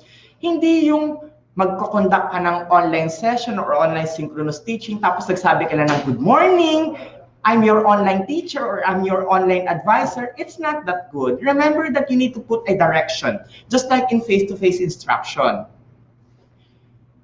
In face-to-face instruction, di ba, meron pa tayong facial expression, may body language, but this one, we need to take note that we are just one click away. Kapag ayaw kang pakinggan ng estudyante mo, isang pindot ka lang ng letter X. Kaya kinakailangan natin na ayusin natin ang ating pamantayan.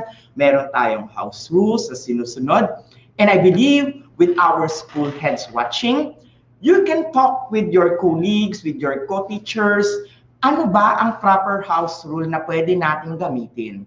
And as the head of the Educational Technology Unit, I will be posting a generic house rule in terms of sharing an instructional information, conducting asynchronous teaching para magkaroon po kayo ng backbone o magkaroon po kayo ng idea. Again, house rule is important.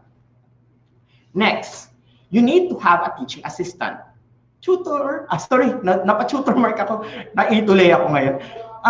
When we talk about teaching assistant, it's not a co-teacher. It's actually your learner who will act as an assistant whom you think that is responsible enough. Parang kagaya sa loob ng classroom.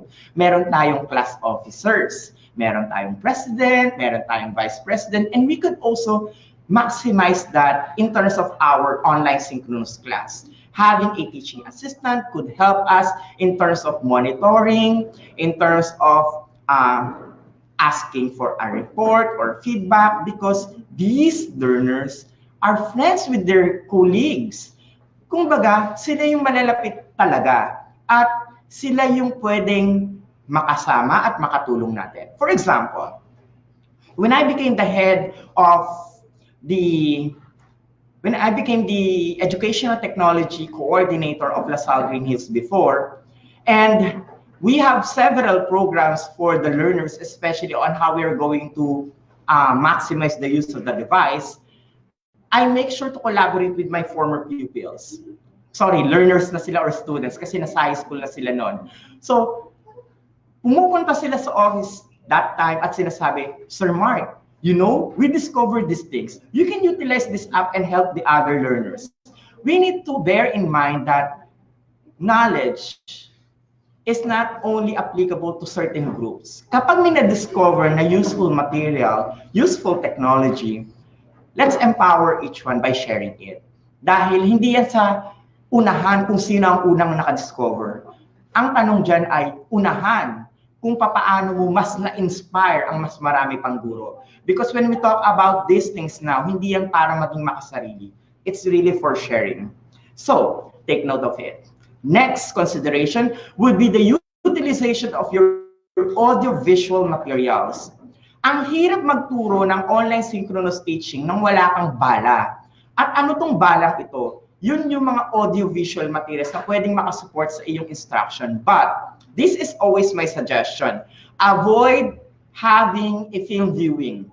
Kasi pag mag-film viewing ka ng iyong online synchronous class, dapat ginawa mo na lang yan ng asynchronous. So paano i-utilize si audio-visual materials? It's an eliciting activity. For example, you have certain tools like quizzes, like Kahoot, that you could have an immediate feedback. Yan po ang ibig kong sabihin doon. Because of these tools, you can embed certain activities such as attaching an image and attaching a video. Later on, I'll be showcasing or sharing a lot of these tools that you could consider. Next, having a learning management system is a must. The DepEd currently has the learning management system, the regional learning management system. To maximize its use, soon we'll be having several sessions regarding it. But again, it's voluntary. It's about your free time. It's not compulsory. But our target here is that if we would like to maximize our skills in online instruction, in synchronous instruction, we need to have our baseline platform and our online tool, the learning management system. Importante po iyan. And lastly, you need to learn how to do the feedbacking. Kapag hindi po tayo nakikinig sa ating mga learners, hindi tayo humihingi ng kanilang suggestion, hindi mapaghuhusay ang ating online instruction. Natanong nyo ba sila kung nahihirapan ba sila sa online learning? Tandaan po natin na kapag tayo ay nagde-deliver nito, we need to give ample time for them to reflect also. Because it's really hard to have an online synchronous session for our learners if one feels that they are isolated. At alam kong alam niyo yun. May mga batang pakiramdam nila, hindi para sa kanila yun dahil wala silang equipment, wala silang pang-load, uunahin pa ba nila yung internet kaysa sa pagkain nila? There are a lot of things that need to be considered. That's why your voice matters here. With my questions later on, kung meron kayo naiisip na konsepto o innovation, yan po ay makakarating sa ating mga officials. So, having all of these things being said as the important component to deliver an online synchronous session, let's have another activity. We will be having an engagement again with Mentimeter. So I want you to answer these concepts. Ipa-flash po yan ng ating webinar director kung saan kinakailangan ninyong sagutin ito. Maging honest ha, i-type ninyo yung sagot ninyo. What limits your potential as a teacher in conducting online synchronous teaching? O binigay ko na example, lack of device. Di ba ipiniliwanag ko, ito yung importanteng components ng online synchronous teaching para maging effective ka. Ngayon, binaliktad ko ang tanong. May potential ka, pero ano ang nagpapahinto sa potential mo dahil wala ka nito? Kaya hindi ka makapag-conduct ng maayos na online synchronous activity. Let me repeat that question. What limits your potential as a teacher in conducting online synchronous teaching? Remember our code, it's 74611495. We are listening. My dear colleagues, type down your responses and let us see. Okay, thank you to our webinar director for flashing it down. Please take note, my dear colleagues.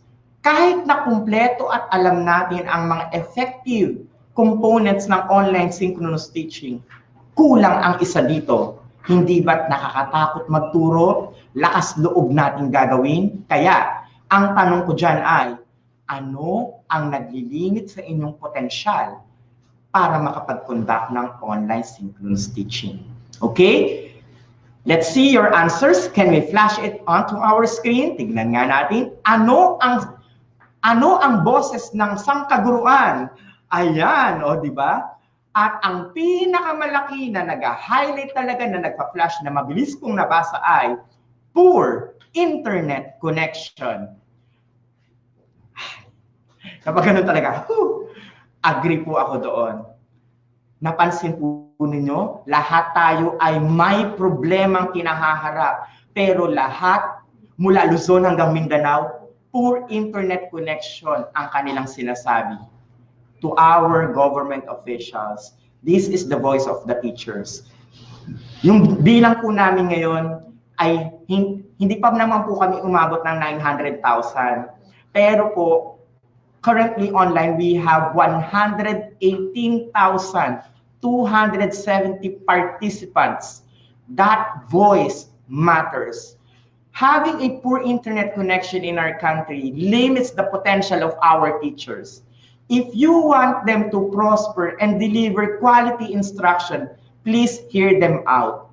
Maraming salamat sa mga nagpo-provide ng internet load sa ating mga kaguruan. Maraming salamat dahil nakakatulong po yun talaga.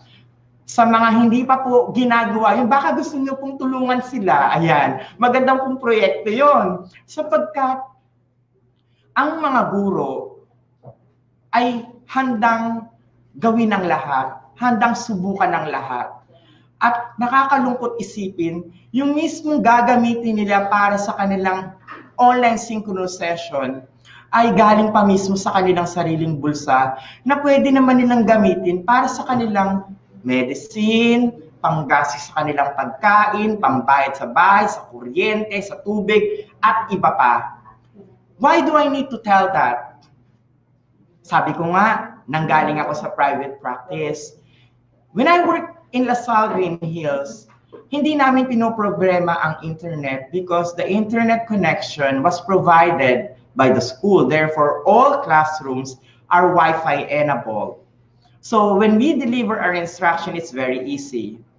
Yun nga lang, hindi ako nataon na nandun pa ako nung nagkaroon ng pandemic, kaya hindi ko alam kung anong concept ang kanilang dinideliver. But I know that the brothers are very supportive with the teachers. They have that compassion. And I hope that compassion will also be the same with our government officials who are currently listening and watching. Teachers are helpful, but in order for us to help them, let's also give them proper materials, these connections, this connectivity, so that it will not limit their potential. Sa mga school heads po, sa mga administrators na nanonood, wag po natin gamitin na rason ang internet connection para magkaroon ng mababang rating ang isang guro. Hindi po nila kasalanan yon. Hanggat meron tayong unequal opportunity with access to technology, teachers will be having difficult time. Marami ang mas-stress. Marami talagang iinit ang ulo at sasabihin lagi ang puro sang damakmak na reklamo. It's a collaborative effort. We need compassion. And when we talk about compassion, it's understanding. And if we understand our teachers, then we have respect with one another. So again, thank you for that. At yung ibang mga sagot po ninyo, yan po ay amin hindi ipaparating. Pero ang naka-highlight talaga na talagang napakalaki ay yung poor internet connection. Kaya sa ating mga kaibigan, sa telecommunications, please help us to other government agencies na ang task nila ay para palakasin ang internet connection. Sa DICT, please, the teachers needs your help. Hindi lamang po yung public school. All teachers needs your help. At sana po, hindi na tayo bibilang ng 5 taon mula ngayon na magkaroon tayo ng quality access to internet dahil mapaghuhulihan tayo ng panahon. Kayang-kaya natin yan. Let's just have that political will that we can do it. And as teachers, let's not stop in improving ourselves while we wait for that time to happen. And when that time comes, we are ready to deliver a world-class instruction. So I hope everything is clear with that. So let me go back again to my presentation. With all of this being said, please take note about these key terminologies or keywords.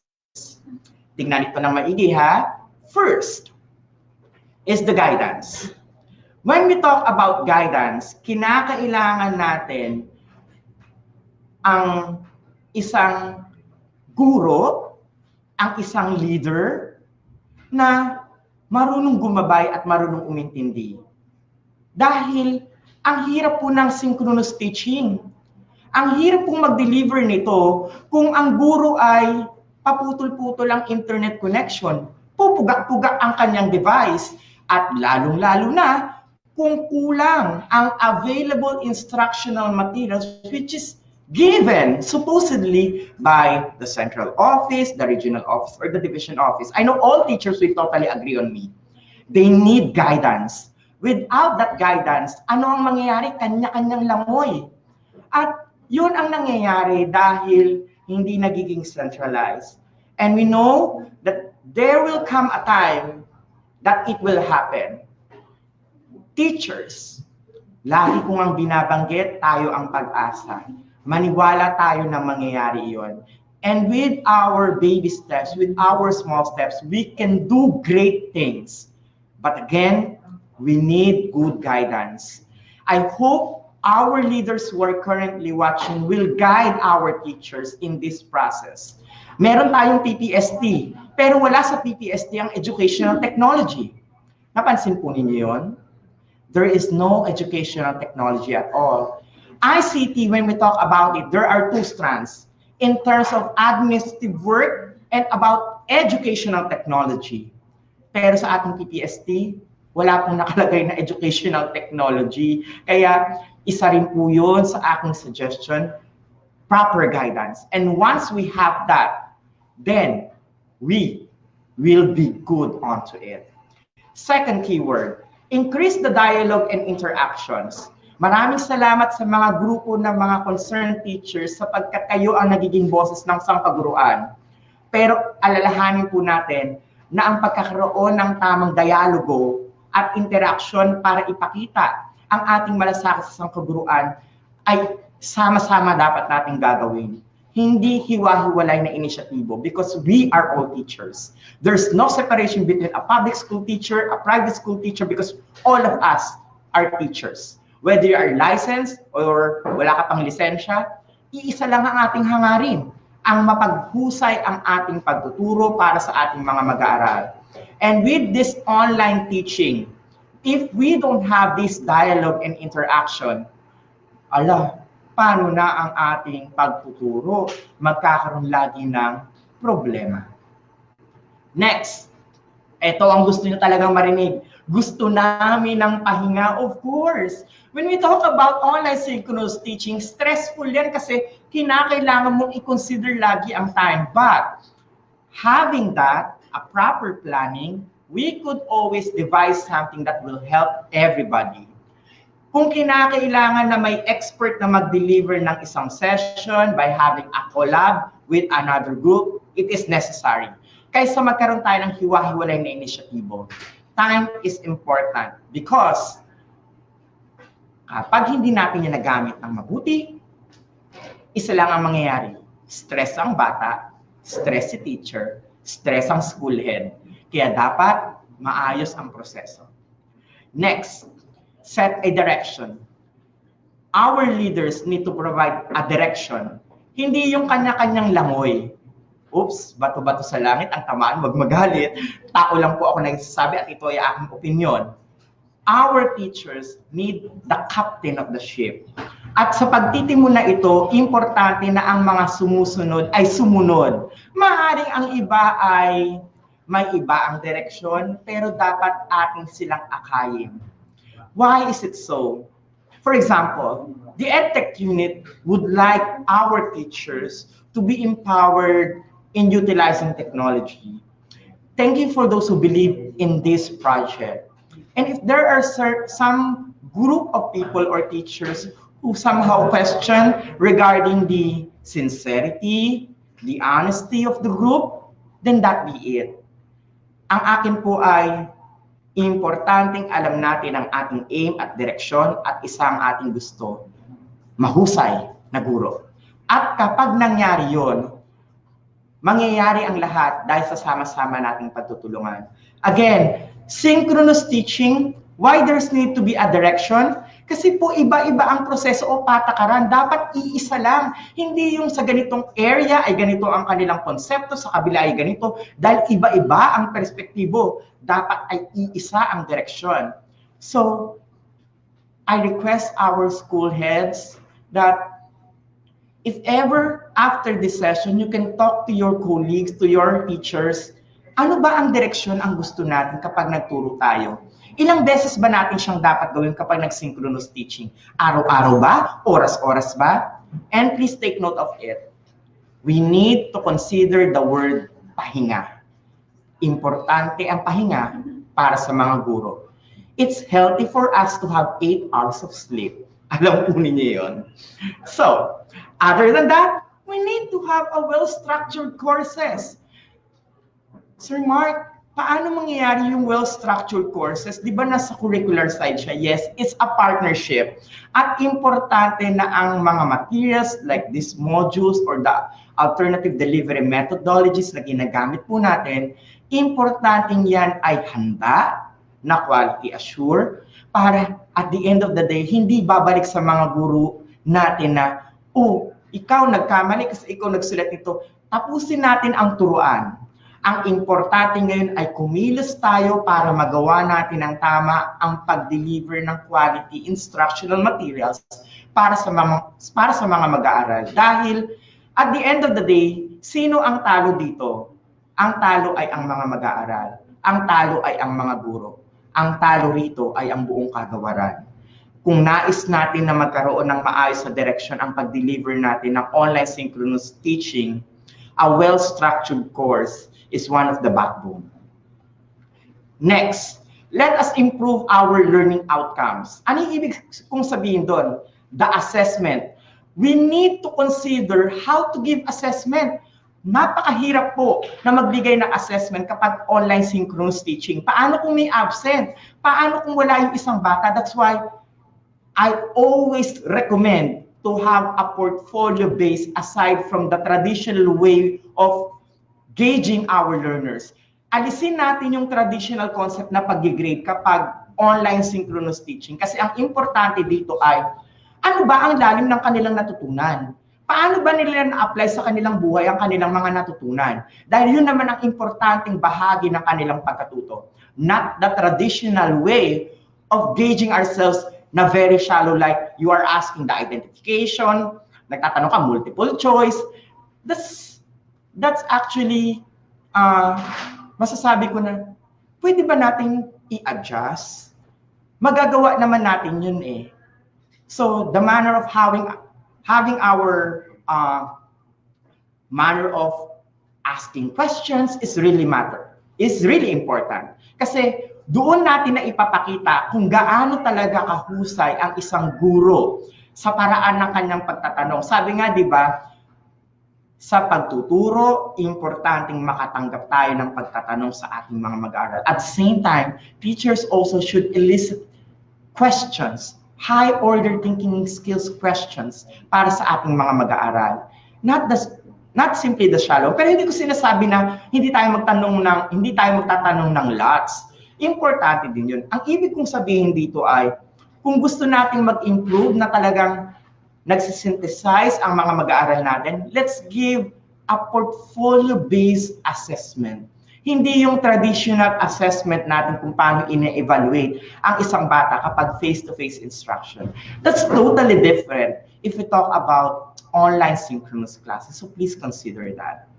And lastly, ang pinakamalaki sa lahat, why don't we have an instructional strategy, a centralized instructional strategy that will help and capacitate our teachers how to deliver it effectively, to capacitate our school heads and administrators, our principals, so that they could assess the teachers properly at walang samaan ng loob na mangyayari. Sa pamamagitan nito, everybody happy.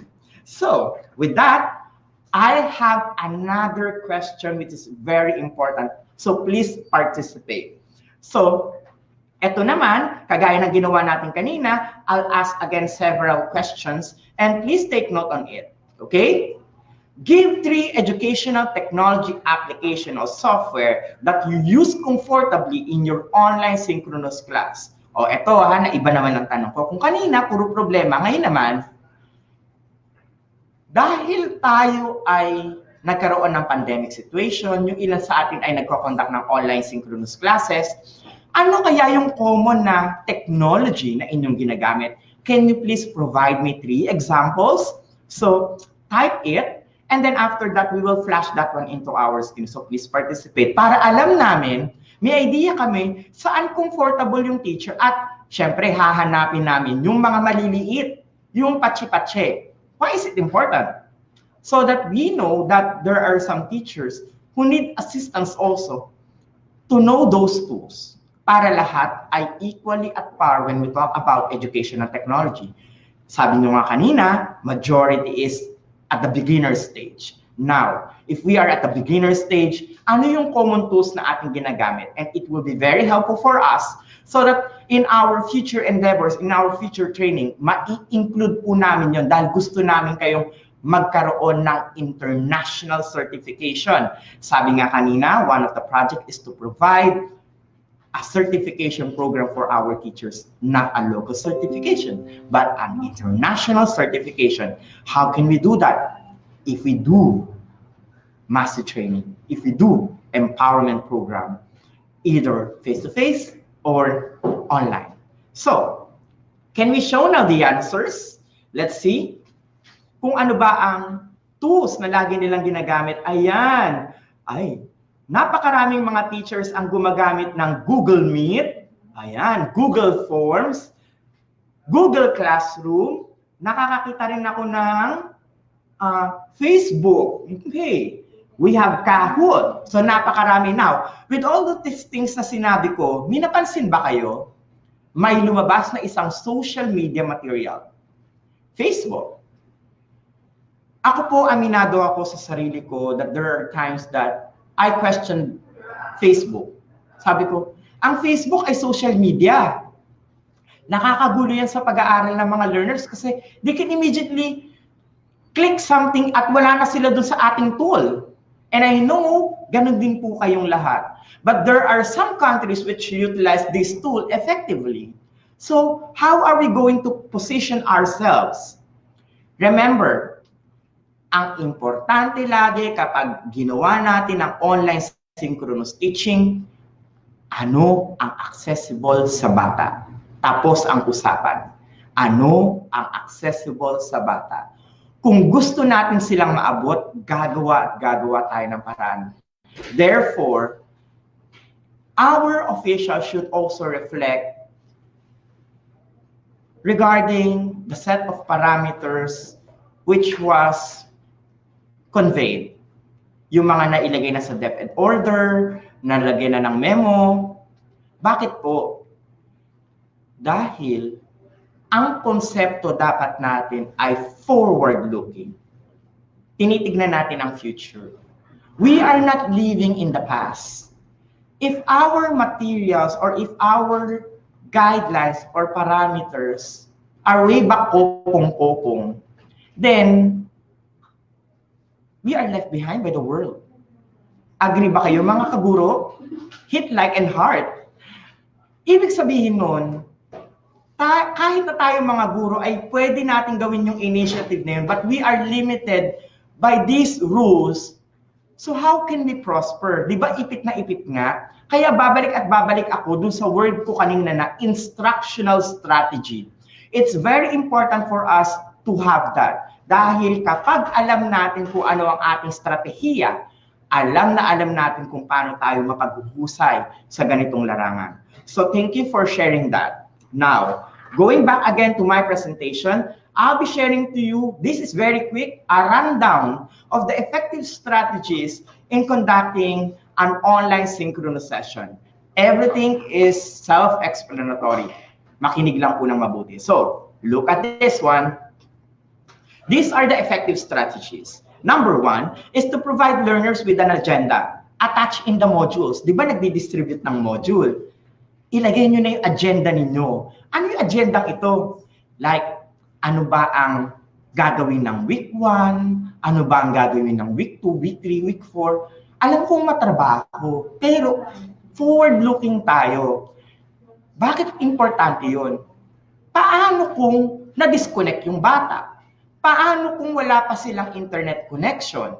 Hindi ba makakasabay pa rin sila because you have an agenda? Inilagay mo kung ano ang kinakailangan nilang gawin. And we have a lot of provided tools maliban po sa paggamit ng technology na online. Nandyan ang DepEd TV, nandyan ang radio-based instruction, marami pong modalities. But however, kahit na marami po yan, kapag hindi capacitated ang isang guro kung paano i-maximize ito, talagang magkakaroon ng problem. Number 2, set your expectations and communicate it with learners. Sabihin niyo kung ano ba yung inyong objective. Kagaya ng ginawa natin kanina, bago ako nag-proceed sa aking pagtalakay ng ating session, nagbigay ako ng objective kung ano ba ang gusto kong ma-target ninyo. And I hope we are hitting that. That is the same also when we talk about our learners. Number 3, try to invite your learners to generate their own discussion points. Nakita niyo yung ginagawa ko kanina? Ako ay nagtatanong ng isang open-ended na question na kung saan pwede kayong magbahagi sa akin at pinoproseso ko. That is an effective way. Pwede nyo pong subukan yon kapag kayo ay nagkaroon ng online synchronous teaching. You need to have the capability to tweak it. Ang terminology ko nga doon, witty-witty. Talagang dapat witty ang guro kung paano niyang huhugutin yung mga important keywords para ma-blend niya yung concept ng mga bata. And that is the same concept with what we are doing right now. 4, have an icebreaker or activity at the start of the session. Hindi ibig sabihin nito yung magkakaroon ka ng palaro. Ibig sabihin nito, try to break a leg. Parang gawin talagang parang, di ba yung term na break a leg, talagang performance level? Performance level talaga ang teacher kapag nag-online synchronous teaching. Kung kinakailangan niyang mag-costume para ma-relate na ngayon sa kanyang lesson, pwede pong gawin yon. Pero syempre, hindi na natin mapupush lahat ng mga teachers, especially kung nasa high school na pag-costumein mo, di ba? Baka mamaya, hindi na siya galangin ng kanyang mga estudyante. So, if we try to look at it, ibabagi po natin sa age bracket ng ating mga learners. I think it's self-explanatory, and when we talk about an icebreaker activity, alam po ninyo na ginagawa niya sa face-to-face, pwede nyo i-tweak yan sa pamamagitan ng online instruction. Next, number 5, importante ito. Have a shorter session but recorded. Ulitin ko. Have a shorter session but it is recorded. Why it is necessary to be recorded? Kasi po, kapag hindi yun naka-record, kawawa yung mga batang maiiwan, yung mga hindi naka-connect. So, for example, ito tip ko ha, pwede nyong i-venture out ang paggawa ng StreamYard account ninyo. Tapos nun, sa StreamYard ay pwede kayong mag-record ng session. Pagka-record nyo ng session, gawin nyo siyang live. Kung meron kayong YouTube channel, post nyo sa YouTube channel nyo. Pwede rin i-post sa inyong FB page or FB group ng inyong klase. And after that, learners will just simply share it out. Yon ang makabagong paraan ng online synchronous teaching. Hindi lang tayo bounded doon sa isang instructional tool. We could always have those things. Next, number 6, utilize the chat tool strategically.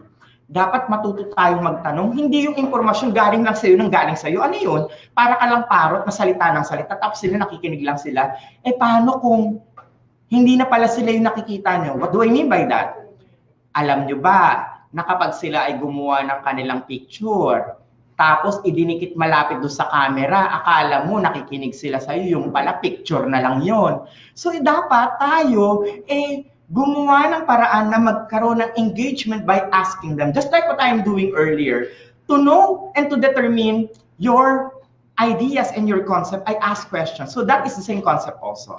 And lastly, number 7, At the end of the week, ask students to assess their participation. Importanteng meron kang gagawin na rubric, tanungin sila, natuwa ka ba sa session? Nalungkot ka ba? Na-stress out ka ba? Dahil sa pamamagitan nito, napapakita natin yung ating concern sa ating mga learners. But again, I cannot generalize it all because mayroon at mayroong bata na talaga madi-disconnect. At kapag na-disconnect at hindi natin talaga sama, tayo ay gagawa ng paraan by contacting the parent, by contacting the learner. And I'm sure our teachers knows about it at alam nila kung paano yung gawin. But again, these are the effective strategies that we can do. So, having said that, tayo ay magkakaroon ng question and answer again at napakaganda nitong tanong ko na ito and I'm sure marami ang sasagot. So sa ating webinar director, if flash po niya yan, my question is somehow very personal. What program can you suggest to DepEd to promote and enhance teachers' capacity to deliver quality instruction using ICT? Your answers, I'll toss it to Director Abram Y.C. Abanil kasi po siya ang ICTS Director at ipapaliwanag, i-explain ko sa kanya ang inyong mga sinuggest na programa. And with that, we will look onto the considerable. Pag sinabi kong considerable, yung talagang, ay, pwedeng-pwede itong mangyari. At yun ay ating gagawin. So again, we are listening, we are hearing you out. If you have something to suggest to DepEd, to enhance the program for teachers in delivering quality instruction using ICT. Ano kaya ang programang ito? Could you please share it with us? So I'll give you enough time to think about it and type your answers. Pwedeng in phrase or pwedeng in sentence format. Pwede rin naman kung gusto nyo paragraph, kung masipag po kayong mag-type. So I hope you are enjoying our session. Take note, this session matters because it's not just simply stating about the effectiveness of synchronous teaching. Dahil ating inalign kung paano nyo kinoconduct ang school-based instruction. Doon meron kayong kwentuhan, may chikahan kayo, ini-air out ninyo ang inyong mga problema, ang inyong mga suggestion, and that's what we are doing right now. We are not taking it technically, having all for ICT. We are hearing your needs as teachers for us to determine ano ba talaga ang kailangan ninyo para sa ICT? Okay, can we show it? Flash lang tayo ng samples. Let's see. Tingnan nga natin kung ano ang winika o sinabi ng ating mga participants. Okay, medyo madami-dami yata ito. Ayan. We can flash one answer or one suggestion.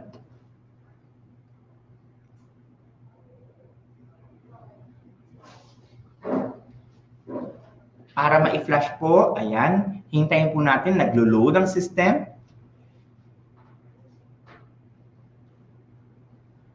So for us to have these things, gaya ng aking nabanggit, habang hinihintay po natin na ma-flash po ng ating partner, kung ano po ang naging sagot ng ating teachers. So, ang importante na konsepto dito ay, ano ba ang kailangan ninyo? Hindi po kami bulag at hindi po kami nagbibingi-bingihan sa inyong pangangailangan. At sabi nga dito, make a technology-based plan for learning and teaching. Thank you. Sabi dito, free vouchers. Okay? Thank you for that. Free vouchers for teachers. We are working on it. Ayan. Hello, Google. If you are listening right now, the Filipino teachers in the the Filipino teachers are requesting if you could provide us vouchers because they really like to have the certification program. Rest assured that they will utilize it. Ayan nagsabi na ako. Next, provide strong internet connection. Hello, DICT, could you please provide us a strong internet connection para po to sa mga kaguruan? Ayan, thank you. Sabi po dito, teacher's kit. Anong teacher's kit? Natulala ako, teacher's kit. Ano to? Siguro, sa naglagay po ng teacher's kit, that's elaborate it kasi baka mamaya first aid kit o hindi natin alam di ba? Elaborate. So kung meron kayong mga suggestion, elaborate that kasi specific kasi hindi natin alam kung anong kit yun. Baka mamaya pang-wash pala yun ang binigay na kit namin. Yung magkakaintindi ay sabon at saka tuwalya, di ba? So please take note of it na elaborate po natin ha. Ayan. Sabi dito, more ICT and educational technology trainings. Thank you for it. Ayan. More seminars and trainings. Thank you for that. Sabi dito, ano ba to? Ayan. More hands-on tools. Cut down paperworks. Okay. Thank you for sharing that. Cut down paperworks. Ako po ay naniniwala na dapat mahalin natin ang kalikasan dahil sa sobrang dami ng papel, maraming puno ang napuputol. Technology which is already available, let's maximize the use of it. Kaya po, samahan po ninyo akong ipaglaban ang paggamit ng teknolohiya sapagkat makakatulong ito sa ating environment. Less paper, less putol of puno. Talaga, sorry sa terminology ko. Bakit po ganon? Kasi po, ang mga guro po natin ay lunod na lunod po sa paperworks. So, sana po, i-consider natin na walang duplicity. Kung kaya siyang gawa ng paraan to have it in a technical aspect, to have it be encoded, then let be it. Kasi po, ang technology ay ginagamit para mapagaan ang trabaho ng isang tao. So to our partners, stakeholders who are currently watching, if you think of an activity or support to DepEd, one way of it is to look for its program, like its paperworks. Baka pwede po kayong makapag-support para po maging paperless ang mga paggamit sa mga materials na ito para po sa kapakanan, well-being, at health na rin po ng ating kaguruan. So maraming salamat sa inyong mga suggestions. At dahil dyan, ipaparating ko po yan kay Director Abram Abanil. Maraming salamat po. So we will consider all of these things together. So going back now to my presentation, sorry for being candid, ganun lang po ako para hindi po tayo antokin kasi po dead time na. So, having all of these things, ang dami pa talaga nating challenges at ito ang kinakailangan nating ma-address. Sinabi niyo na kanina, one, conduct of assessment. Dapat alam natin, dapat ba nating bigyan ng grade na numerical o dapat ba ay letter grade na muna? Kasi po, hanggat hindi maayos ang assessment para sa mga learners na nasa online teaching, ang mga teacher po ay litong-lito rin. Hindi po yan pwedeng tumingila sa langit at manghuna ng grades. Dahil masakit yun para sa isang guro. Alam ko, being a teacher, we are considerate, but we consider grades of our learners if we see the performance, if they really put an effort onto it. At ayaw natin bandang huli na ang mga mag-aaral natin ay sabihin na ang daya-daya naman, paborito siguro yan ni ma'am, ni sir, kaya ganyan ang grade kahit hindi nagpapasa. We need to consider a good conduct of assessment, and it's really a challenge for online synchronous teaching. Number two, to have a learner's attendance and social needs. Hirap po talaga niyan. Kasi po, hindi mo yan makuha 100% kahit nasa private school. Hindi mo yan mapapa 100%. Bakit? Meron at merong bata na hindi makaka-attend dahil pwedeng ang nangyayari ay weak ang kanyang signal during that time. Hindi natin may aalis yun. At ang social needs nila, kasi pag face-to-face instruction, meron niyang kausap. Ito, sa screen ka lang niya nakikita. Kinakailangan maipakita mo ang iyong sinseridad when you deliver this instruction. Number three, the technology itself, our hardware and software. Four, the stability of the internet connection.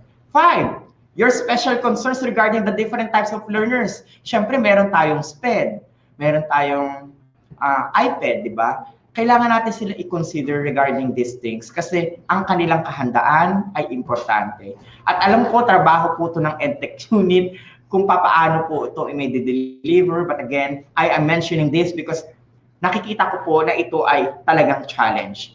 Six, I know you will agree, plagiarism. Nauuso ang pandaraya talaga sa online teaching. Ang daling mag-copy-paste. Kaya masakit man sa nasabihin, parang ang nangyayari po ay yung mga magulang sumasagot ng mga activities ng mga bata na hindi naman po dapat. Hindi ko sinasabing nadadaya yun, ha?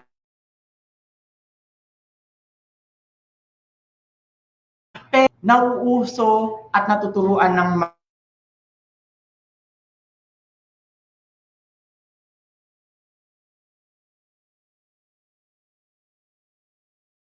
hindi maganda kung hindi natin sa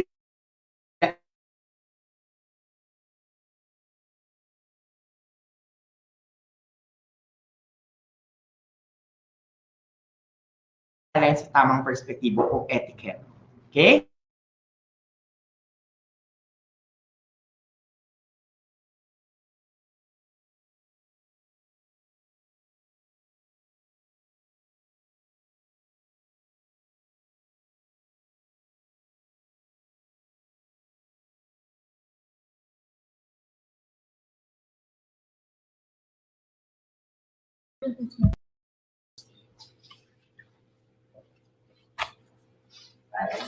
While waiting for Sir Marcy to be reconnected with his connection, let us first recap the important points said in his presentation. So these are the important points that we got from his presentation. First, we have to consider time. Improvement needs time, and it cannot be done so easily. Second, guidance. Teachers need to be guided, and where should this guidance come from? The guidance should be coming from our officials. How about the others, Sir Jeff? Yes, for the dialogue and interaction, our voices are important to better or to make our system better. Now, for the rest, of course, we all know that everybody wants to rest. Yes. Everybody wants to rest, but it is in thinking to be efficient that we can champion the management of our work. How about for the direction? Direction is really important because our leaders need a direction, and this direction should be collaboratively be determined by the administrators and by the teachers. Dapat daw po, sabi ni Sir Mark, as he stressed po, yung direction ay hindi lamang dapat po nanggagaling sa mga higher ups natin, kundi pinag-uusapan po between the higher ups at yung mga teachers natin. Sapagkat teachers naman po talaga nakakaalam kung ano ang pangangailangan ng field. Okay? Kailangan din daw po ng well-structured courses, and when we mean well-structured courses, this is strategic learning, important and meaningful learning. Hindi po nagiging maganda ang pagkatuto kung yung mismong pinag-aaralan mo walang sistema. And last, sir? Yes, of course, for our last point for today is the instructional strategy. It is a centralized instructional plan that would benefit all, most especially our learners. Yes. And I'm sure that our teachers are now ready to listen to our Sir Mark. So we'll have Sir Mark with you again. Sir Mark?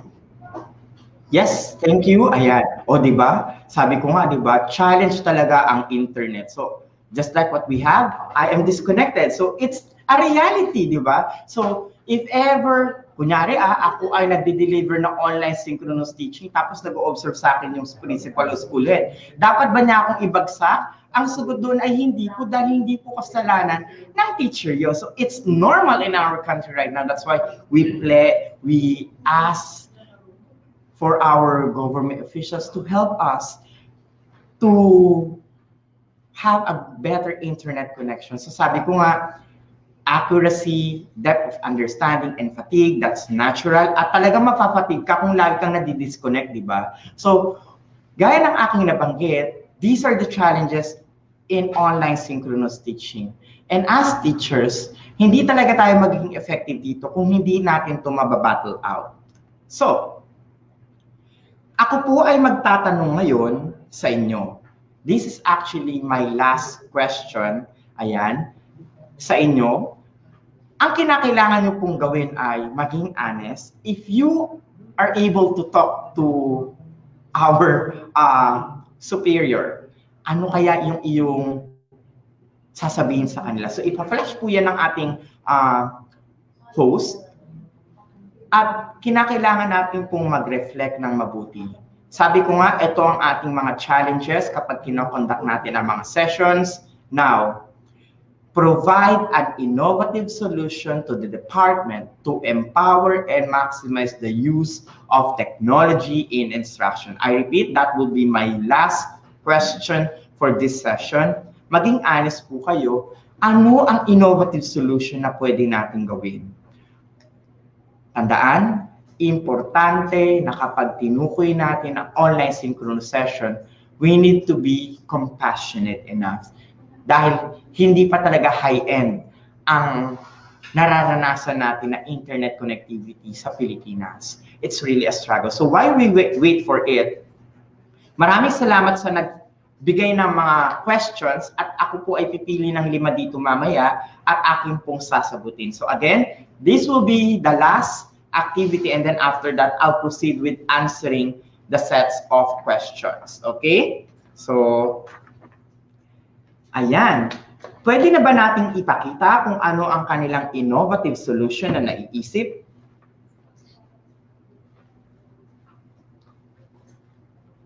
Ayan. Have a coordinator who handle ICT integration and separate the workload of ICT administrative tasks. Thank you. Thank you for that suggestion. I totally agree on that. Sabi ko nga, dalawa kasi ang strand kapag pinag-usapan natin ang ICT. Isa po na admin task at isang classroom integration or instructional integration gamit ang ICT. Okay? Provide a faster internet connection. Ako po, talagang agree po ako doon. Providing a good internet connection po talaga. At importante po na gawin po natin yon dahil makakatulong yun sa ating mga kaguruan. So, ganun po. Ayan. So, habang ipinaprocess po at nakikita po natin ang inyong mga kasagutan, sabi po dito na talagang glaring ay minimize paperworks. Yes. Ayan. At sana po dumating talaga ang panahon na ma-minimize po yun para ma-accommodate natin ang paggamit ng educational technology. So, maraming salamat po sa inyong pagsagot. Now, I want to wrap it up in one simple word bago po ako mag-end, okay? Ito po ang aking masasabi. Ang online synchronous teaching ay bahagi ng future in education. Kung tayo ay hindi magsisimula sa paggamit nito, kung tayo ay hindi susubok nito, kahit na tayo ay nakakaranas ng maraming problema, okay lang yon. Ang importante ay sinubukan natin at ginawa natin ang ating bahagi. Dahil hindi lamang kayo ang dapat na magtrabaho nito.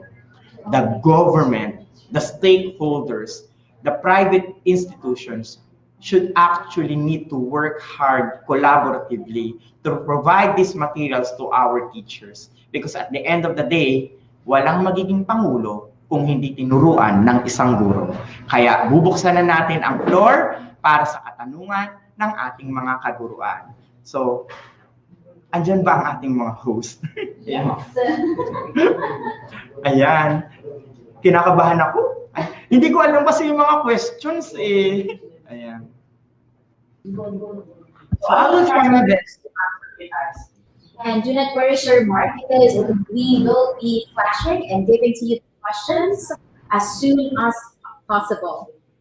Yes, so thank you, Sir Mark. That was only the half of his presentation, but we have already learned so many things about the truth and reality of education in the context and state of technology in the country.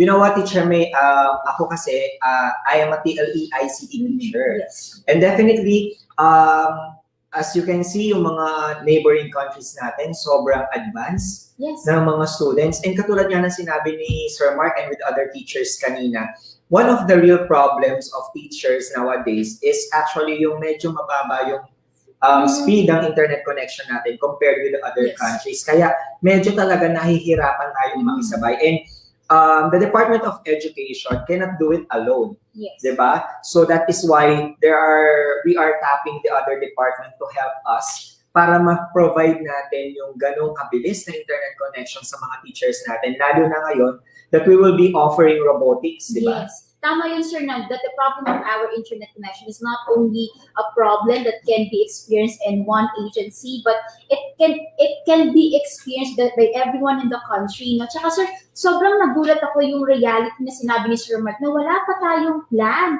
for educational technology. Kaya pala there are a lot of work pa to be done para dito sa ating agenda and vision na talagang palakasin yung technology sa ating country. But it is important that our unit is really doing something, sir, no, para i-advocate yung importance ng technology sa ating bansa. Yes, actually, if we're going to take a look on the situation, syempre, parehas naman tayo naging student tayo before, di ba? I actually salute the teachers before. Yes. Yung mga teachers natin na gumagamit ng sandamakmak na Manila paper para lang ma-impart sa atin yung knowledge, di ba? So, kumbaga parang if they have the technology by that time, siguro they are also having the problem na na-encounter natin ngayon na medyo yung iba, they don't want to learn technology anymore because they think na they are old enough. But definitely, kaya nga meron tayong tinatawag na mga internet natives or mga technology natives, di ba? Unlike yung mga kids kasi ngayon na even mga bata pa lang, without even reading the manuals of their brand new cell phones, kaya nilang i-manipulate, di ba? So, we believe na yung mga teachers, may kanya-kanya po tayong pinagdaan ng process, na may pinagdaanan din mga problema. But, the purpose of the Educational Technology Unit is actually to guide yung mga teachers natin on how to become technologically competitive, di ba? Tsaka sa mga professions, mapapansin mo, yung talagang nag-a-advocate ng technology sa mga bata at para i-expose sa mga bata sa kahalagahan ng technology sa kanilang mga buhay. Teacher yan, no? At hindi lang yung science teacher. Kasi naalala ko nung elementary, pag sila yung buong technology science. Pero hindi yan, no? Halos lahat ng subject teachers, part of their teaching, kasi ako ay English teacher, no? Part of their teaching involves technology, no? Ganun kagaling. Like, kasi example for us, mga 90s kid tayo, so tayo yung mga umaandar, sir, di ba? Yun na yung mga technology in the classroom. And naiintindihan ko, sir, yung commentary mo na yung mga medyo senior and wizened teachers natin, there will be discouraged of the kind of technologies that are evolving right now. Pero the message is, huwag din tayo matakot kasi mas maraming mga batang teachers din na handang tumulong, no? Handang mag-coach at yun nga rin po yung ETU na handang umagapay at umalalay po para sa mga pangangailangan sa technology ng ating mga kaguruan. Yes, now, these are also the effective strategies Sir Mark mentioned to deliver synchronous teaching effectively. So, number one, provide students with learning goals or agenda. Because definitely, lalo na ngayon na naging modular tayo, what the students think is just, kailangan magsagot lang sila. Tsaka sir, yung mga Generation Z, hindi sila kikilos pag walang pag hindi mo sila binibigyan ng clear objectives in mind. So, they like to question and we have to feed their questions with the right objectives. Yes. For number two, set clear expectation to the learners. Yes. Kasi actually, yung mga students natin ngayon, although sabihin natin na they are digitally competitive enough, kahit bata pa lang, I still believe na proper communication is still important, di ba? And for number three, make learners active by getting points from them. Of course, di ba? Kahit sino naman, kahit sino mas gusto natin na pinapakinggan tayo kaysa yung lagi tayo yung nakikinig. So, hindi lang yung pagiging student-centered sa isang virtual or face-to-face classroom. Tama ka doon, sir, na pag pinakikinggan ng estudyante, importante yun kasi hindi lahat sa bahay nila yung sense of pinakikinggan buhay sa kanila. Yes. For number four, ready the students through tapping their interest, di ba? Kasi alam naman natin, with this generation, ayaw nila na kino-confine natin sila sa isa lang. Kailangan hanapin natin kung saan sila magaling, ano yung interest nila. Then definitely, if you're going to tap it with them, of course, automatic, ibibigay nila yung best nila. And this makes teaching challenging kasi kailangan feel mo yung time ng bata. No? Hindi ka pwede, alam mo lang yung panahon mo. Kailangan alam mo yung panahon ng mga bata sa ngayon. Kasi if you do not really have the touch on their lives or hindi mo alam kung ano yung mga uso ngayon, no? You will definitely and easily tune out. No?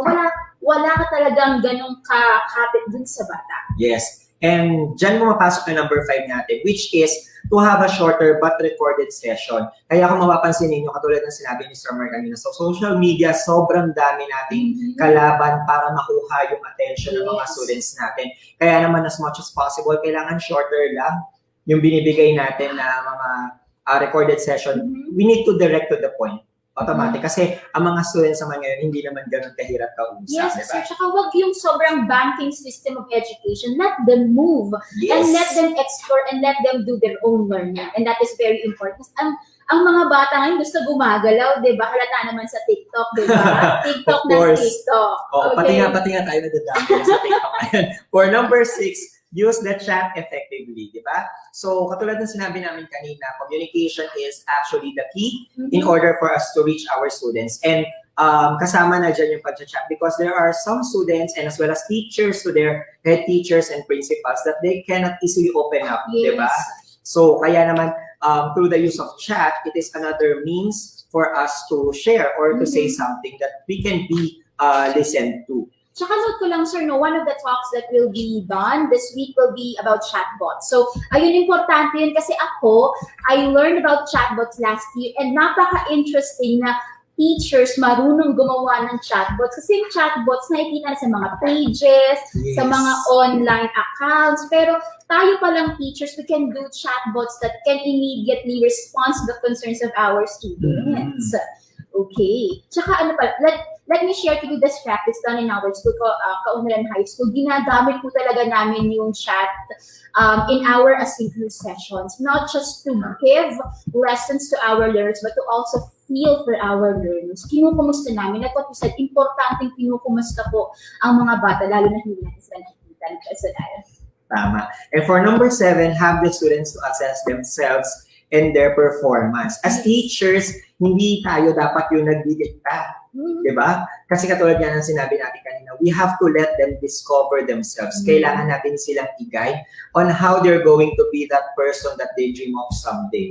Diba? Hindi pwede na sasabihin natin sa kanila na hanggang dito ka lang. Because we don't know kung ano yung possible na mangyari. Who knows, diba? Katulad nga ng sabi ng mga teachers ko before, hindi mo masabi, malay mo, ikaw na yung susunod na presidente ng Pilipinas.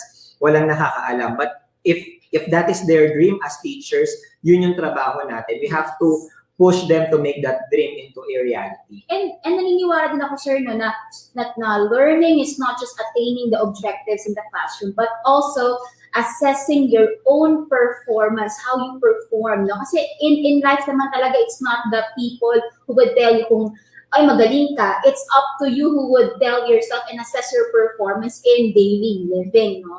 Yes. And of course, at this point, we would like to thank all the teachers na nagpadala ng mga questions nila sa Google Forms natin. So, I think the questions are now ready and it will be flashed on the screen. So, with Sir Mark C, we're going to answer all those questions. Sir Mark?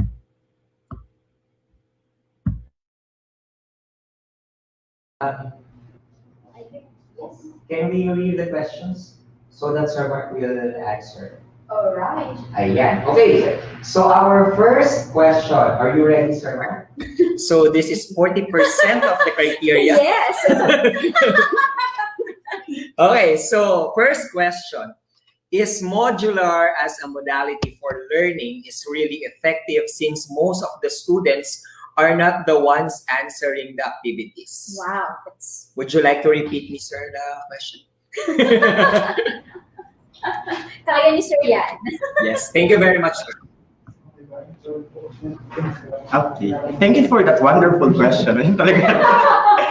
So, if I will be asked if modular materials is actually effective, I will say that yes, if we follow certain parameters. Number 1, we should not put, again ang sagot ko ay based sa aking experience as a classroom teacher. Ang aking sagot po ay based kung paano ko i-deliver ang aking pagtuturo gamit ang technology, at ang aking sagot po ay base sa aking perspektibo bilang isang manunulat ng isang textbook. Ayan, kasi textbook author po ako. Yes, the modular materials will always be very effective, provided that, number 1, answer key should not be provided at the back portion of it. Bakit? Kokopyahin lang at ang mga bata, pwedeng ilagay doon ay yung term na let the teacher decide what's the answer, yung mga gano'n. Baka may makakita ka ng gano'n o kaya all of the above, yung mga gano'n. Hindi sila mag-iisip kasi pinrovide mo yung answer key.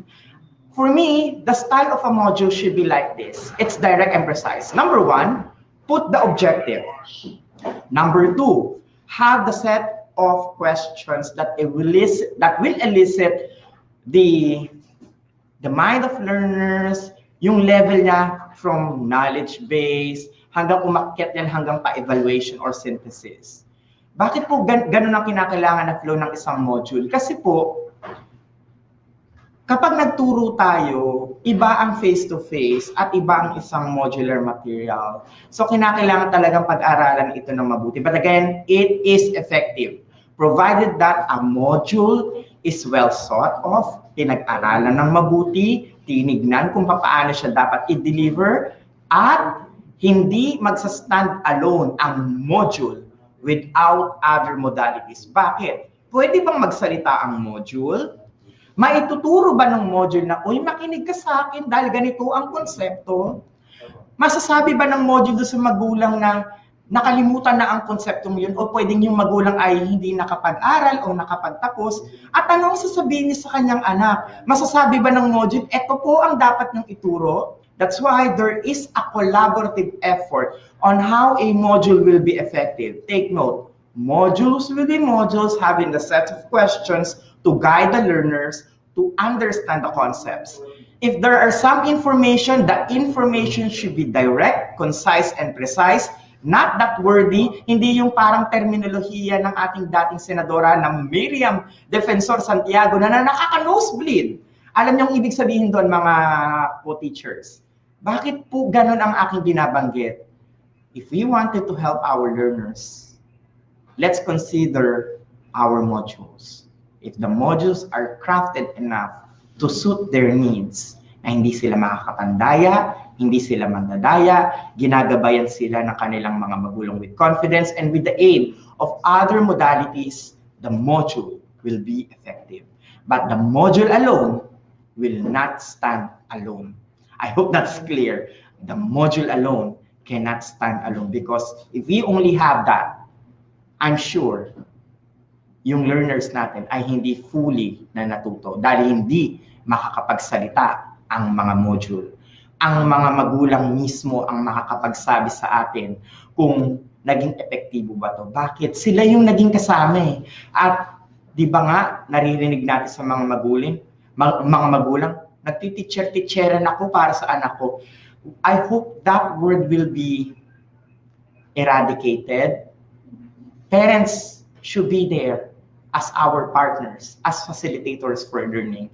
And we need to help our parents. That's why we devised something in EdTech, yung nga po yung tinatawag namin na ETUlay, to guide our learners to understand it, to support. Kasi po, inaalis natin yung kulong sa classroom na very standard na kung English ang subject, English talaga. Kaya nga ginawa namin siya na tutor format so that we are able to express and explain in a vernacular yung mismong concept para po maunawaan ng bata. Again, if you have something in mind to help our learners kung paano ma-expand ang reach na ito, please do so. We are listening. So, thank you for that wonderful question. Lumagpas na ako sa airtime. 30 seconds yun. Question, sir, is from Ma'am Annalyn Eclevia Banda of San Jacinto National High School from Pangasinan 2. Okay. How about for our next question, Teacher All right, May? sir, are you ready for your second question? For the easy run, okay? This question was from Maysel R. Silvino from A. Mabini Elementary School of Caloocan City, SDO Caloocan. And this is the question, sir. How will the department deal with those parents who are not supportive in the asynchronous learning of their children? Thank you. DepEd should work double time. Why? If our learners doesn't have an equipment to use at home, how are they going to be effective in having an asynchronous way of teaching, asynchronous way of learning? Hindi ba ang mga magulang na walang equipment ang kanilang mga anak, kailangan bang sila ang mag-provide? Paano kung wala silang maipo-provide? That's why I keep on mentioning earlier that it's a collaborative effort. So, to the government officials who are currently watching, and those who have already supported and gave tablets or cell phones to the learners for them to be equipped with both asynchronous and asynchronous teaching and learning, maraming salamat. At sa mga magulang po na hindi pa rin po naniniwala dun sa perspektibo na asynchronous teaching, ang DepEd TV ay asynchronous. Ang modular material ay asynchronous din po. Kahit na hindi po siya pumapasok sa online, makikita po natin dito na kinakailangan ay magkaroon ng konkretong programa si DepEd para ma-empower po ang ating mga magulang. And thank you for that question. I believe that it's a collaborative effort from the central office para po matugunan ang pangangailangan na yan. Dahil hindi lamang learners at teachers ang kinakailangan nating tulungan, pati ang ating mga magulang. Kasi po sila talaga ang sumasalo ngayon ng bigat nung responsibility ng ating mga kaguro. Alam ko, malaki ang responsibilidad ng mga guro, pero aminin po natin na ang mga magulang din po ay nasa-stress out dahil hindi nila alam ang gagawin at sinasabi na lang nila sa anak nila na makinig ka na lang, paano sila makikinig kung hindi available ang mga resources? That's why it's a must. DepEd should double time the efforts para ma-deliver po to. At maraming salamat. We will work on it and devise a plan for that. But I reassure you that DepEd is doing something regarding it. Ayan, maraming salamat. Yes, sir. Thank you. Okay, so thank you very much, Sir Mark. For our third question from Mr. Eugenio L. Molina from Mangaldan National High School, Pangasinan 2. What would you recommend as the best technology to be integrated in the new normal classroom setting? Okay.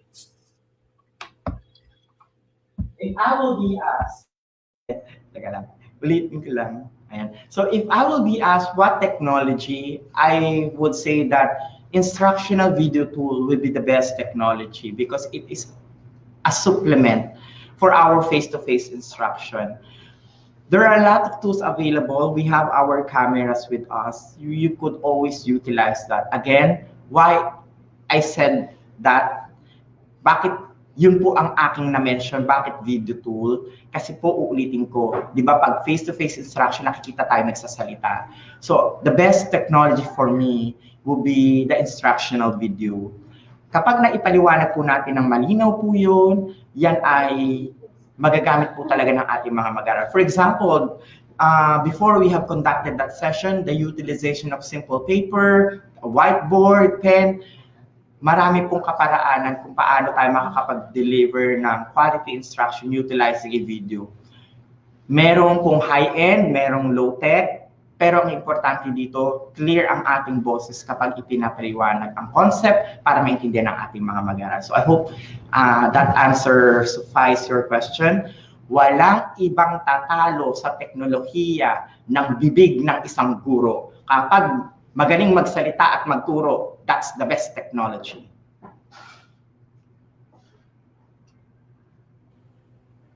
Okay, thank you, Sir Mark. And now we will be going to the penultimate question.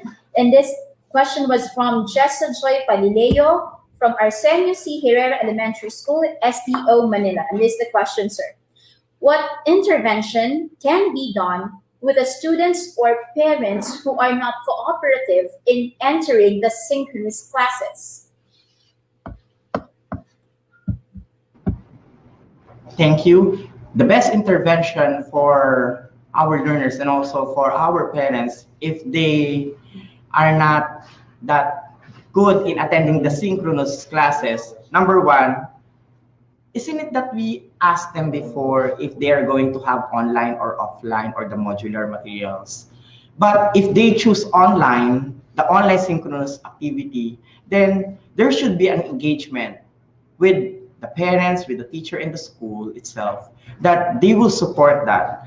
Kasi ang hirap po na pinili nila ang online synchronous tapos hindi nila sinusuportahan. Now, what is the intervention there? Diyan po papasok yung ating mga school heads to help our teachers to communicate with the parents in assisting. Ano ba ang pangangailangan ng bata? Kung hindi kaya ang online synchronous, huwag ipilit. Maraming modalities ang pwede pa natin gawin. At sabi nga natin, ang nangyaring pandemic situation sa ating bansa ang nagbukas sa atin ng maraming opportunities to grow much better in utilizing technology. But we need to consider the capacity, the open-mindedness of our parents. It's just a matter of good communication.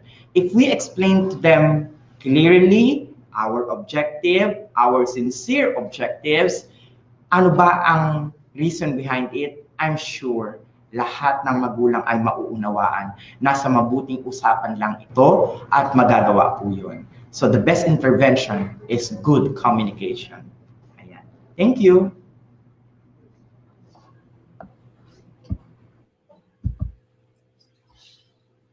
Okay, so for our final question, Sir Mark, from Roy Albert C. Dacanay of A. Mabini Elementary School from SDO Caloocan.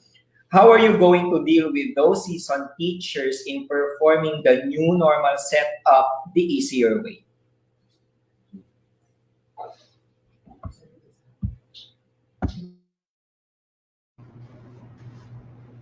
Okay, thank you for that question. This is my request to the young teachers. Oh, bakit young teachers?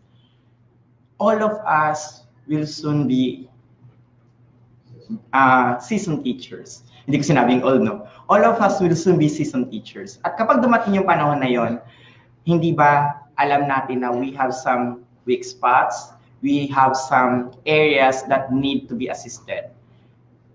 Ibinabalik ko at nag-flash forward tayo or nag-fast forward tayo dahil yon ang pangangailangan ng ating mga seasoned teachers. Since we are young, we know these technologies, let's collaborate with one another. How to do that?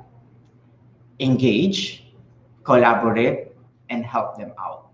If they are conducting sessions, this is the best thing. Ginawa ko to sa Lasal Green Hills, and I'm sure if they are watching now, mapapangiti sila sa mga ginawa namin noong 2013 pa. Rule number 1, daanin sa pagkain. Bakit ko sinabi yon? Kapag pinakain natin yung ating colleague, ilibre natin, ma'am, kain po tayo.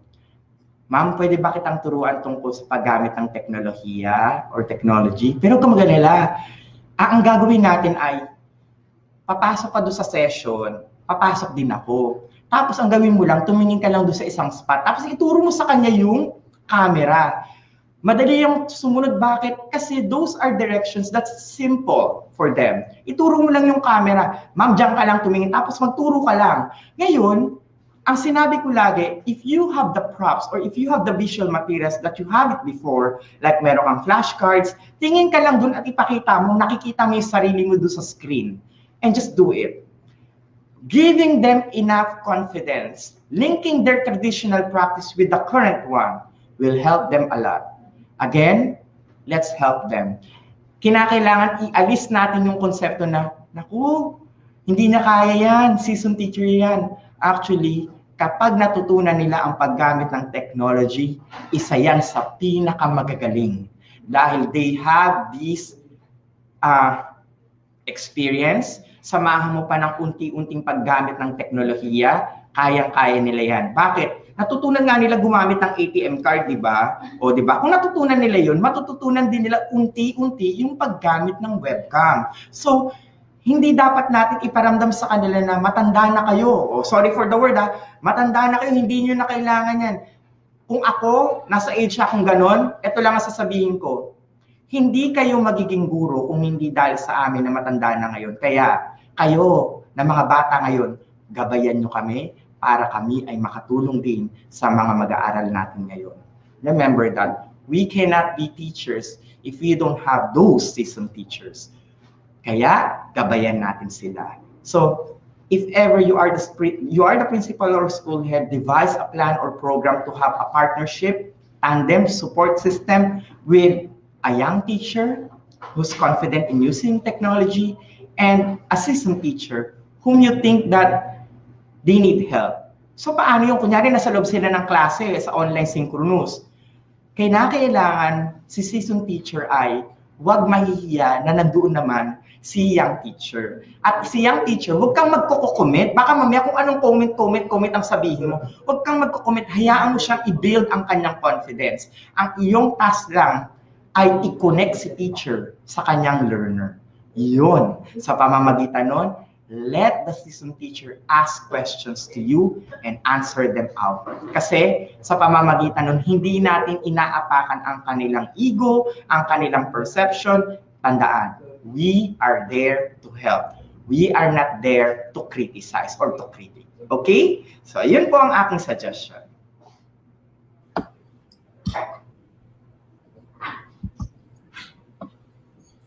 Okay, thank you, Sir Mark, for that wonderful and grateful message. And the 3 big words that I got from your answer are engage, collaborate, and help out. And I would believe that Sir Mark knows this as one of the taglines of LaSalle, no? Sharing is caring. Napakahalaga na magbahagi. Lalo na sa mga wise at seasoned teachers. Dahil tama nga naman, Sir Mark, no? Hindi tayo magiging guro kung hindi rin tayo naturuan ng isa ring guro. Yes, you know what, Ma'am May, ako as one of the new teachers before sa public, what I'm thinking before, syempre nga since ICT ako, medyo aware ako sa technology. Ang lagi ko kasing iniisip sa sarili ko noon is that hindi ako mapapagod magturo sa mga seasoned teachers when it comes to technology because etong mga seasoned teachers na to, tatandaan niyo po to ha, mga bagong teachers, sila yung merong kakayahan na makapagturo sa ating mga bagong teacher how to deal with parents. Yes. Kasi sa sobrang haba ng panahon that they've been in this profession, naka-encounter na sila ng iba't ibang klase ng magulang na hindi natin yan actually na-encounter pa sa ngayon. Ang lagi ko kasing iniisip, yung old teachers natin doesn't mean that you're great. Diba? And new teachers doesn't mean you're the best. Yes. I always believe that we should work hand in hand together kasi lahat naman to magbe-benefit ay mga students natin. So we should not compete with the old teachers and the new teachers, whether gender-based or whatever it is. As long as ang isipin natin, magtulungan tayo para sa bata, para sa bayan, di ba? So ngayon, bibigyan namin kayo ng chance na i-message ng inyong mga seasoned teachers, pasalamatan sila, at turuan sila ng technology. We will give you a 5-minute break para gawin niya, para makahinga, drink water, napaka-importante niyan, stay hydrated po. Yan, di ba, Ma'am May? What else? Okay, so move, stand up, and grab your favorite snacks and drinks, and we will be right back.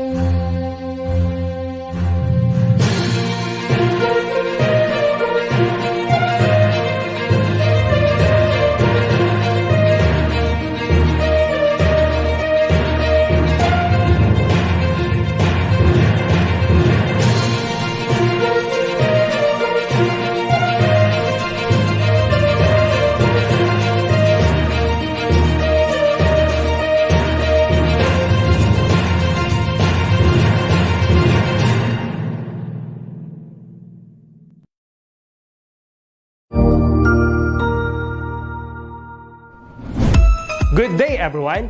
I am Sir Robbie, and together, we will learn the word of the future, robotics. Did you know that here in Educational Technology Unit, robotics is a priority to make every Filipino learners and teachers competent and meet the demands of the future global scene? Wherein teachers, students, and parents who wanted to learn robotics is just a click away for free. Robotics is an interdisciplinary field which integrates computer science and engineering.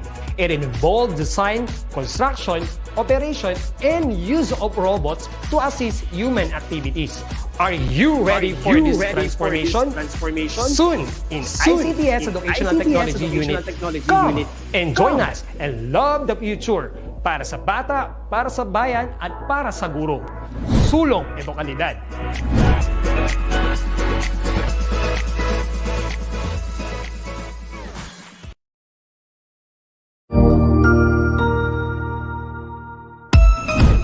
Magandang araw, ako po si Sir Ariel, ang ALS lover ng EdTech Unit.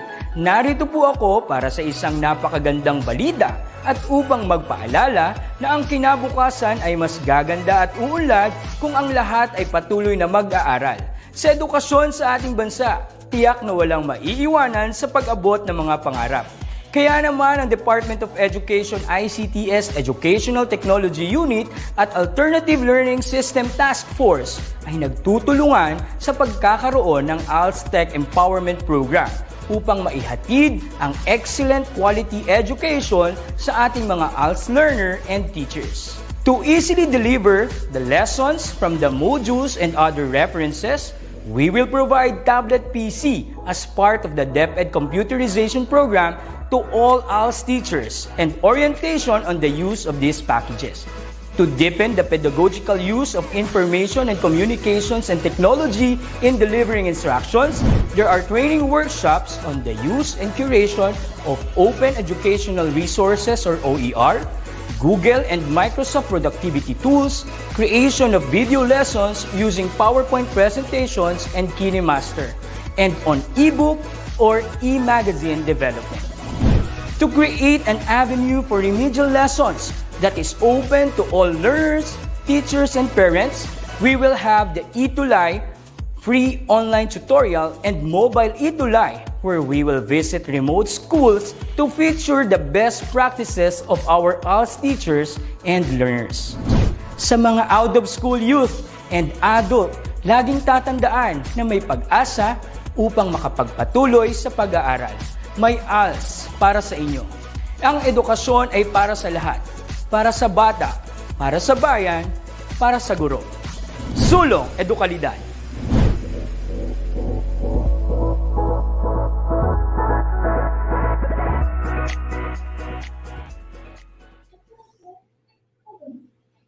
And we are now back to continue the other half of the PM session of the first day of the virtual INSET. Sir Mark?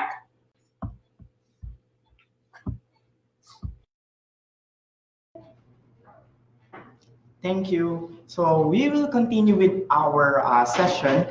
Pangalawa po to, the effective delivery of asynchronous teaching. So earlier, I have shared ano ba yung mga effective criteria, ano ba yung mga challenges.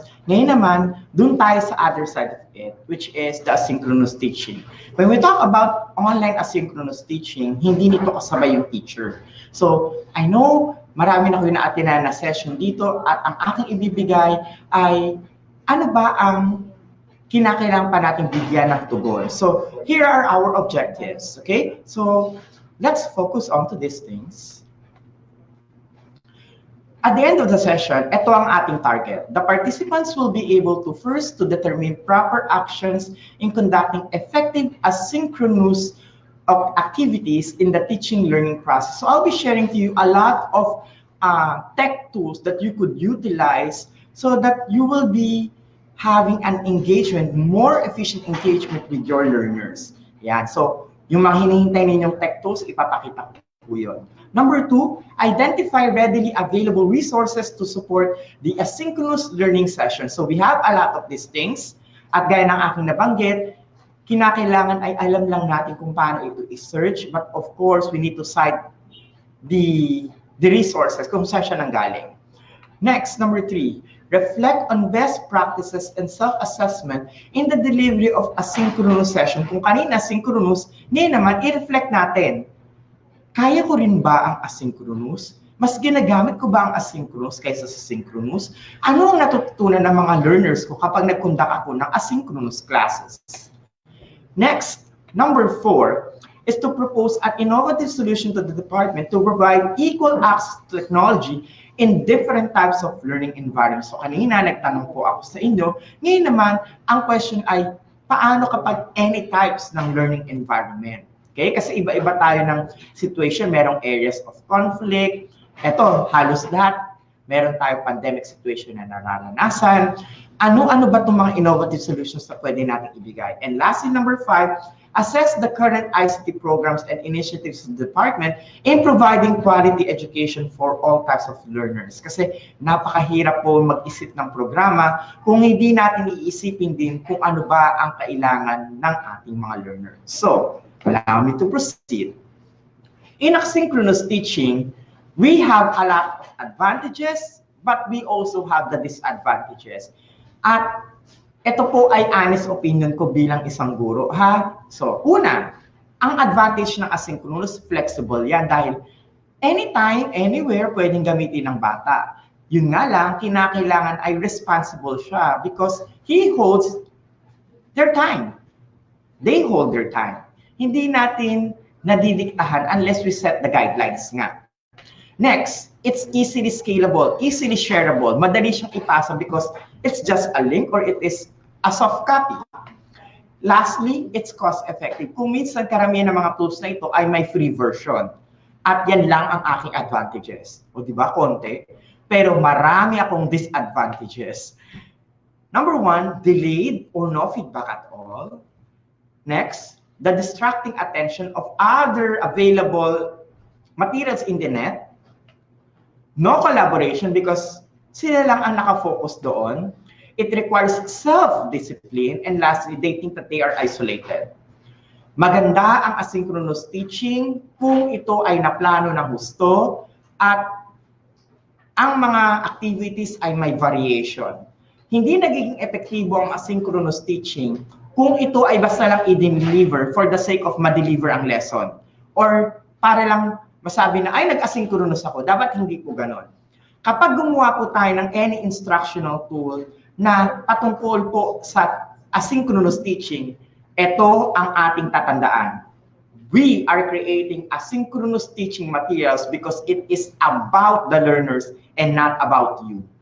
Ulitin ko about the learners and not about you. Ano yun? Ito po bato-bato sa langit, ang matamaan, huwag magagalit. Karamihan, pag tinukoy kasi ang asynchronous learning, nagsasearch ka online tapos kinaka-copy-paste mo lang. Hindi mo na nire-review kung ano ba ang content niya. At nagugulat ka na lang na, ay, ang hirap pala ng nilalaman. So, that's actually not a good practice at all. So, we need to take note that when we look for these materials and when we create, let's think about the learners. Does it fit their age? Does it fit to the requirements, like sa competencies? At kapag gumawa tayo ng materials, siguraduhin natin na pwede nilang ulit-ulitin, like a gamified material. Because of these things, malaki po ang maitutulong nun. So, sa akin pong nabanggit ngayon, mahalaga na alam natin yung mga prosesong ito para ma-deliver natin ng maayos sa ating mga mag-aaral, yung asynchronous teaching. So, let me jump on to my next slide. Gaya ng inyo nakikita, ito ang format ng asynchronous teaching. Pwede tayong gumamit ng desktop, ng laptop, pwede rin ang tablet or mobile phone, and it's more about the content and how we socialize. Because it utilizes an LMS to make it work. It's reasonably sound or good if we have an interactive ebook material. We use gamified links. We have the utilization of different curriculum web pages such as the LR portal and also the DepEd Commons and other resources found online. And lastly, to have your audio and video recordings. Having all of this component, it will empower your class. in delivering asynchronous session. So with that, dahil tinanong ko ito, ibabalik ko sa inyo ang tanong. If a flash po ngayon, ang question na kinakailangan ninyong sagutin regarding asynchronous teaching. Now, I want you to estimate your use of instructional technology with students for having this type of activity. Kayo ba ay lagi niyo yung ginagamit? So you need to gauge it. So I use technology for instruction nearly every day. Araw-araw ba yung asynchronous mo? O about once a week? O once a month? O seldom or never? I want you to be honest in answering that one. Why? Because it will help us in the EdTech unit. Kasi po, kung konti ang materials, alam na natin ang mangyayari. Ibig sabihin, maliit ang chance na magkaroon ng asynchronous teaching dahil kinakailangan natin suportan ang pangangailangan ng mga guro. So, I want you to answer it honestly. The code is 746-11495 and please be honest in giving your feedback regarding this at ating titignan ang inyong kasagutan. Let's show the data. Ano ba ang pinakamarami? Gaano kaya ang porsyento na ating tinutukoy pag ang ating mga teachers ay gumagamit ba ng asynchronous teaching? Okay, let's see the results. Ayan. So, majority of our participants have mentioned that they are actually using it at least once a week. The next one, may mga gumagamit almost daily. At meron naman gumagamit ng once a month at malaki-laki din ang numbers nung hindi talaga gumagamit. So what is it shown? Ano ang ipinapakita dito? What is the indicator or indication about it? Isa lang ang sinasabi nito, our teachers would like to deliver an asynchronous teaching, but to make it effective, we need to provide them readily made available materials which is quality assured. I think you are smiling at nag-a-agree kayo sa sinasabi ko. Next, some of you might think that, I am already capable, that's why I'm delivering it several times in a week. And that's actually good then. However, we need to consider that we need to plan it out dahil hindi lang iisa ang subject ng bata, maraming subjects ang bata. Kaya wag po natin gagawin na pag nagbigay tayo ng asynchronous activity ay parang tayo lang ang kanilang subject. I-consider po natin na marami rin po silang subject teachers. So, with this information, maraming salamat sa inyong ipinrovide.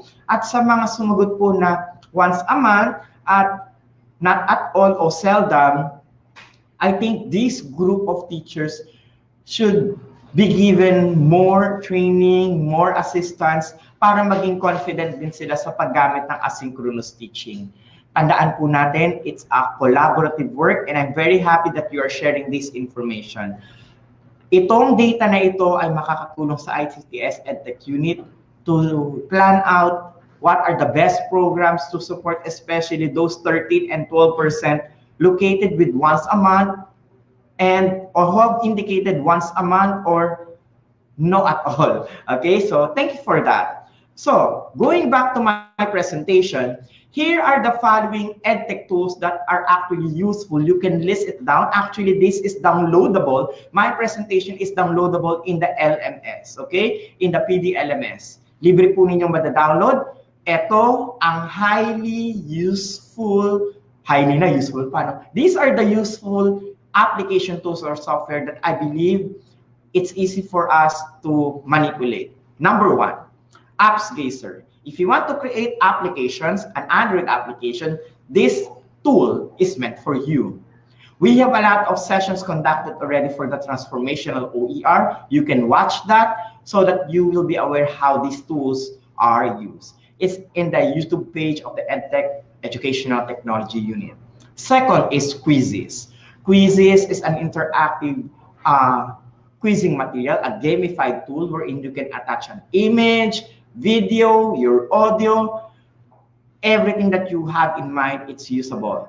In addition, you can search readily made quizzing materials meant for your class. However, the discretion there, you need to review the sample questions because some questions might be not applicable for your learners. Baka iba yung kanyang competency. So you need to review still those search quizzing tool, okay, or quiz materials. Next, Go Conquer. Go Conquer is an online tool. You can easily embed it. So for example, if you have a web page that you could have an injected interactive activity, use Go Conquer. Get the iframe. We will be having a session in transformative OER. Isa po ang Go Conquer sa ituturo po namin. So hindi pa po namin tapos ang session na yun. We will conduct that anytime soon. So again, if you have a web page, Go Conquer is a good option. Next is Nearpad. Nearpad is somehow an assistive tool. It's like having an interaction with your learners in real-time performance. So for example, I'm presenting now. If I switch it to my next slide, all learners who are watching your presentation will also swap to the next slide.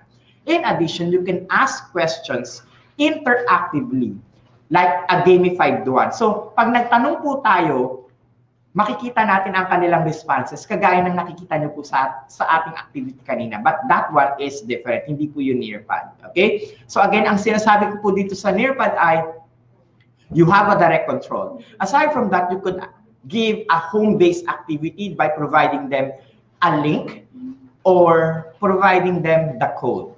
Next is Schoology. It is a learning management system which is for free. Next will be Wix. We have delivered this session before in creating curriculum page or curriculum website. Next will be Kotobi applications. It should be in tandem because you need first to create it in Kotobi Author before viewing it in Kotobi Reader. Next one will be Bunchy.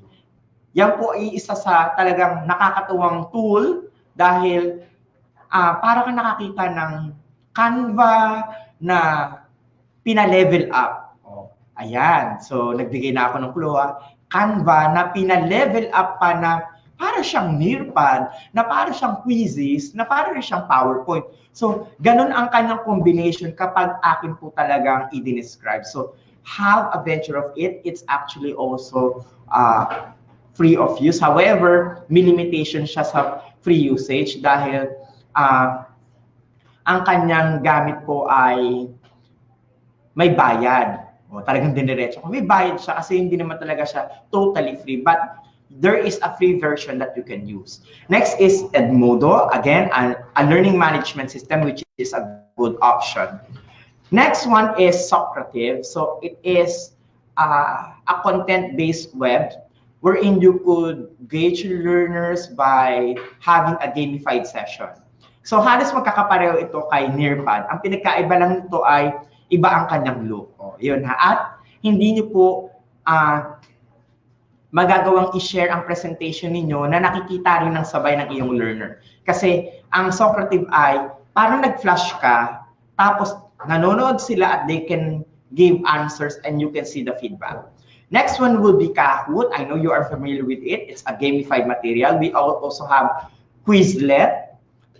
Kagaya rin siya ng Kahoot at ng quizzes. We have iJack, which is a tool that could utilize the augmented reality in education. Having a frame VR, hindi ko patapos itong session na to dahil naputol ako last time sa transformational OER. Frame VR is creating a virtual reality experience wherein you put a virtual teacher and a virtual material in compact. Yun nga lang, mas nagiging effective siya kung may mobile tool ang bata. Next is Wakelet. It's a powerful tool na maganda pong i-discover ninyo. It was already shared before in the empowerment programs of EdTech. Na-conduct po yan last February. Okay? So you could always visit the YouTube page. Next, ito po, talagang highly recommended ko. Utilize Microsoft Teams, especially if you have an account. Next one will be Google Classroom. Ayan. Kung meron, of course, meron kayong DepEd email account, you can utilize this. Or if you have a regular Gmail, you may do so. Edpuzzle by having a snippet of questions coming from YouTube na pwede nyo i-recreate at maging sarili nyong gawa o lagyan nyo ng sariling flavor. And lastly, YouTube. YouTube for Education. All of these things are helpful tools in conducting our asynchronous session. Okay? So, with that being said, I have again my next set of questions. So, if a flash po yan ng ating webinar director, so I hope you give us an answer here. Please be honest, okay? Tingnan natin yung inyong sagot, okay? What is your main resource material to effectively deliver an online asynchronous session? Maging honest kayo please. Are you utilizing as the base material yung po ba nating printed modules? Yung po bang ating video lectures or video episodes? Our shared links or materials or files? Or the open educational resources? You choose only one. Choose only one, okay? Kailangan yung mamili ng isa. Ano sa tingin ninyo ang inyong main resource material ngayon kapag kayo ay nagtuturo para maging effective kayo sa pag-deliver ng asynchronous teaching? Na kung tingin ninyo ay kapag wala yun, mahihirapang matuto ang mga bata. Okay, importante yung sagot ninyo. Dahil, alam niyo na, magsasangayan sa kung anong project at kung anong modality dapat yan sumuport. Okay? So, our access code is 74611-495. And please be honest in giving your opinion. Again, it's really important. The question is, what is your main resource material to effectively deliver an online asynchronous session? Can we see the reactions in the field? Let's see kung ano kanilang, di ba? Lumalabas na printed modules. Anong ibig sabihin nun? Hanggat walang printed modules na hawak ang mga guro, mahihirapan din ang ating mga mag-aaral na matuto. Because the baseline materials that they believe that is essential in asynchronous teaching is the module. Kapag walang hawak ang bata, paano sila sasagot? Kapag late dumating ang mga modules, paano magpiprint ang teachers? Everything boils down to the teachers. Siya ang umaako ng bigat.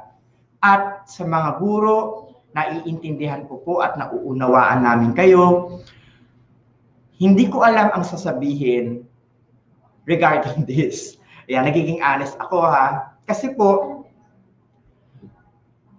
sa pandemic situation na ating nararanasan, it's really a collaborative work. Printed modules are the baseline materials in any modalities that we have. DepEd TV cannot create an episode without the module. ETUlay session cannot have that good session if you don't have a plain material which we will utilize to assist in tutoring. Same thing goes also with the radio-based instruction. Importante ang mga printed modules. Gaya ng ating ipinapakita, lalo pa itong tumataas, talagang nasa 70%, at yan ay makakarating sa ating pong mga partners dito po sa central office. Our teachers have shared their sentiments. Their main resource material are the modules, the printed modules. If we cannot deliver it on time, their session, whether online or offline, will be affected.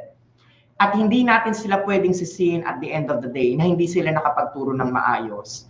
Dahil kung walang materials na ibibigay sa ating mga guro, kagaya ng textbook o gaya ng mga modules na ito, wala rin silang maidi-deliver sa ating mga mag-aaral. Hindi natin pwedeng ipilit kung talagang hindi akma. Dahil tayo dapat ang gumagawa ng paraan para maibigay ito sa ating mga guro. The responsibility there is shared. The leadership there should be there. Printed modules should be given to our teachers ahead of time for them to prepare it. Because if we don't have it, any modalities will not be successful. Everything will suffer, especially the learnings of our students. And at the end of the day, we cannot blame the teachers because we need to ask ourselves, do we have already the modules given to them? Kung wala po, then we need to do something double time. Kailangan ng ating mga guro yan. Isang linggo na lang po. Ayan. Salamat. Let me continue with my presentation. So, nakikita natin dito sa datos na ito, hindi po ako nagtuturo kung sino ang may kasalanan. Ang ating pong pinararating dito ay ito ang boses ng ating kaguruan.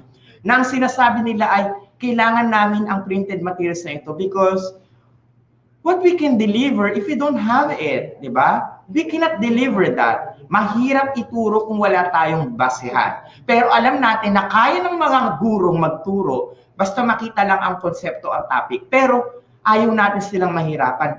Nahihirapan na nga silang mag-check ng modules, di ba, sa sobrang dami. Mahihirapan pa ba natin sila kung saan sila hahunt ng module?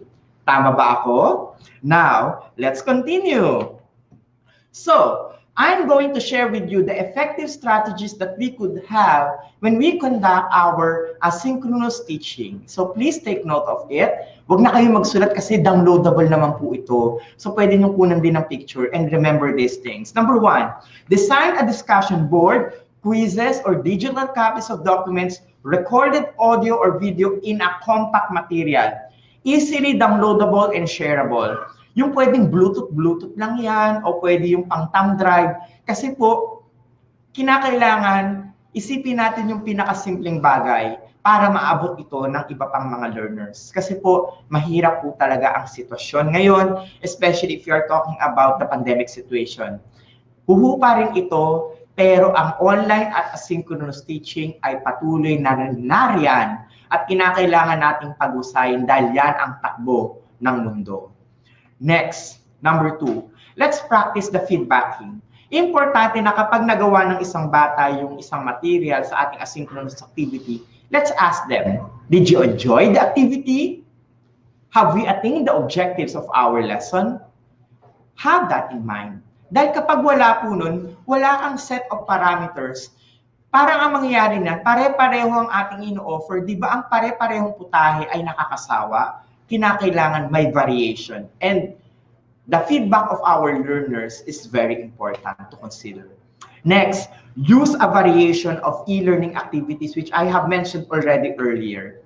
4, set a time frame and a schedule of activities na pwede nilang ulit-ulitin. Alam niyo po, maniwala kayo kung paano po ako na-discover ng Lasal Green Hills, ikukwento ko po sa inyo. Ako ay inilagay sa grade 1. Halos umiyak talaga ako nung inilagay ako sa grade 1 because I am a higher grades teacher. The transition from a higher grades teacher, placing you to grade 1 is really difficult. Why? Masungit kaya akong teacher. O alam niyo ng mga nag-estudyante ko, yung naglalakad pa lang ako, lumilinis na yung paligid. Ganun ako. As in, yung salita ko pa lang ay, good morning, my dear gentlemen. Narinig pa lang nila yun, lumilinis na talaga yung paligid. And placing me in grade 1, aba, yung mga bata na naging estudyante ko na, syempre kuya-kuya na nila yun, yung mga kapatid nila, yun ang na-handle ko at panahakot talaga. Ay, strict yan si Sir Mark. Ay, masungit yan si Mr. Mark. Syempre, hindi ako pwedeng magsungit sa mga bata at ako ang kinakailangang magturo sa kanila ng basic skills. No read, no write. Talagang hindi sila marunong magsulat, may umiiyak, may dumedede. Lahat na nandun sa classroom na sabi ko nga, ayaya ba ako rito sa loob ng classroom? Gusto ko nang mag-resign, but I respect the decision.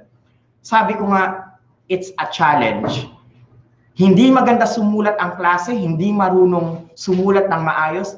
I take time to collaborate with parents and give them activities, worksheets, engaging activities online na pwedeng paglaruan ng bata. At maniwala kayo sa hindi, penmanship champion ang aking klase. Sobrang gandang sumulat. At ngayon, high school na sila for sure, grade 9. Ayan. Bukod doon, lahat ay marunong bumasa. Paano ko nagawa? I use compassion, I use technology, and I talk to the parents na kinakailangan nila akong tulungan. Ito ang materials, ito ang thumb drive. I-play mo lang yan ang i-play para dun sa iyong anak at matututunan nila kung paano yung pronunciation ng letters. At unti-unti, I am successful. Yung mga mag-aaral na yon, I am very proud to say, that they are actually my stepping stone on how I improve in educational technology.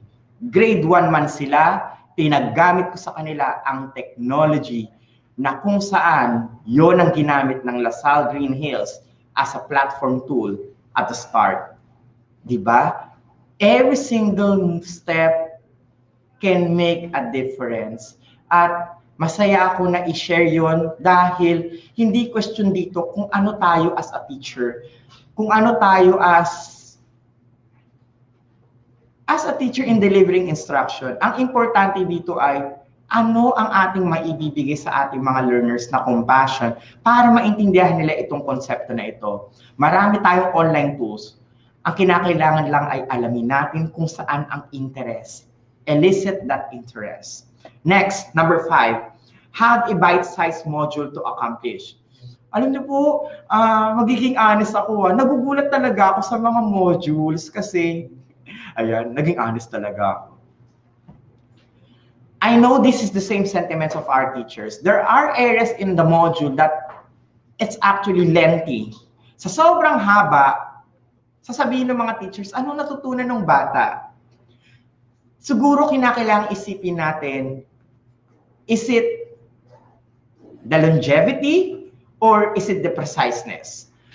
We need to consider all of these things in creating these tools because anything which is too long, we lost our learners. Ulitin ko po anumang klase ng kagamitang panturo kapag sobrang haba ay isinusuka at inaayawan.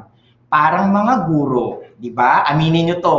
Kapag mayroong salita ng salita tapos paulit-ulit at wala ka namang bagong natututunan, di ba ayaw mo na siyang pakinggan? Parang, siya na naman. Yun na naman sasabihin niya. O di ba? It's the same thing. Kung ano ang ayaw natin na ginagawa, siyempre, wag nating ulitin sa ating mga learners. We need to devise a way so that engagement in learning will be fulfilling. Okay? Hindi po ako nagpaparinig, pero yun po ang totoo. Let's have a bite-sized module to accomplish. Hindi natin kinakailangan na sobrang haba. Sobrang haba nga, wala naman natutunan, di ba? Let's make it very simple and light, but we are attacking the competencies that they need to understand. Next, let's encourage group collaboration. Wala nga tayong face-to-face, pero pwede natin silang i-engage sa group works like, ikaw, di ba pwede na magka-chat naman kayo. So you need to know your learners kasi they can create meaningful activities. But if you're handling the lower grades, it's very difficult. Huwag ka magpa-collab-collab dyan. Ay nako, baka ma-stress out ka. Bakit? Kasi kung sa lower grades ka magpapakolab, kinakailangan mo ng coordination or help sa kanilang mga guardians o parents kasi hindi nila masusundan kung anong dapat pindutin. Kinakailangan nila ng guide doon. Okay? So again, proper planning is needed. And number 7, incorporate and create connections which is relatable. When you have exercises, use their names, ayan, para ma-engage mo sila. Pero kapag ginamit mo yung pangalan, dapat hindi naman negative ang tone. Hindi yung si Pepito ay ubod ng taba. Huwag naman ganun. Kapag gumawa tayo ng mga exercises, it should be on the positive side. Kahit na alam natin na ang example na yun ay akma, dapat ay makatao ang ating ibinibigay ng mga questions. Let's avoid questions that is ethnically or yung tunog niya ay nagiging racist. Kailangan alisin natin yun. Dapat tayo mismo, when we create set of questions, dapat ang tinatandaan natin ay kino-consider natin ang culture at ang pagpapahalaga sa ating kapwa. So to our teachers na nagkikreate ng mga asynchronous materials and you want to share it, you could always email oer@deped.gov.ph. But again, kagaya ng aking binanggit kanina, you will be solely responsible for the copyright. Make sure that when you share it, it's your own work. Okay? This is your opportunity to share your resource material. You could email that one. It's there already, oer@deped.gov.ph. So that when you conduct your asynchronous activity, your learners will be redirected to the system. Just go to DepEd Commons and look for it. O, di ba? Dali lang. So, with these effective strategies that I have mentioned, I have another question that you need to answer. Okay, it will be flashed onto our screen. Ayan, ito naman ay pang Miss Universe na question. Ayan. In your opinion, which equipment is beneficial, useful, and applicable to deliver an online instruction? O pagkakataon niyo na ito, kung makakausap ninyo si Yusek Alain del Pascua, ano kaya sa tingin ninyo na equipment ang beneficial at useful para sa ating pagtuturo? Choose. Is it laptop? Next, is it going to be a tablet, Android OS? Or is it going to be a cell phone? Choose your preferred answer. Hit now, okay? Let's see. Habang hinihintay natin ang paglabas ng mga sagot, remember the code to participate in our session doon po sa ating activity. It's 761-1495. Again, it's 7461-1495. Our question is, in your opinion, which equipment is beneficial, useful, and applicable to deliver an online instruction? Okay? Oh, ano kaya sa tingin natin? Can we see the responses of our participants? Ano ang winika na sangkaguruan? Oops! Lumalabas ay color blue, laptop. Okay. I know that Yusek Alain is currently watching. Yusek, nagsalita na po ang sangkaguruan para maging epektibo ang paggamit ng teknolohiya sa kanilang pagtuturo. Talagang it's a must that they need to have laptops. Please, laptops for teachers. We request that. Ang request po na yon ay naniniwala ako na kapag ating pong na-provide, maibibigay ng ating mga guro yung hinahanap natin na integration ng concepts sa ICT para makapag-deliver sila ng quality instruction. Mahirap magturo kung wala pong kagamitan. Opo, at nabuhay ang mga guro before sa paggamit ng Manila paper, cartolina, pentel pen, but with this changing time, it's important to support their needs. And I am very happy to share with all of our colleagues who are currently watching, DepEd is listening to all of you. That's why with this laptop for teachers, soon it will happen. Darating yan sa inyo. Sa mga taga Negros Oriental, nagbigay talaga ako ng andyan po kami anytime this week. I will not mention the name of the schools, but we'll be having a run-through of a session to empower the teachers, and after that, continuous na po na mangyayari yon.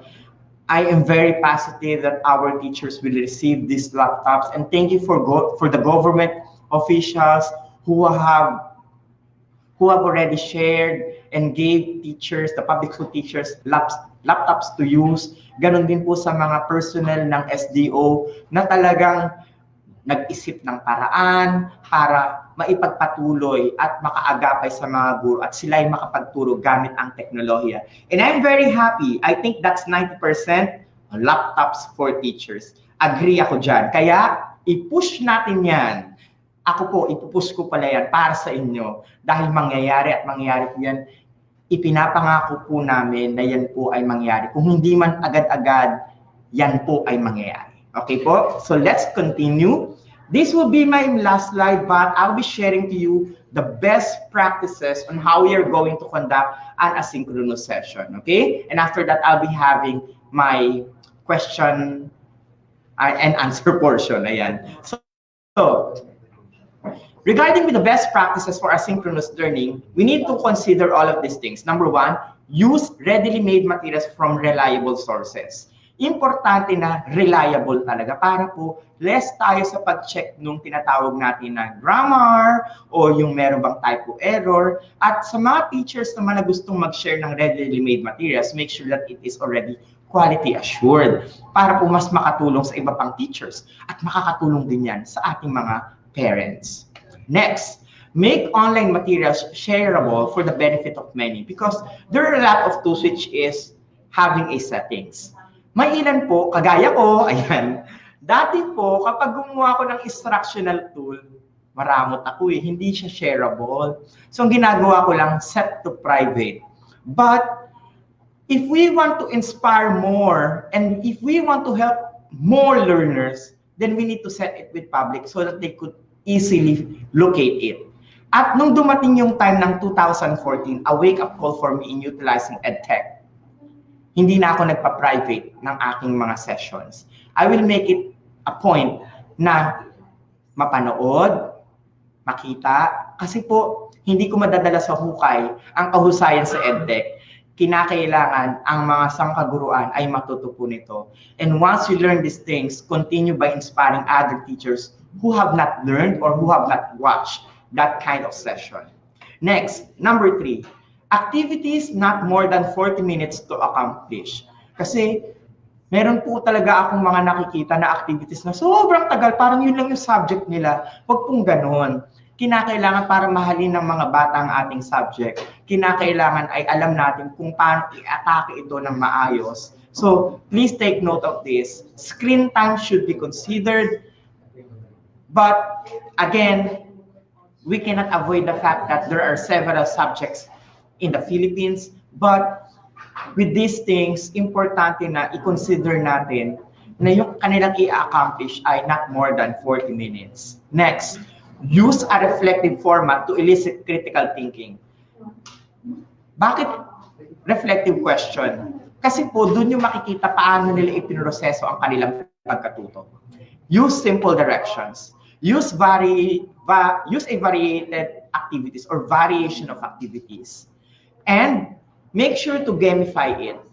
Kahit na marami kang variation, importanteng naka-gamify siya. Yung pwedeng magkaroon ng automatic response ng mga answers dahil makakatulong sa ating mga learners. And if you want to learn more about these asynchronous activities, you can watch the Saturday sessions or the previous recorded sessions of the EdTech unit. Doon po tinuturo ang different OER tools kung saan magagamit po ninyo panigurado sa pagtuturo. And I'm sure your learners will have the aha moment. And lastly, number 8, engage in compelling audio or video lessons. Importante po ito dahil kinakailangan ay alam natin kung ano ang kanilang needs. You can always visit DepEd TV, YouTube channel. Doon po makikita niyo po ang mga ETUlay sessions, ang mga video lessons ng DepEd TV na pwede niyong i-share at ibahagi sa inyong mga learners as a supplemental tool. Take note, asynchronous learning is a supplemental concept that we are providing for our learners. So, to end that, I want you to answer this activity. I have my last question. Ayan, at ipa-flash po yan. Ayan. So please, be honest again in answering it. And I'm sure lahat kayo ay magiging interested sa pagsagot ng tanong na ito at makakarating sa kanya ang inyong mga tugon. Let's see the questions. Question. Ayan. So, sa mga kaguro po natin na nanonood po ngayon, pakatandaan po natin na tayo po ay gumagamit ng menti.com at ito po ay may code na 746-11495. So, kanina ay tinanong ko kung in your own opinion, what will be the best equipment na gamitin. So, nasagot na natin. Ngayon po, lilipat tayo sa next question. So, hintayin lang po natin na ma-flash po yan sa ating screen. O, di ba? Ongoing, meron pa rin sumasagot sa previous question natin. So, maraming salamat po sa ating mga online participants. And get ready with your questions na akin din pong sasagutin din po. Okay? So, again, ang ating pong ginagamit ay menti.com. So, please go to that and have the code 746-11495. Now, this question is meant for everybody. How will you promote the maximum use of technology in instruction? Again, how will you promote the maximum use of technology in instruction? How are you going to utilize it? Okay? So marami tayong nakita dito, use it extensively. Meron nakita dito, laptop. I think yung word na laptop ay provide us laptop so that we can maximize the use of it. Tama ba ako? Ayan. Nakita rin natin, provide incentives for teachers. I highly commend that. Ako po, aminado ako na being a teacher, gusto ko ma-incentivize talaga ang teachers. So if you have a suggestion onto it, please post that one. Makakarating po sa kanila kung ano ang suggestion, how to incentivize but make it very reasonable. Okay? Next, nakalagay dito, have it in YouTube, have it as shared material. So thank you regarding it. So napakita ang concept na sharing tool. As teachers, let's work together at maraming salamat sa mga teachers na nagke-create ng mga sites like yung nakikita natin na nag-share ng mga tools. Very helpful po yun dahil isa lang ang ipinapakita doon. Buhay po ang bayanihan sa ating mga puso at isipan. Pero let's not use those things to earn. Kasi po, ang nakakalungkot, ginawa siya ng isang teacher nung nakita natin, ibinigay natin nga sa publiko, pero sinisingil natin. I think it's high time for us to think of it that if we have something, can we offer it for free? Or kung ayaw naman natin i-offer for free, then let's just put it in an aspect na hindi po siya nakakababa sa pagkatao ng isang guro. Kasi po, nakakalungkot isipin na ang binibentang mga materials ay gawa po ng ibang teacher. Siguro po kung ibibenta po ang isang resource material, it's okay if it is crafted by that person, that will be okay. But it's really hurting if a certain material published, hindi na nga siya nakilala, hindi na nga siya nabigyan ng recognition, ginamit pa yung kanyang material para maka-earn ang ibang tao ng pera na hindi naman yun ang kanyang gusto. So I hope with all of these things, we need to reflect on ourselves with our values in it. Because when we talk about technology, hindi lang yan basta sa paggamit nito. Tinutukoy din natin ang reflection ng ating mga sarili. So with our another question, i-reflect po ang ating session post. Let's go to the next question na maipa-flash po. Okay. So after asking you on how you're going to promote the maximum use of technology in instruction, let's have this one. Kapag kayo ay tinanong sa paggamit ng tools, di ba ang dali-dali nating sagutin na ito ang kailangan namin. Pero paano kapag important na tao na po ang ating kausap? So let's wait for it to be flashed. Ayan. Ipapakita po yung ating next question. Ang question na pang beauty queen ang tanong. If you are allowed to talk to our president, how can we make access to technology equal to everybody? What is your proposed action plan? Di ba? Medyo mabigat-bigat. Bakit po? Gamitin na natin itong pagkakataon na ito. Di ba pag nagkaroon kayo ng INSET at school days, di ba pinag-uusapan niyo yan? Ngayon po, ginawa natin siya in a national scale, in a voluntary basis. Since it's in a national scale, it's easy for us to forward that to our executives, to our leaders, that these are our proposals on how we're making technology equal to everybody. So please be honest in giving your answer and please make sure that that is reasonable and doable. Baka mamaya kakaiba naman ang mga nilagay natin, di ba? So if you are allowed to talk to our president, how can we make access to technology equal to everybody? What is your proposed action plan? So if I will be asked, kunyari ako, my proposed action plan will be, can we have a commonality among all teachers, whether they are in the province, in the city, whether they are ALS mobile or ALS teachers, ang importante ay equal ang kanilang natatanggap na oportunidad. If a training is given, provide it. If someone is given internet connectivity, load, provide it. Kailangan equal ang opportunity. Yun po ay aking perspective, hindi yun ay perspektibo ng DepEd. Ulitin ko yun ay aking opinion. So nagbibigay lang ako ng aking example if I will be asked with this question. At nakakatawa, karamihan ng sinabi dito ay free and stable internet. I believe that if nakikinig sa atin ngayon si Pangulong Duterte, ang kailangan talaga ng mga teachers, para magkaroon ng equal access and opportunity is to have a stable internet connection. And I believe as a teacher, if we have a stable internet connection, it will give progress not only with the educational system in our country, but also with regards to our business, with regards to our economy, and also with other sectors involved. Hindi lang po education. Kaya maraming salamat sa pakikibahagi sa amin at handa na po ako ulit na sumagot ng mga questions ninyo. Ang mga nakita ninyong PowerPoint presentation I all reflective in format. These are all the best practices and challenges that I think it will be useful to you to reflect on. At yan ay madadownload ninyo sa LMS. Okay, so thank you very much for listening and attending to this session. Yes, thank you very much, Sir Mark. So while we are waiting for the questions from our teachers, we just would like to remind everyone regarding forms that are circulating right now.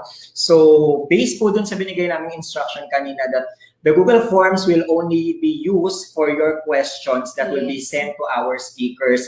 So right now kasi Teacher May, meron tayo nakita that we have this attendance for the virtual in-service training. Yan, yung kulay pink for public school teachers. So definitely this one po ay hindi po nanggaling dito sa EdTech unit. So katulad nga po ng sinabi namin kanina, the registration wherein you're going to have your attendance will be through the PDLMS or for the Professional Development Learning Management System.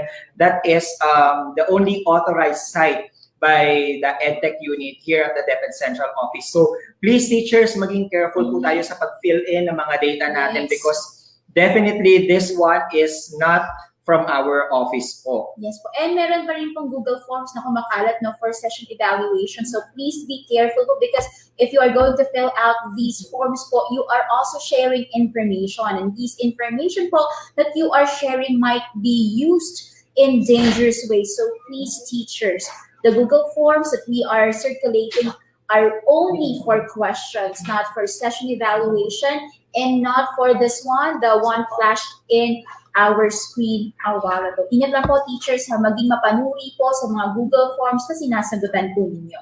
Yes po, kaya naman po maraming salamat po sa lahat ng teachers na nag-inform sa amin sa concern po ninyo and tama po talaga yan, magtulong-tulong lang po tayo. Okay? At dahil po dyan, while we are still waiting for the questions na sasagutin po mamaya ni Sir Mark, we also would like to acknowledge ang dami nating mga shoutout. No? And alam niyo po, teachers, hindi po kami mapapagod na gawin ito because definitely this activity is for you. Kaya naman po, ang maliit na kaligayahan na katulad nito na ma-shoutout ay ibibigay po talaga namin sa inyo. So starting off from Commonwealth National High School with their Principal Dr. Agapito Lera, Novaliches High School Principal Dr. Luis P. Tagayon, Senior High School Internal Focal Person Dr. Joseph Adan, and Senior High School External Focal Person Ma'am Elsa Pinla. Okay, shout out naman din po kay Sir Alan James G. Legson ng Santa Lucia High School SDO Pasig. Ang principal po ni Sir ay si Mr. Richard E. Santos. Ganun din po kay Ma'am Maria Hanna V. Kendosa ng Dr. Celodonio A. Salvador Elementary School, Division of Manila. Principal po niya ay si Ma'am Reynora Laurenciano. Shout out din po kay Sir Pedro Caigoy ng Cruz Naligas High School po. Yan. Okay. So, another shout out po from Bais City Division Negros Oriental, Cambagahan National High School, teachers from Giginto National Vocational High School with their school head, Sir Roman Cariot, and from SDO Bulacan. And I think nakikita po natin ngayon sa screen natin, Teacher May, isa pong teacher from Santa Maria Elementary School. Yes, sir. Dumaran Mainland District, Palawan. So nakikita natin yung effort ni Ma'am, no? At ang name po ni Ma'am ay si Ma'am Mary Joy Torres. Talagang inaakit pa ni Ma'am, sir, yung mataas na place sa kanila para magka-signal just to tune in our INSET. Kaya Ma'am, saludo kami sa galing mo, Ma'am. And sa dedication mo na mag-tune in sa INSET natin. Oo. So ayan, katulad nga ni Ma'am, no? Talagang lahat ginawa, tinawid ang bundok. Mag-ingat lang po, Ma'am, baka medyo maulan po ngayon dyan kasi medyo maulan dito sa NCR. Okay? Also, we would like to Shoutout po sa Ismael Matay Senior High School with their principal, Dr. Modesto G. Villarin, MAPI Department from Ma'am Carla Sangoyo. Shoutout also to Arnedo Elementary School with their school head, Rosemary Tabarejos, and all the teachers of District of Bolinao with their PSDS root kaalaman from Ma'am Hannah and Sir John Wilbur Gale. Alright, shout out din po sa teachers ng Division of Angeles City headed by SDS Dr. Maria Irene P. Tamayo, and then po sa mga teachers ng San Roque Elementary School. Pinakabati po kayo ni Ma'am Angie de los Santos. Hello po sa aking senior sa PNU, Sir Mark Rainier Presto Ignacio. Ayan. So also, shout out din po sa SDO Dagupan City. Ayan. So alam ko na ang EdTech ay papunta po talaga sa mga regions headed by SDS Mr. Aguedo C. Fernandez, ASDS Ma'am Criselda Ocam, Bliss Elementary School, School Head Ma'am Shezidi E. Agas, Tangos 1 Elementary School with their principal Ma'am Maria Fe Gubilo and Mr. June Lucas, Las Piñas Elementary School Central, Dr. Riza Melievo, ayan, kapitbahay ko po yan si Ma'am Melo po. Then, Ma'am Beatriz Ambat of Doña Manuela Elementary School, Maribel San Miguel of Las Piñas East National High School, SDO Caloocan, Shalito Zamora Junior High School with their AP Department Head Jocelyn Tarayo and their principal Sir Alvin D. Angos from Ma'am Melody Sanchez. So ito medyo malayo-layo sa Negros Occidental po, sa Dianay National High School, sa principal po nila, Sir Glenn Gabriel. Hello po sa inyo dyan. And I would like to greet these people: Justa Bian, Charles Malpong, Sir Vin Manalili, Dave Infanso, Joshua Garcia, Kirsten Gale, Robinson Taytayon, Joe Beryak, Marjorie Lapugot. Hello. Ayan po. So may pa-shoutout din po. Sir Ronald Celino and Teaching Force Amparayaw, National High School, Pangasinan 1. Ayan, so ready na po yung ating questions? Are they ready? Ayan, so dahil wala pa po, tuloy-tuloy lang tayo, sure. Yes, so we also would like to shout out po magandang buhay po kay Teacher Mabe, Teacher Riza, and Teacher Racy ng Parulan Elementary School, and CAA National High School, Dr. Efren Parilla, MAPE teachers, and faculty. All right, I would like to say thank you to the teachers of Navota Central Elementary School and Tangos Elementary School for sharing your talents through your Sailor Pupils for my English 5 lessons. Thank you po sa mga schools na ito. Ayan po. And also lahat po ng ITOs ng Region 1. Ayan, shout out po sa inyong lahat.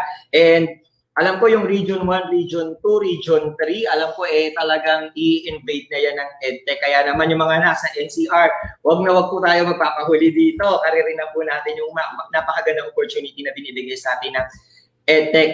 And also, we would like to greet yung mga tech titos natin from Cavite. Ayan. So sila yung mga tumutulong po sa atin to make this event very much possible and successful. Okay, kinakabati rin po ni Ma'am Marites Castillo de Sena ang Kapitbahayan Elementary School ng Navotas. Hello po. Yes, and of course, ang ating mga DepEd TV teacher broadcasters mula kinder hanggang grade 12. Yes. Ayan, so ang ating mga ETUlay tutors din, ma'am, ang ating mga ALS teachers, ito yung mga ALS teachers natin talagang sobrang sisipag po. Yes. And as well as ang dedication din ng ating mga SPED teachers. Magandang hapon po sa lahat. And speaking of dedication po, I would like to greet the grade 5 teacher broadcasters under ET Andres Bonifacio. Sir, alam mo ngayon, nag-workshop sila, no? Brainstorming for the quarter 3 episodes. Hello mga moms and sirs, no? Good luck dyan, and I miss you all. Yes, and of course, pa-shoutout din sa Lucero Elementary School, Ma'am Gina N. Valdez, Principal 2 PSDS, Ruth Kaalaman, and all the teachers. Ayan. So magandang hapon po sa lahat. Okay, so again, we would like to remind you teachers po na yung kumakalat po na Google Forms ay hindi po galing dito sa EdTech Central Office. Ang kailangan lang pong gawin ay mag-fill up po tayo sa PDLMS. So ngayon po nakaka-encounter tayo ng surge. But we would like to remind you that you are not required to register po agad-agad. So pwede naman po siya, we're going to have it open naman, di ba, Teacher May? Yes, Ayan. and then dumako naman tayo sa mga good comments no dun sa ating presentation led by Sir Mark. Sabi ni Joralyn Rosas Frugalidad, well done Sir Mark, thank you for sharing your expertise. Meron din po, sabi ni Ma'am Estrella Ponte de Leon, thank you for being mindful of the seasoned teacher, Sir Mark. So talagang na-appreciate ni Ma'am kung gaano na-emphasize ni Sir na we cannot really have new teachers without these seasoned teachers. We sincerely want to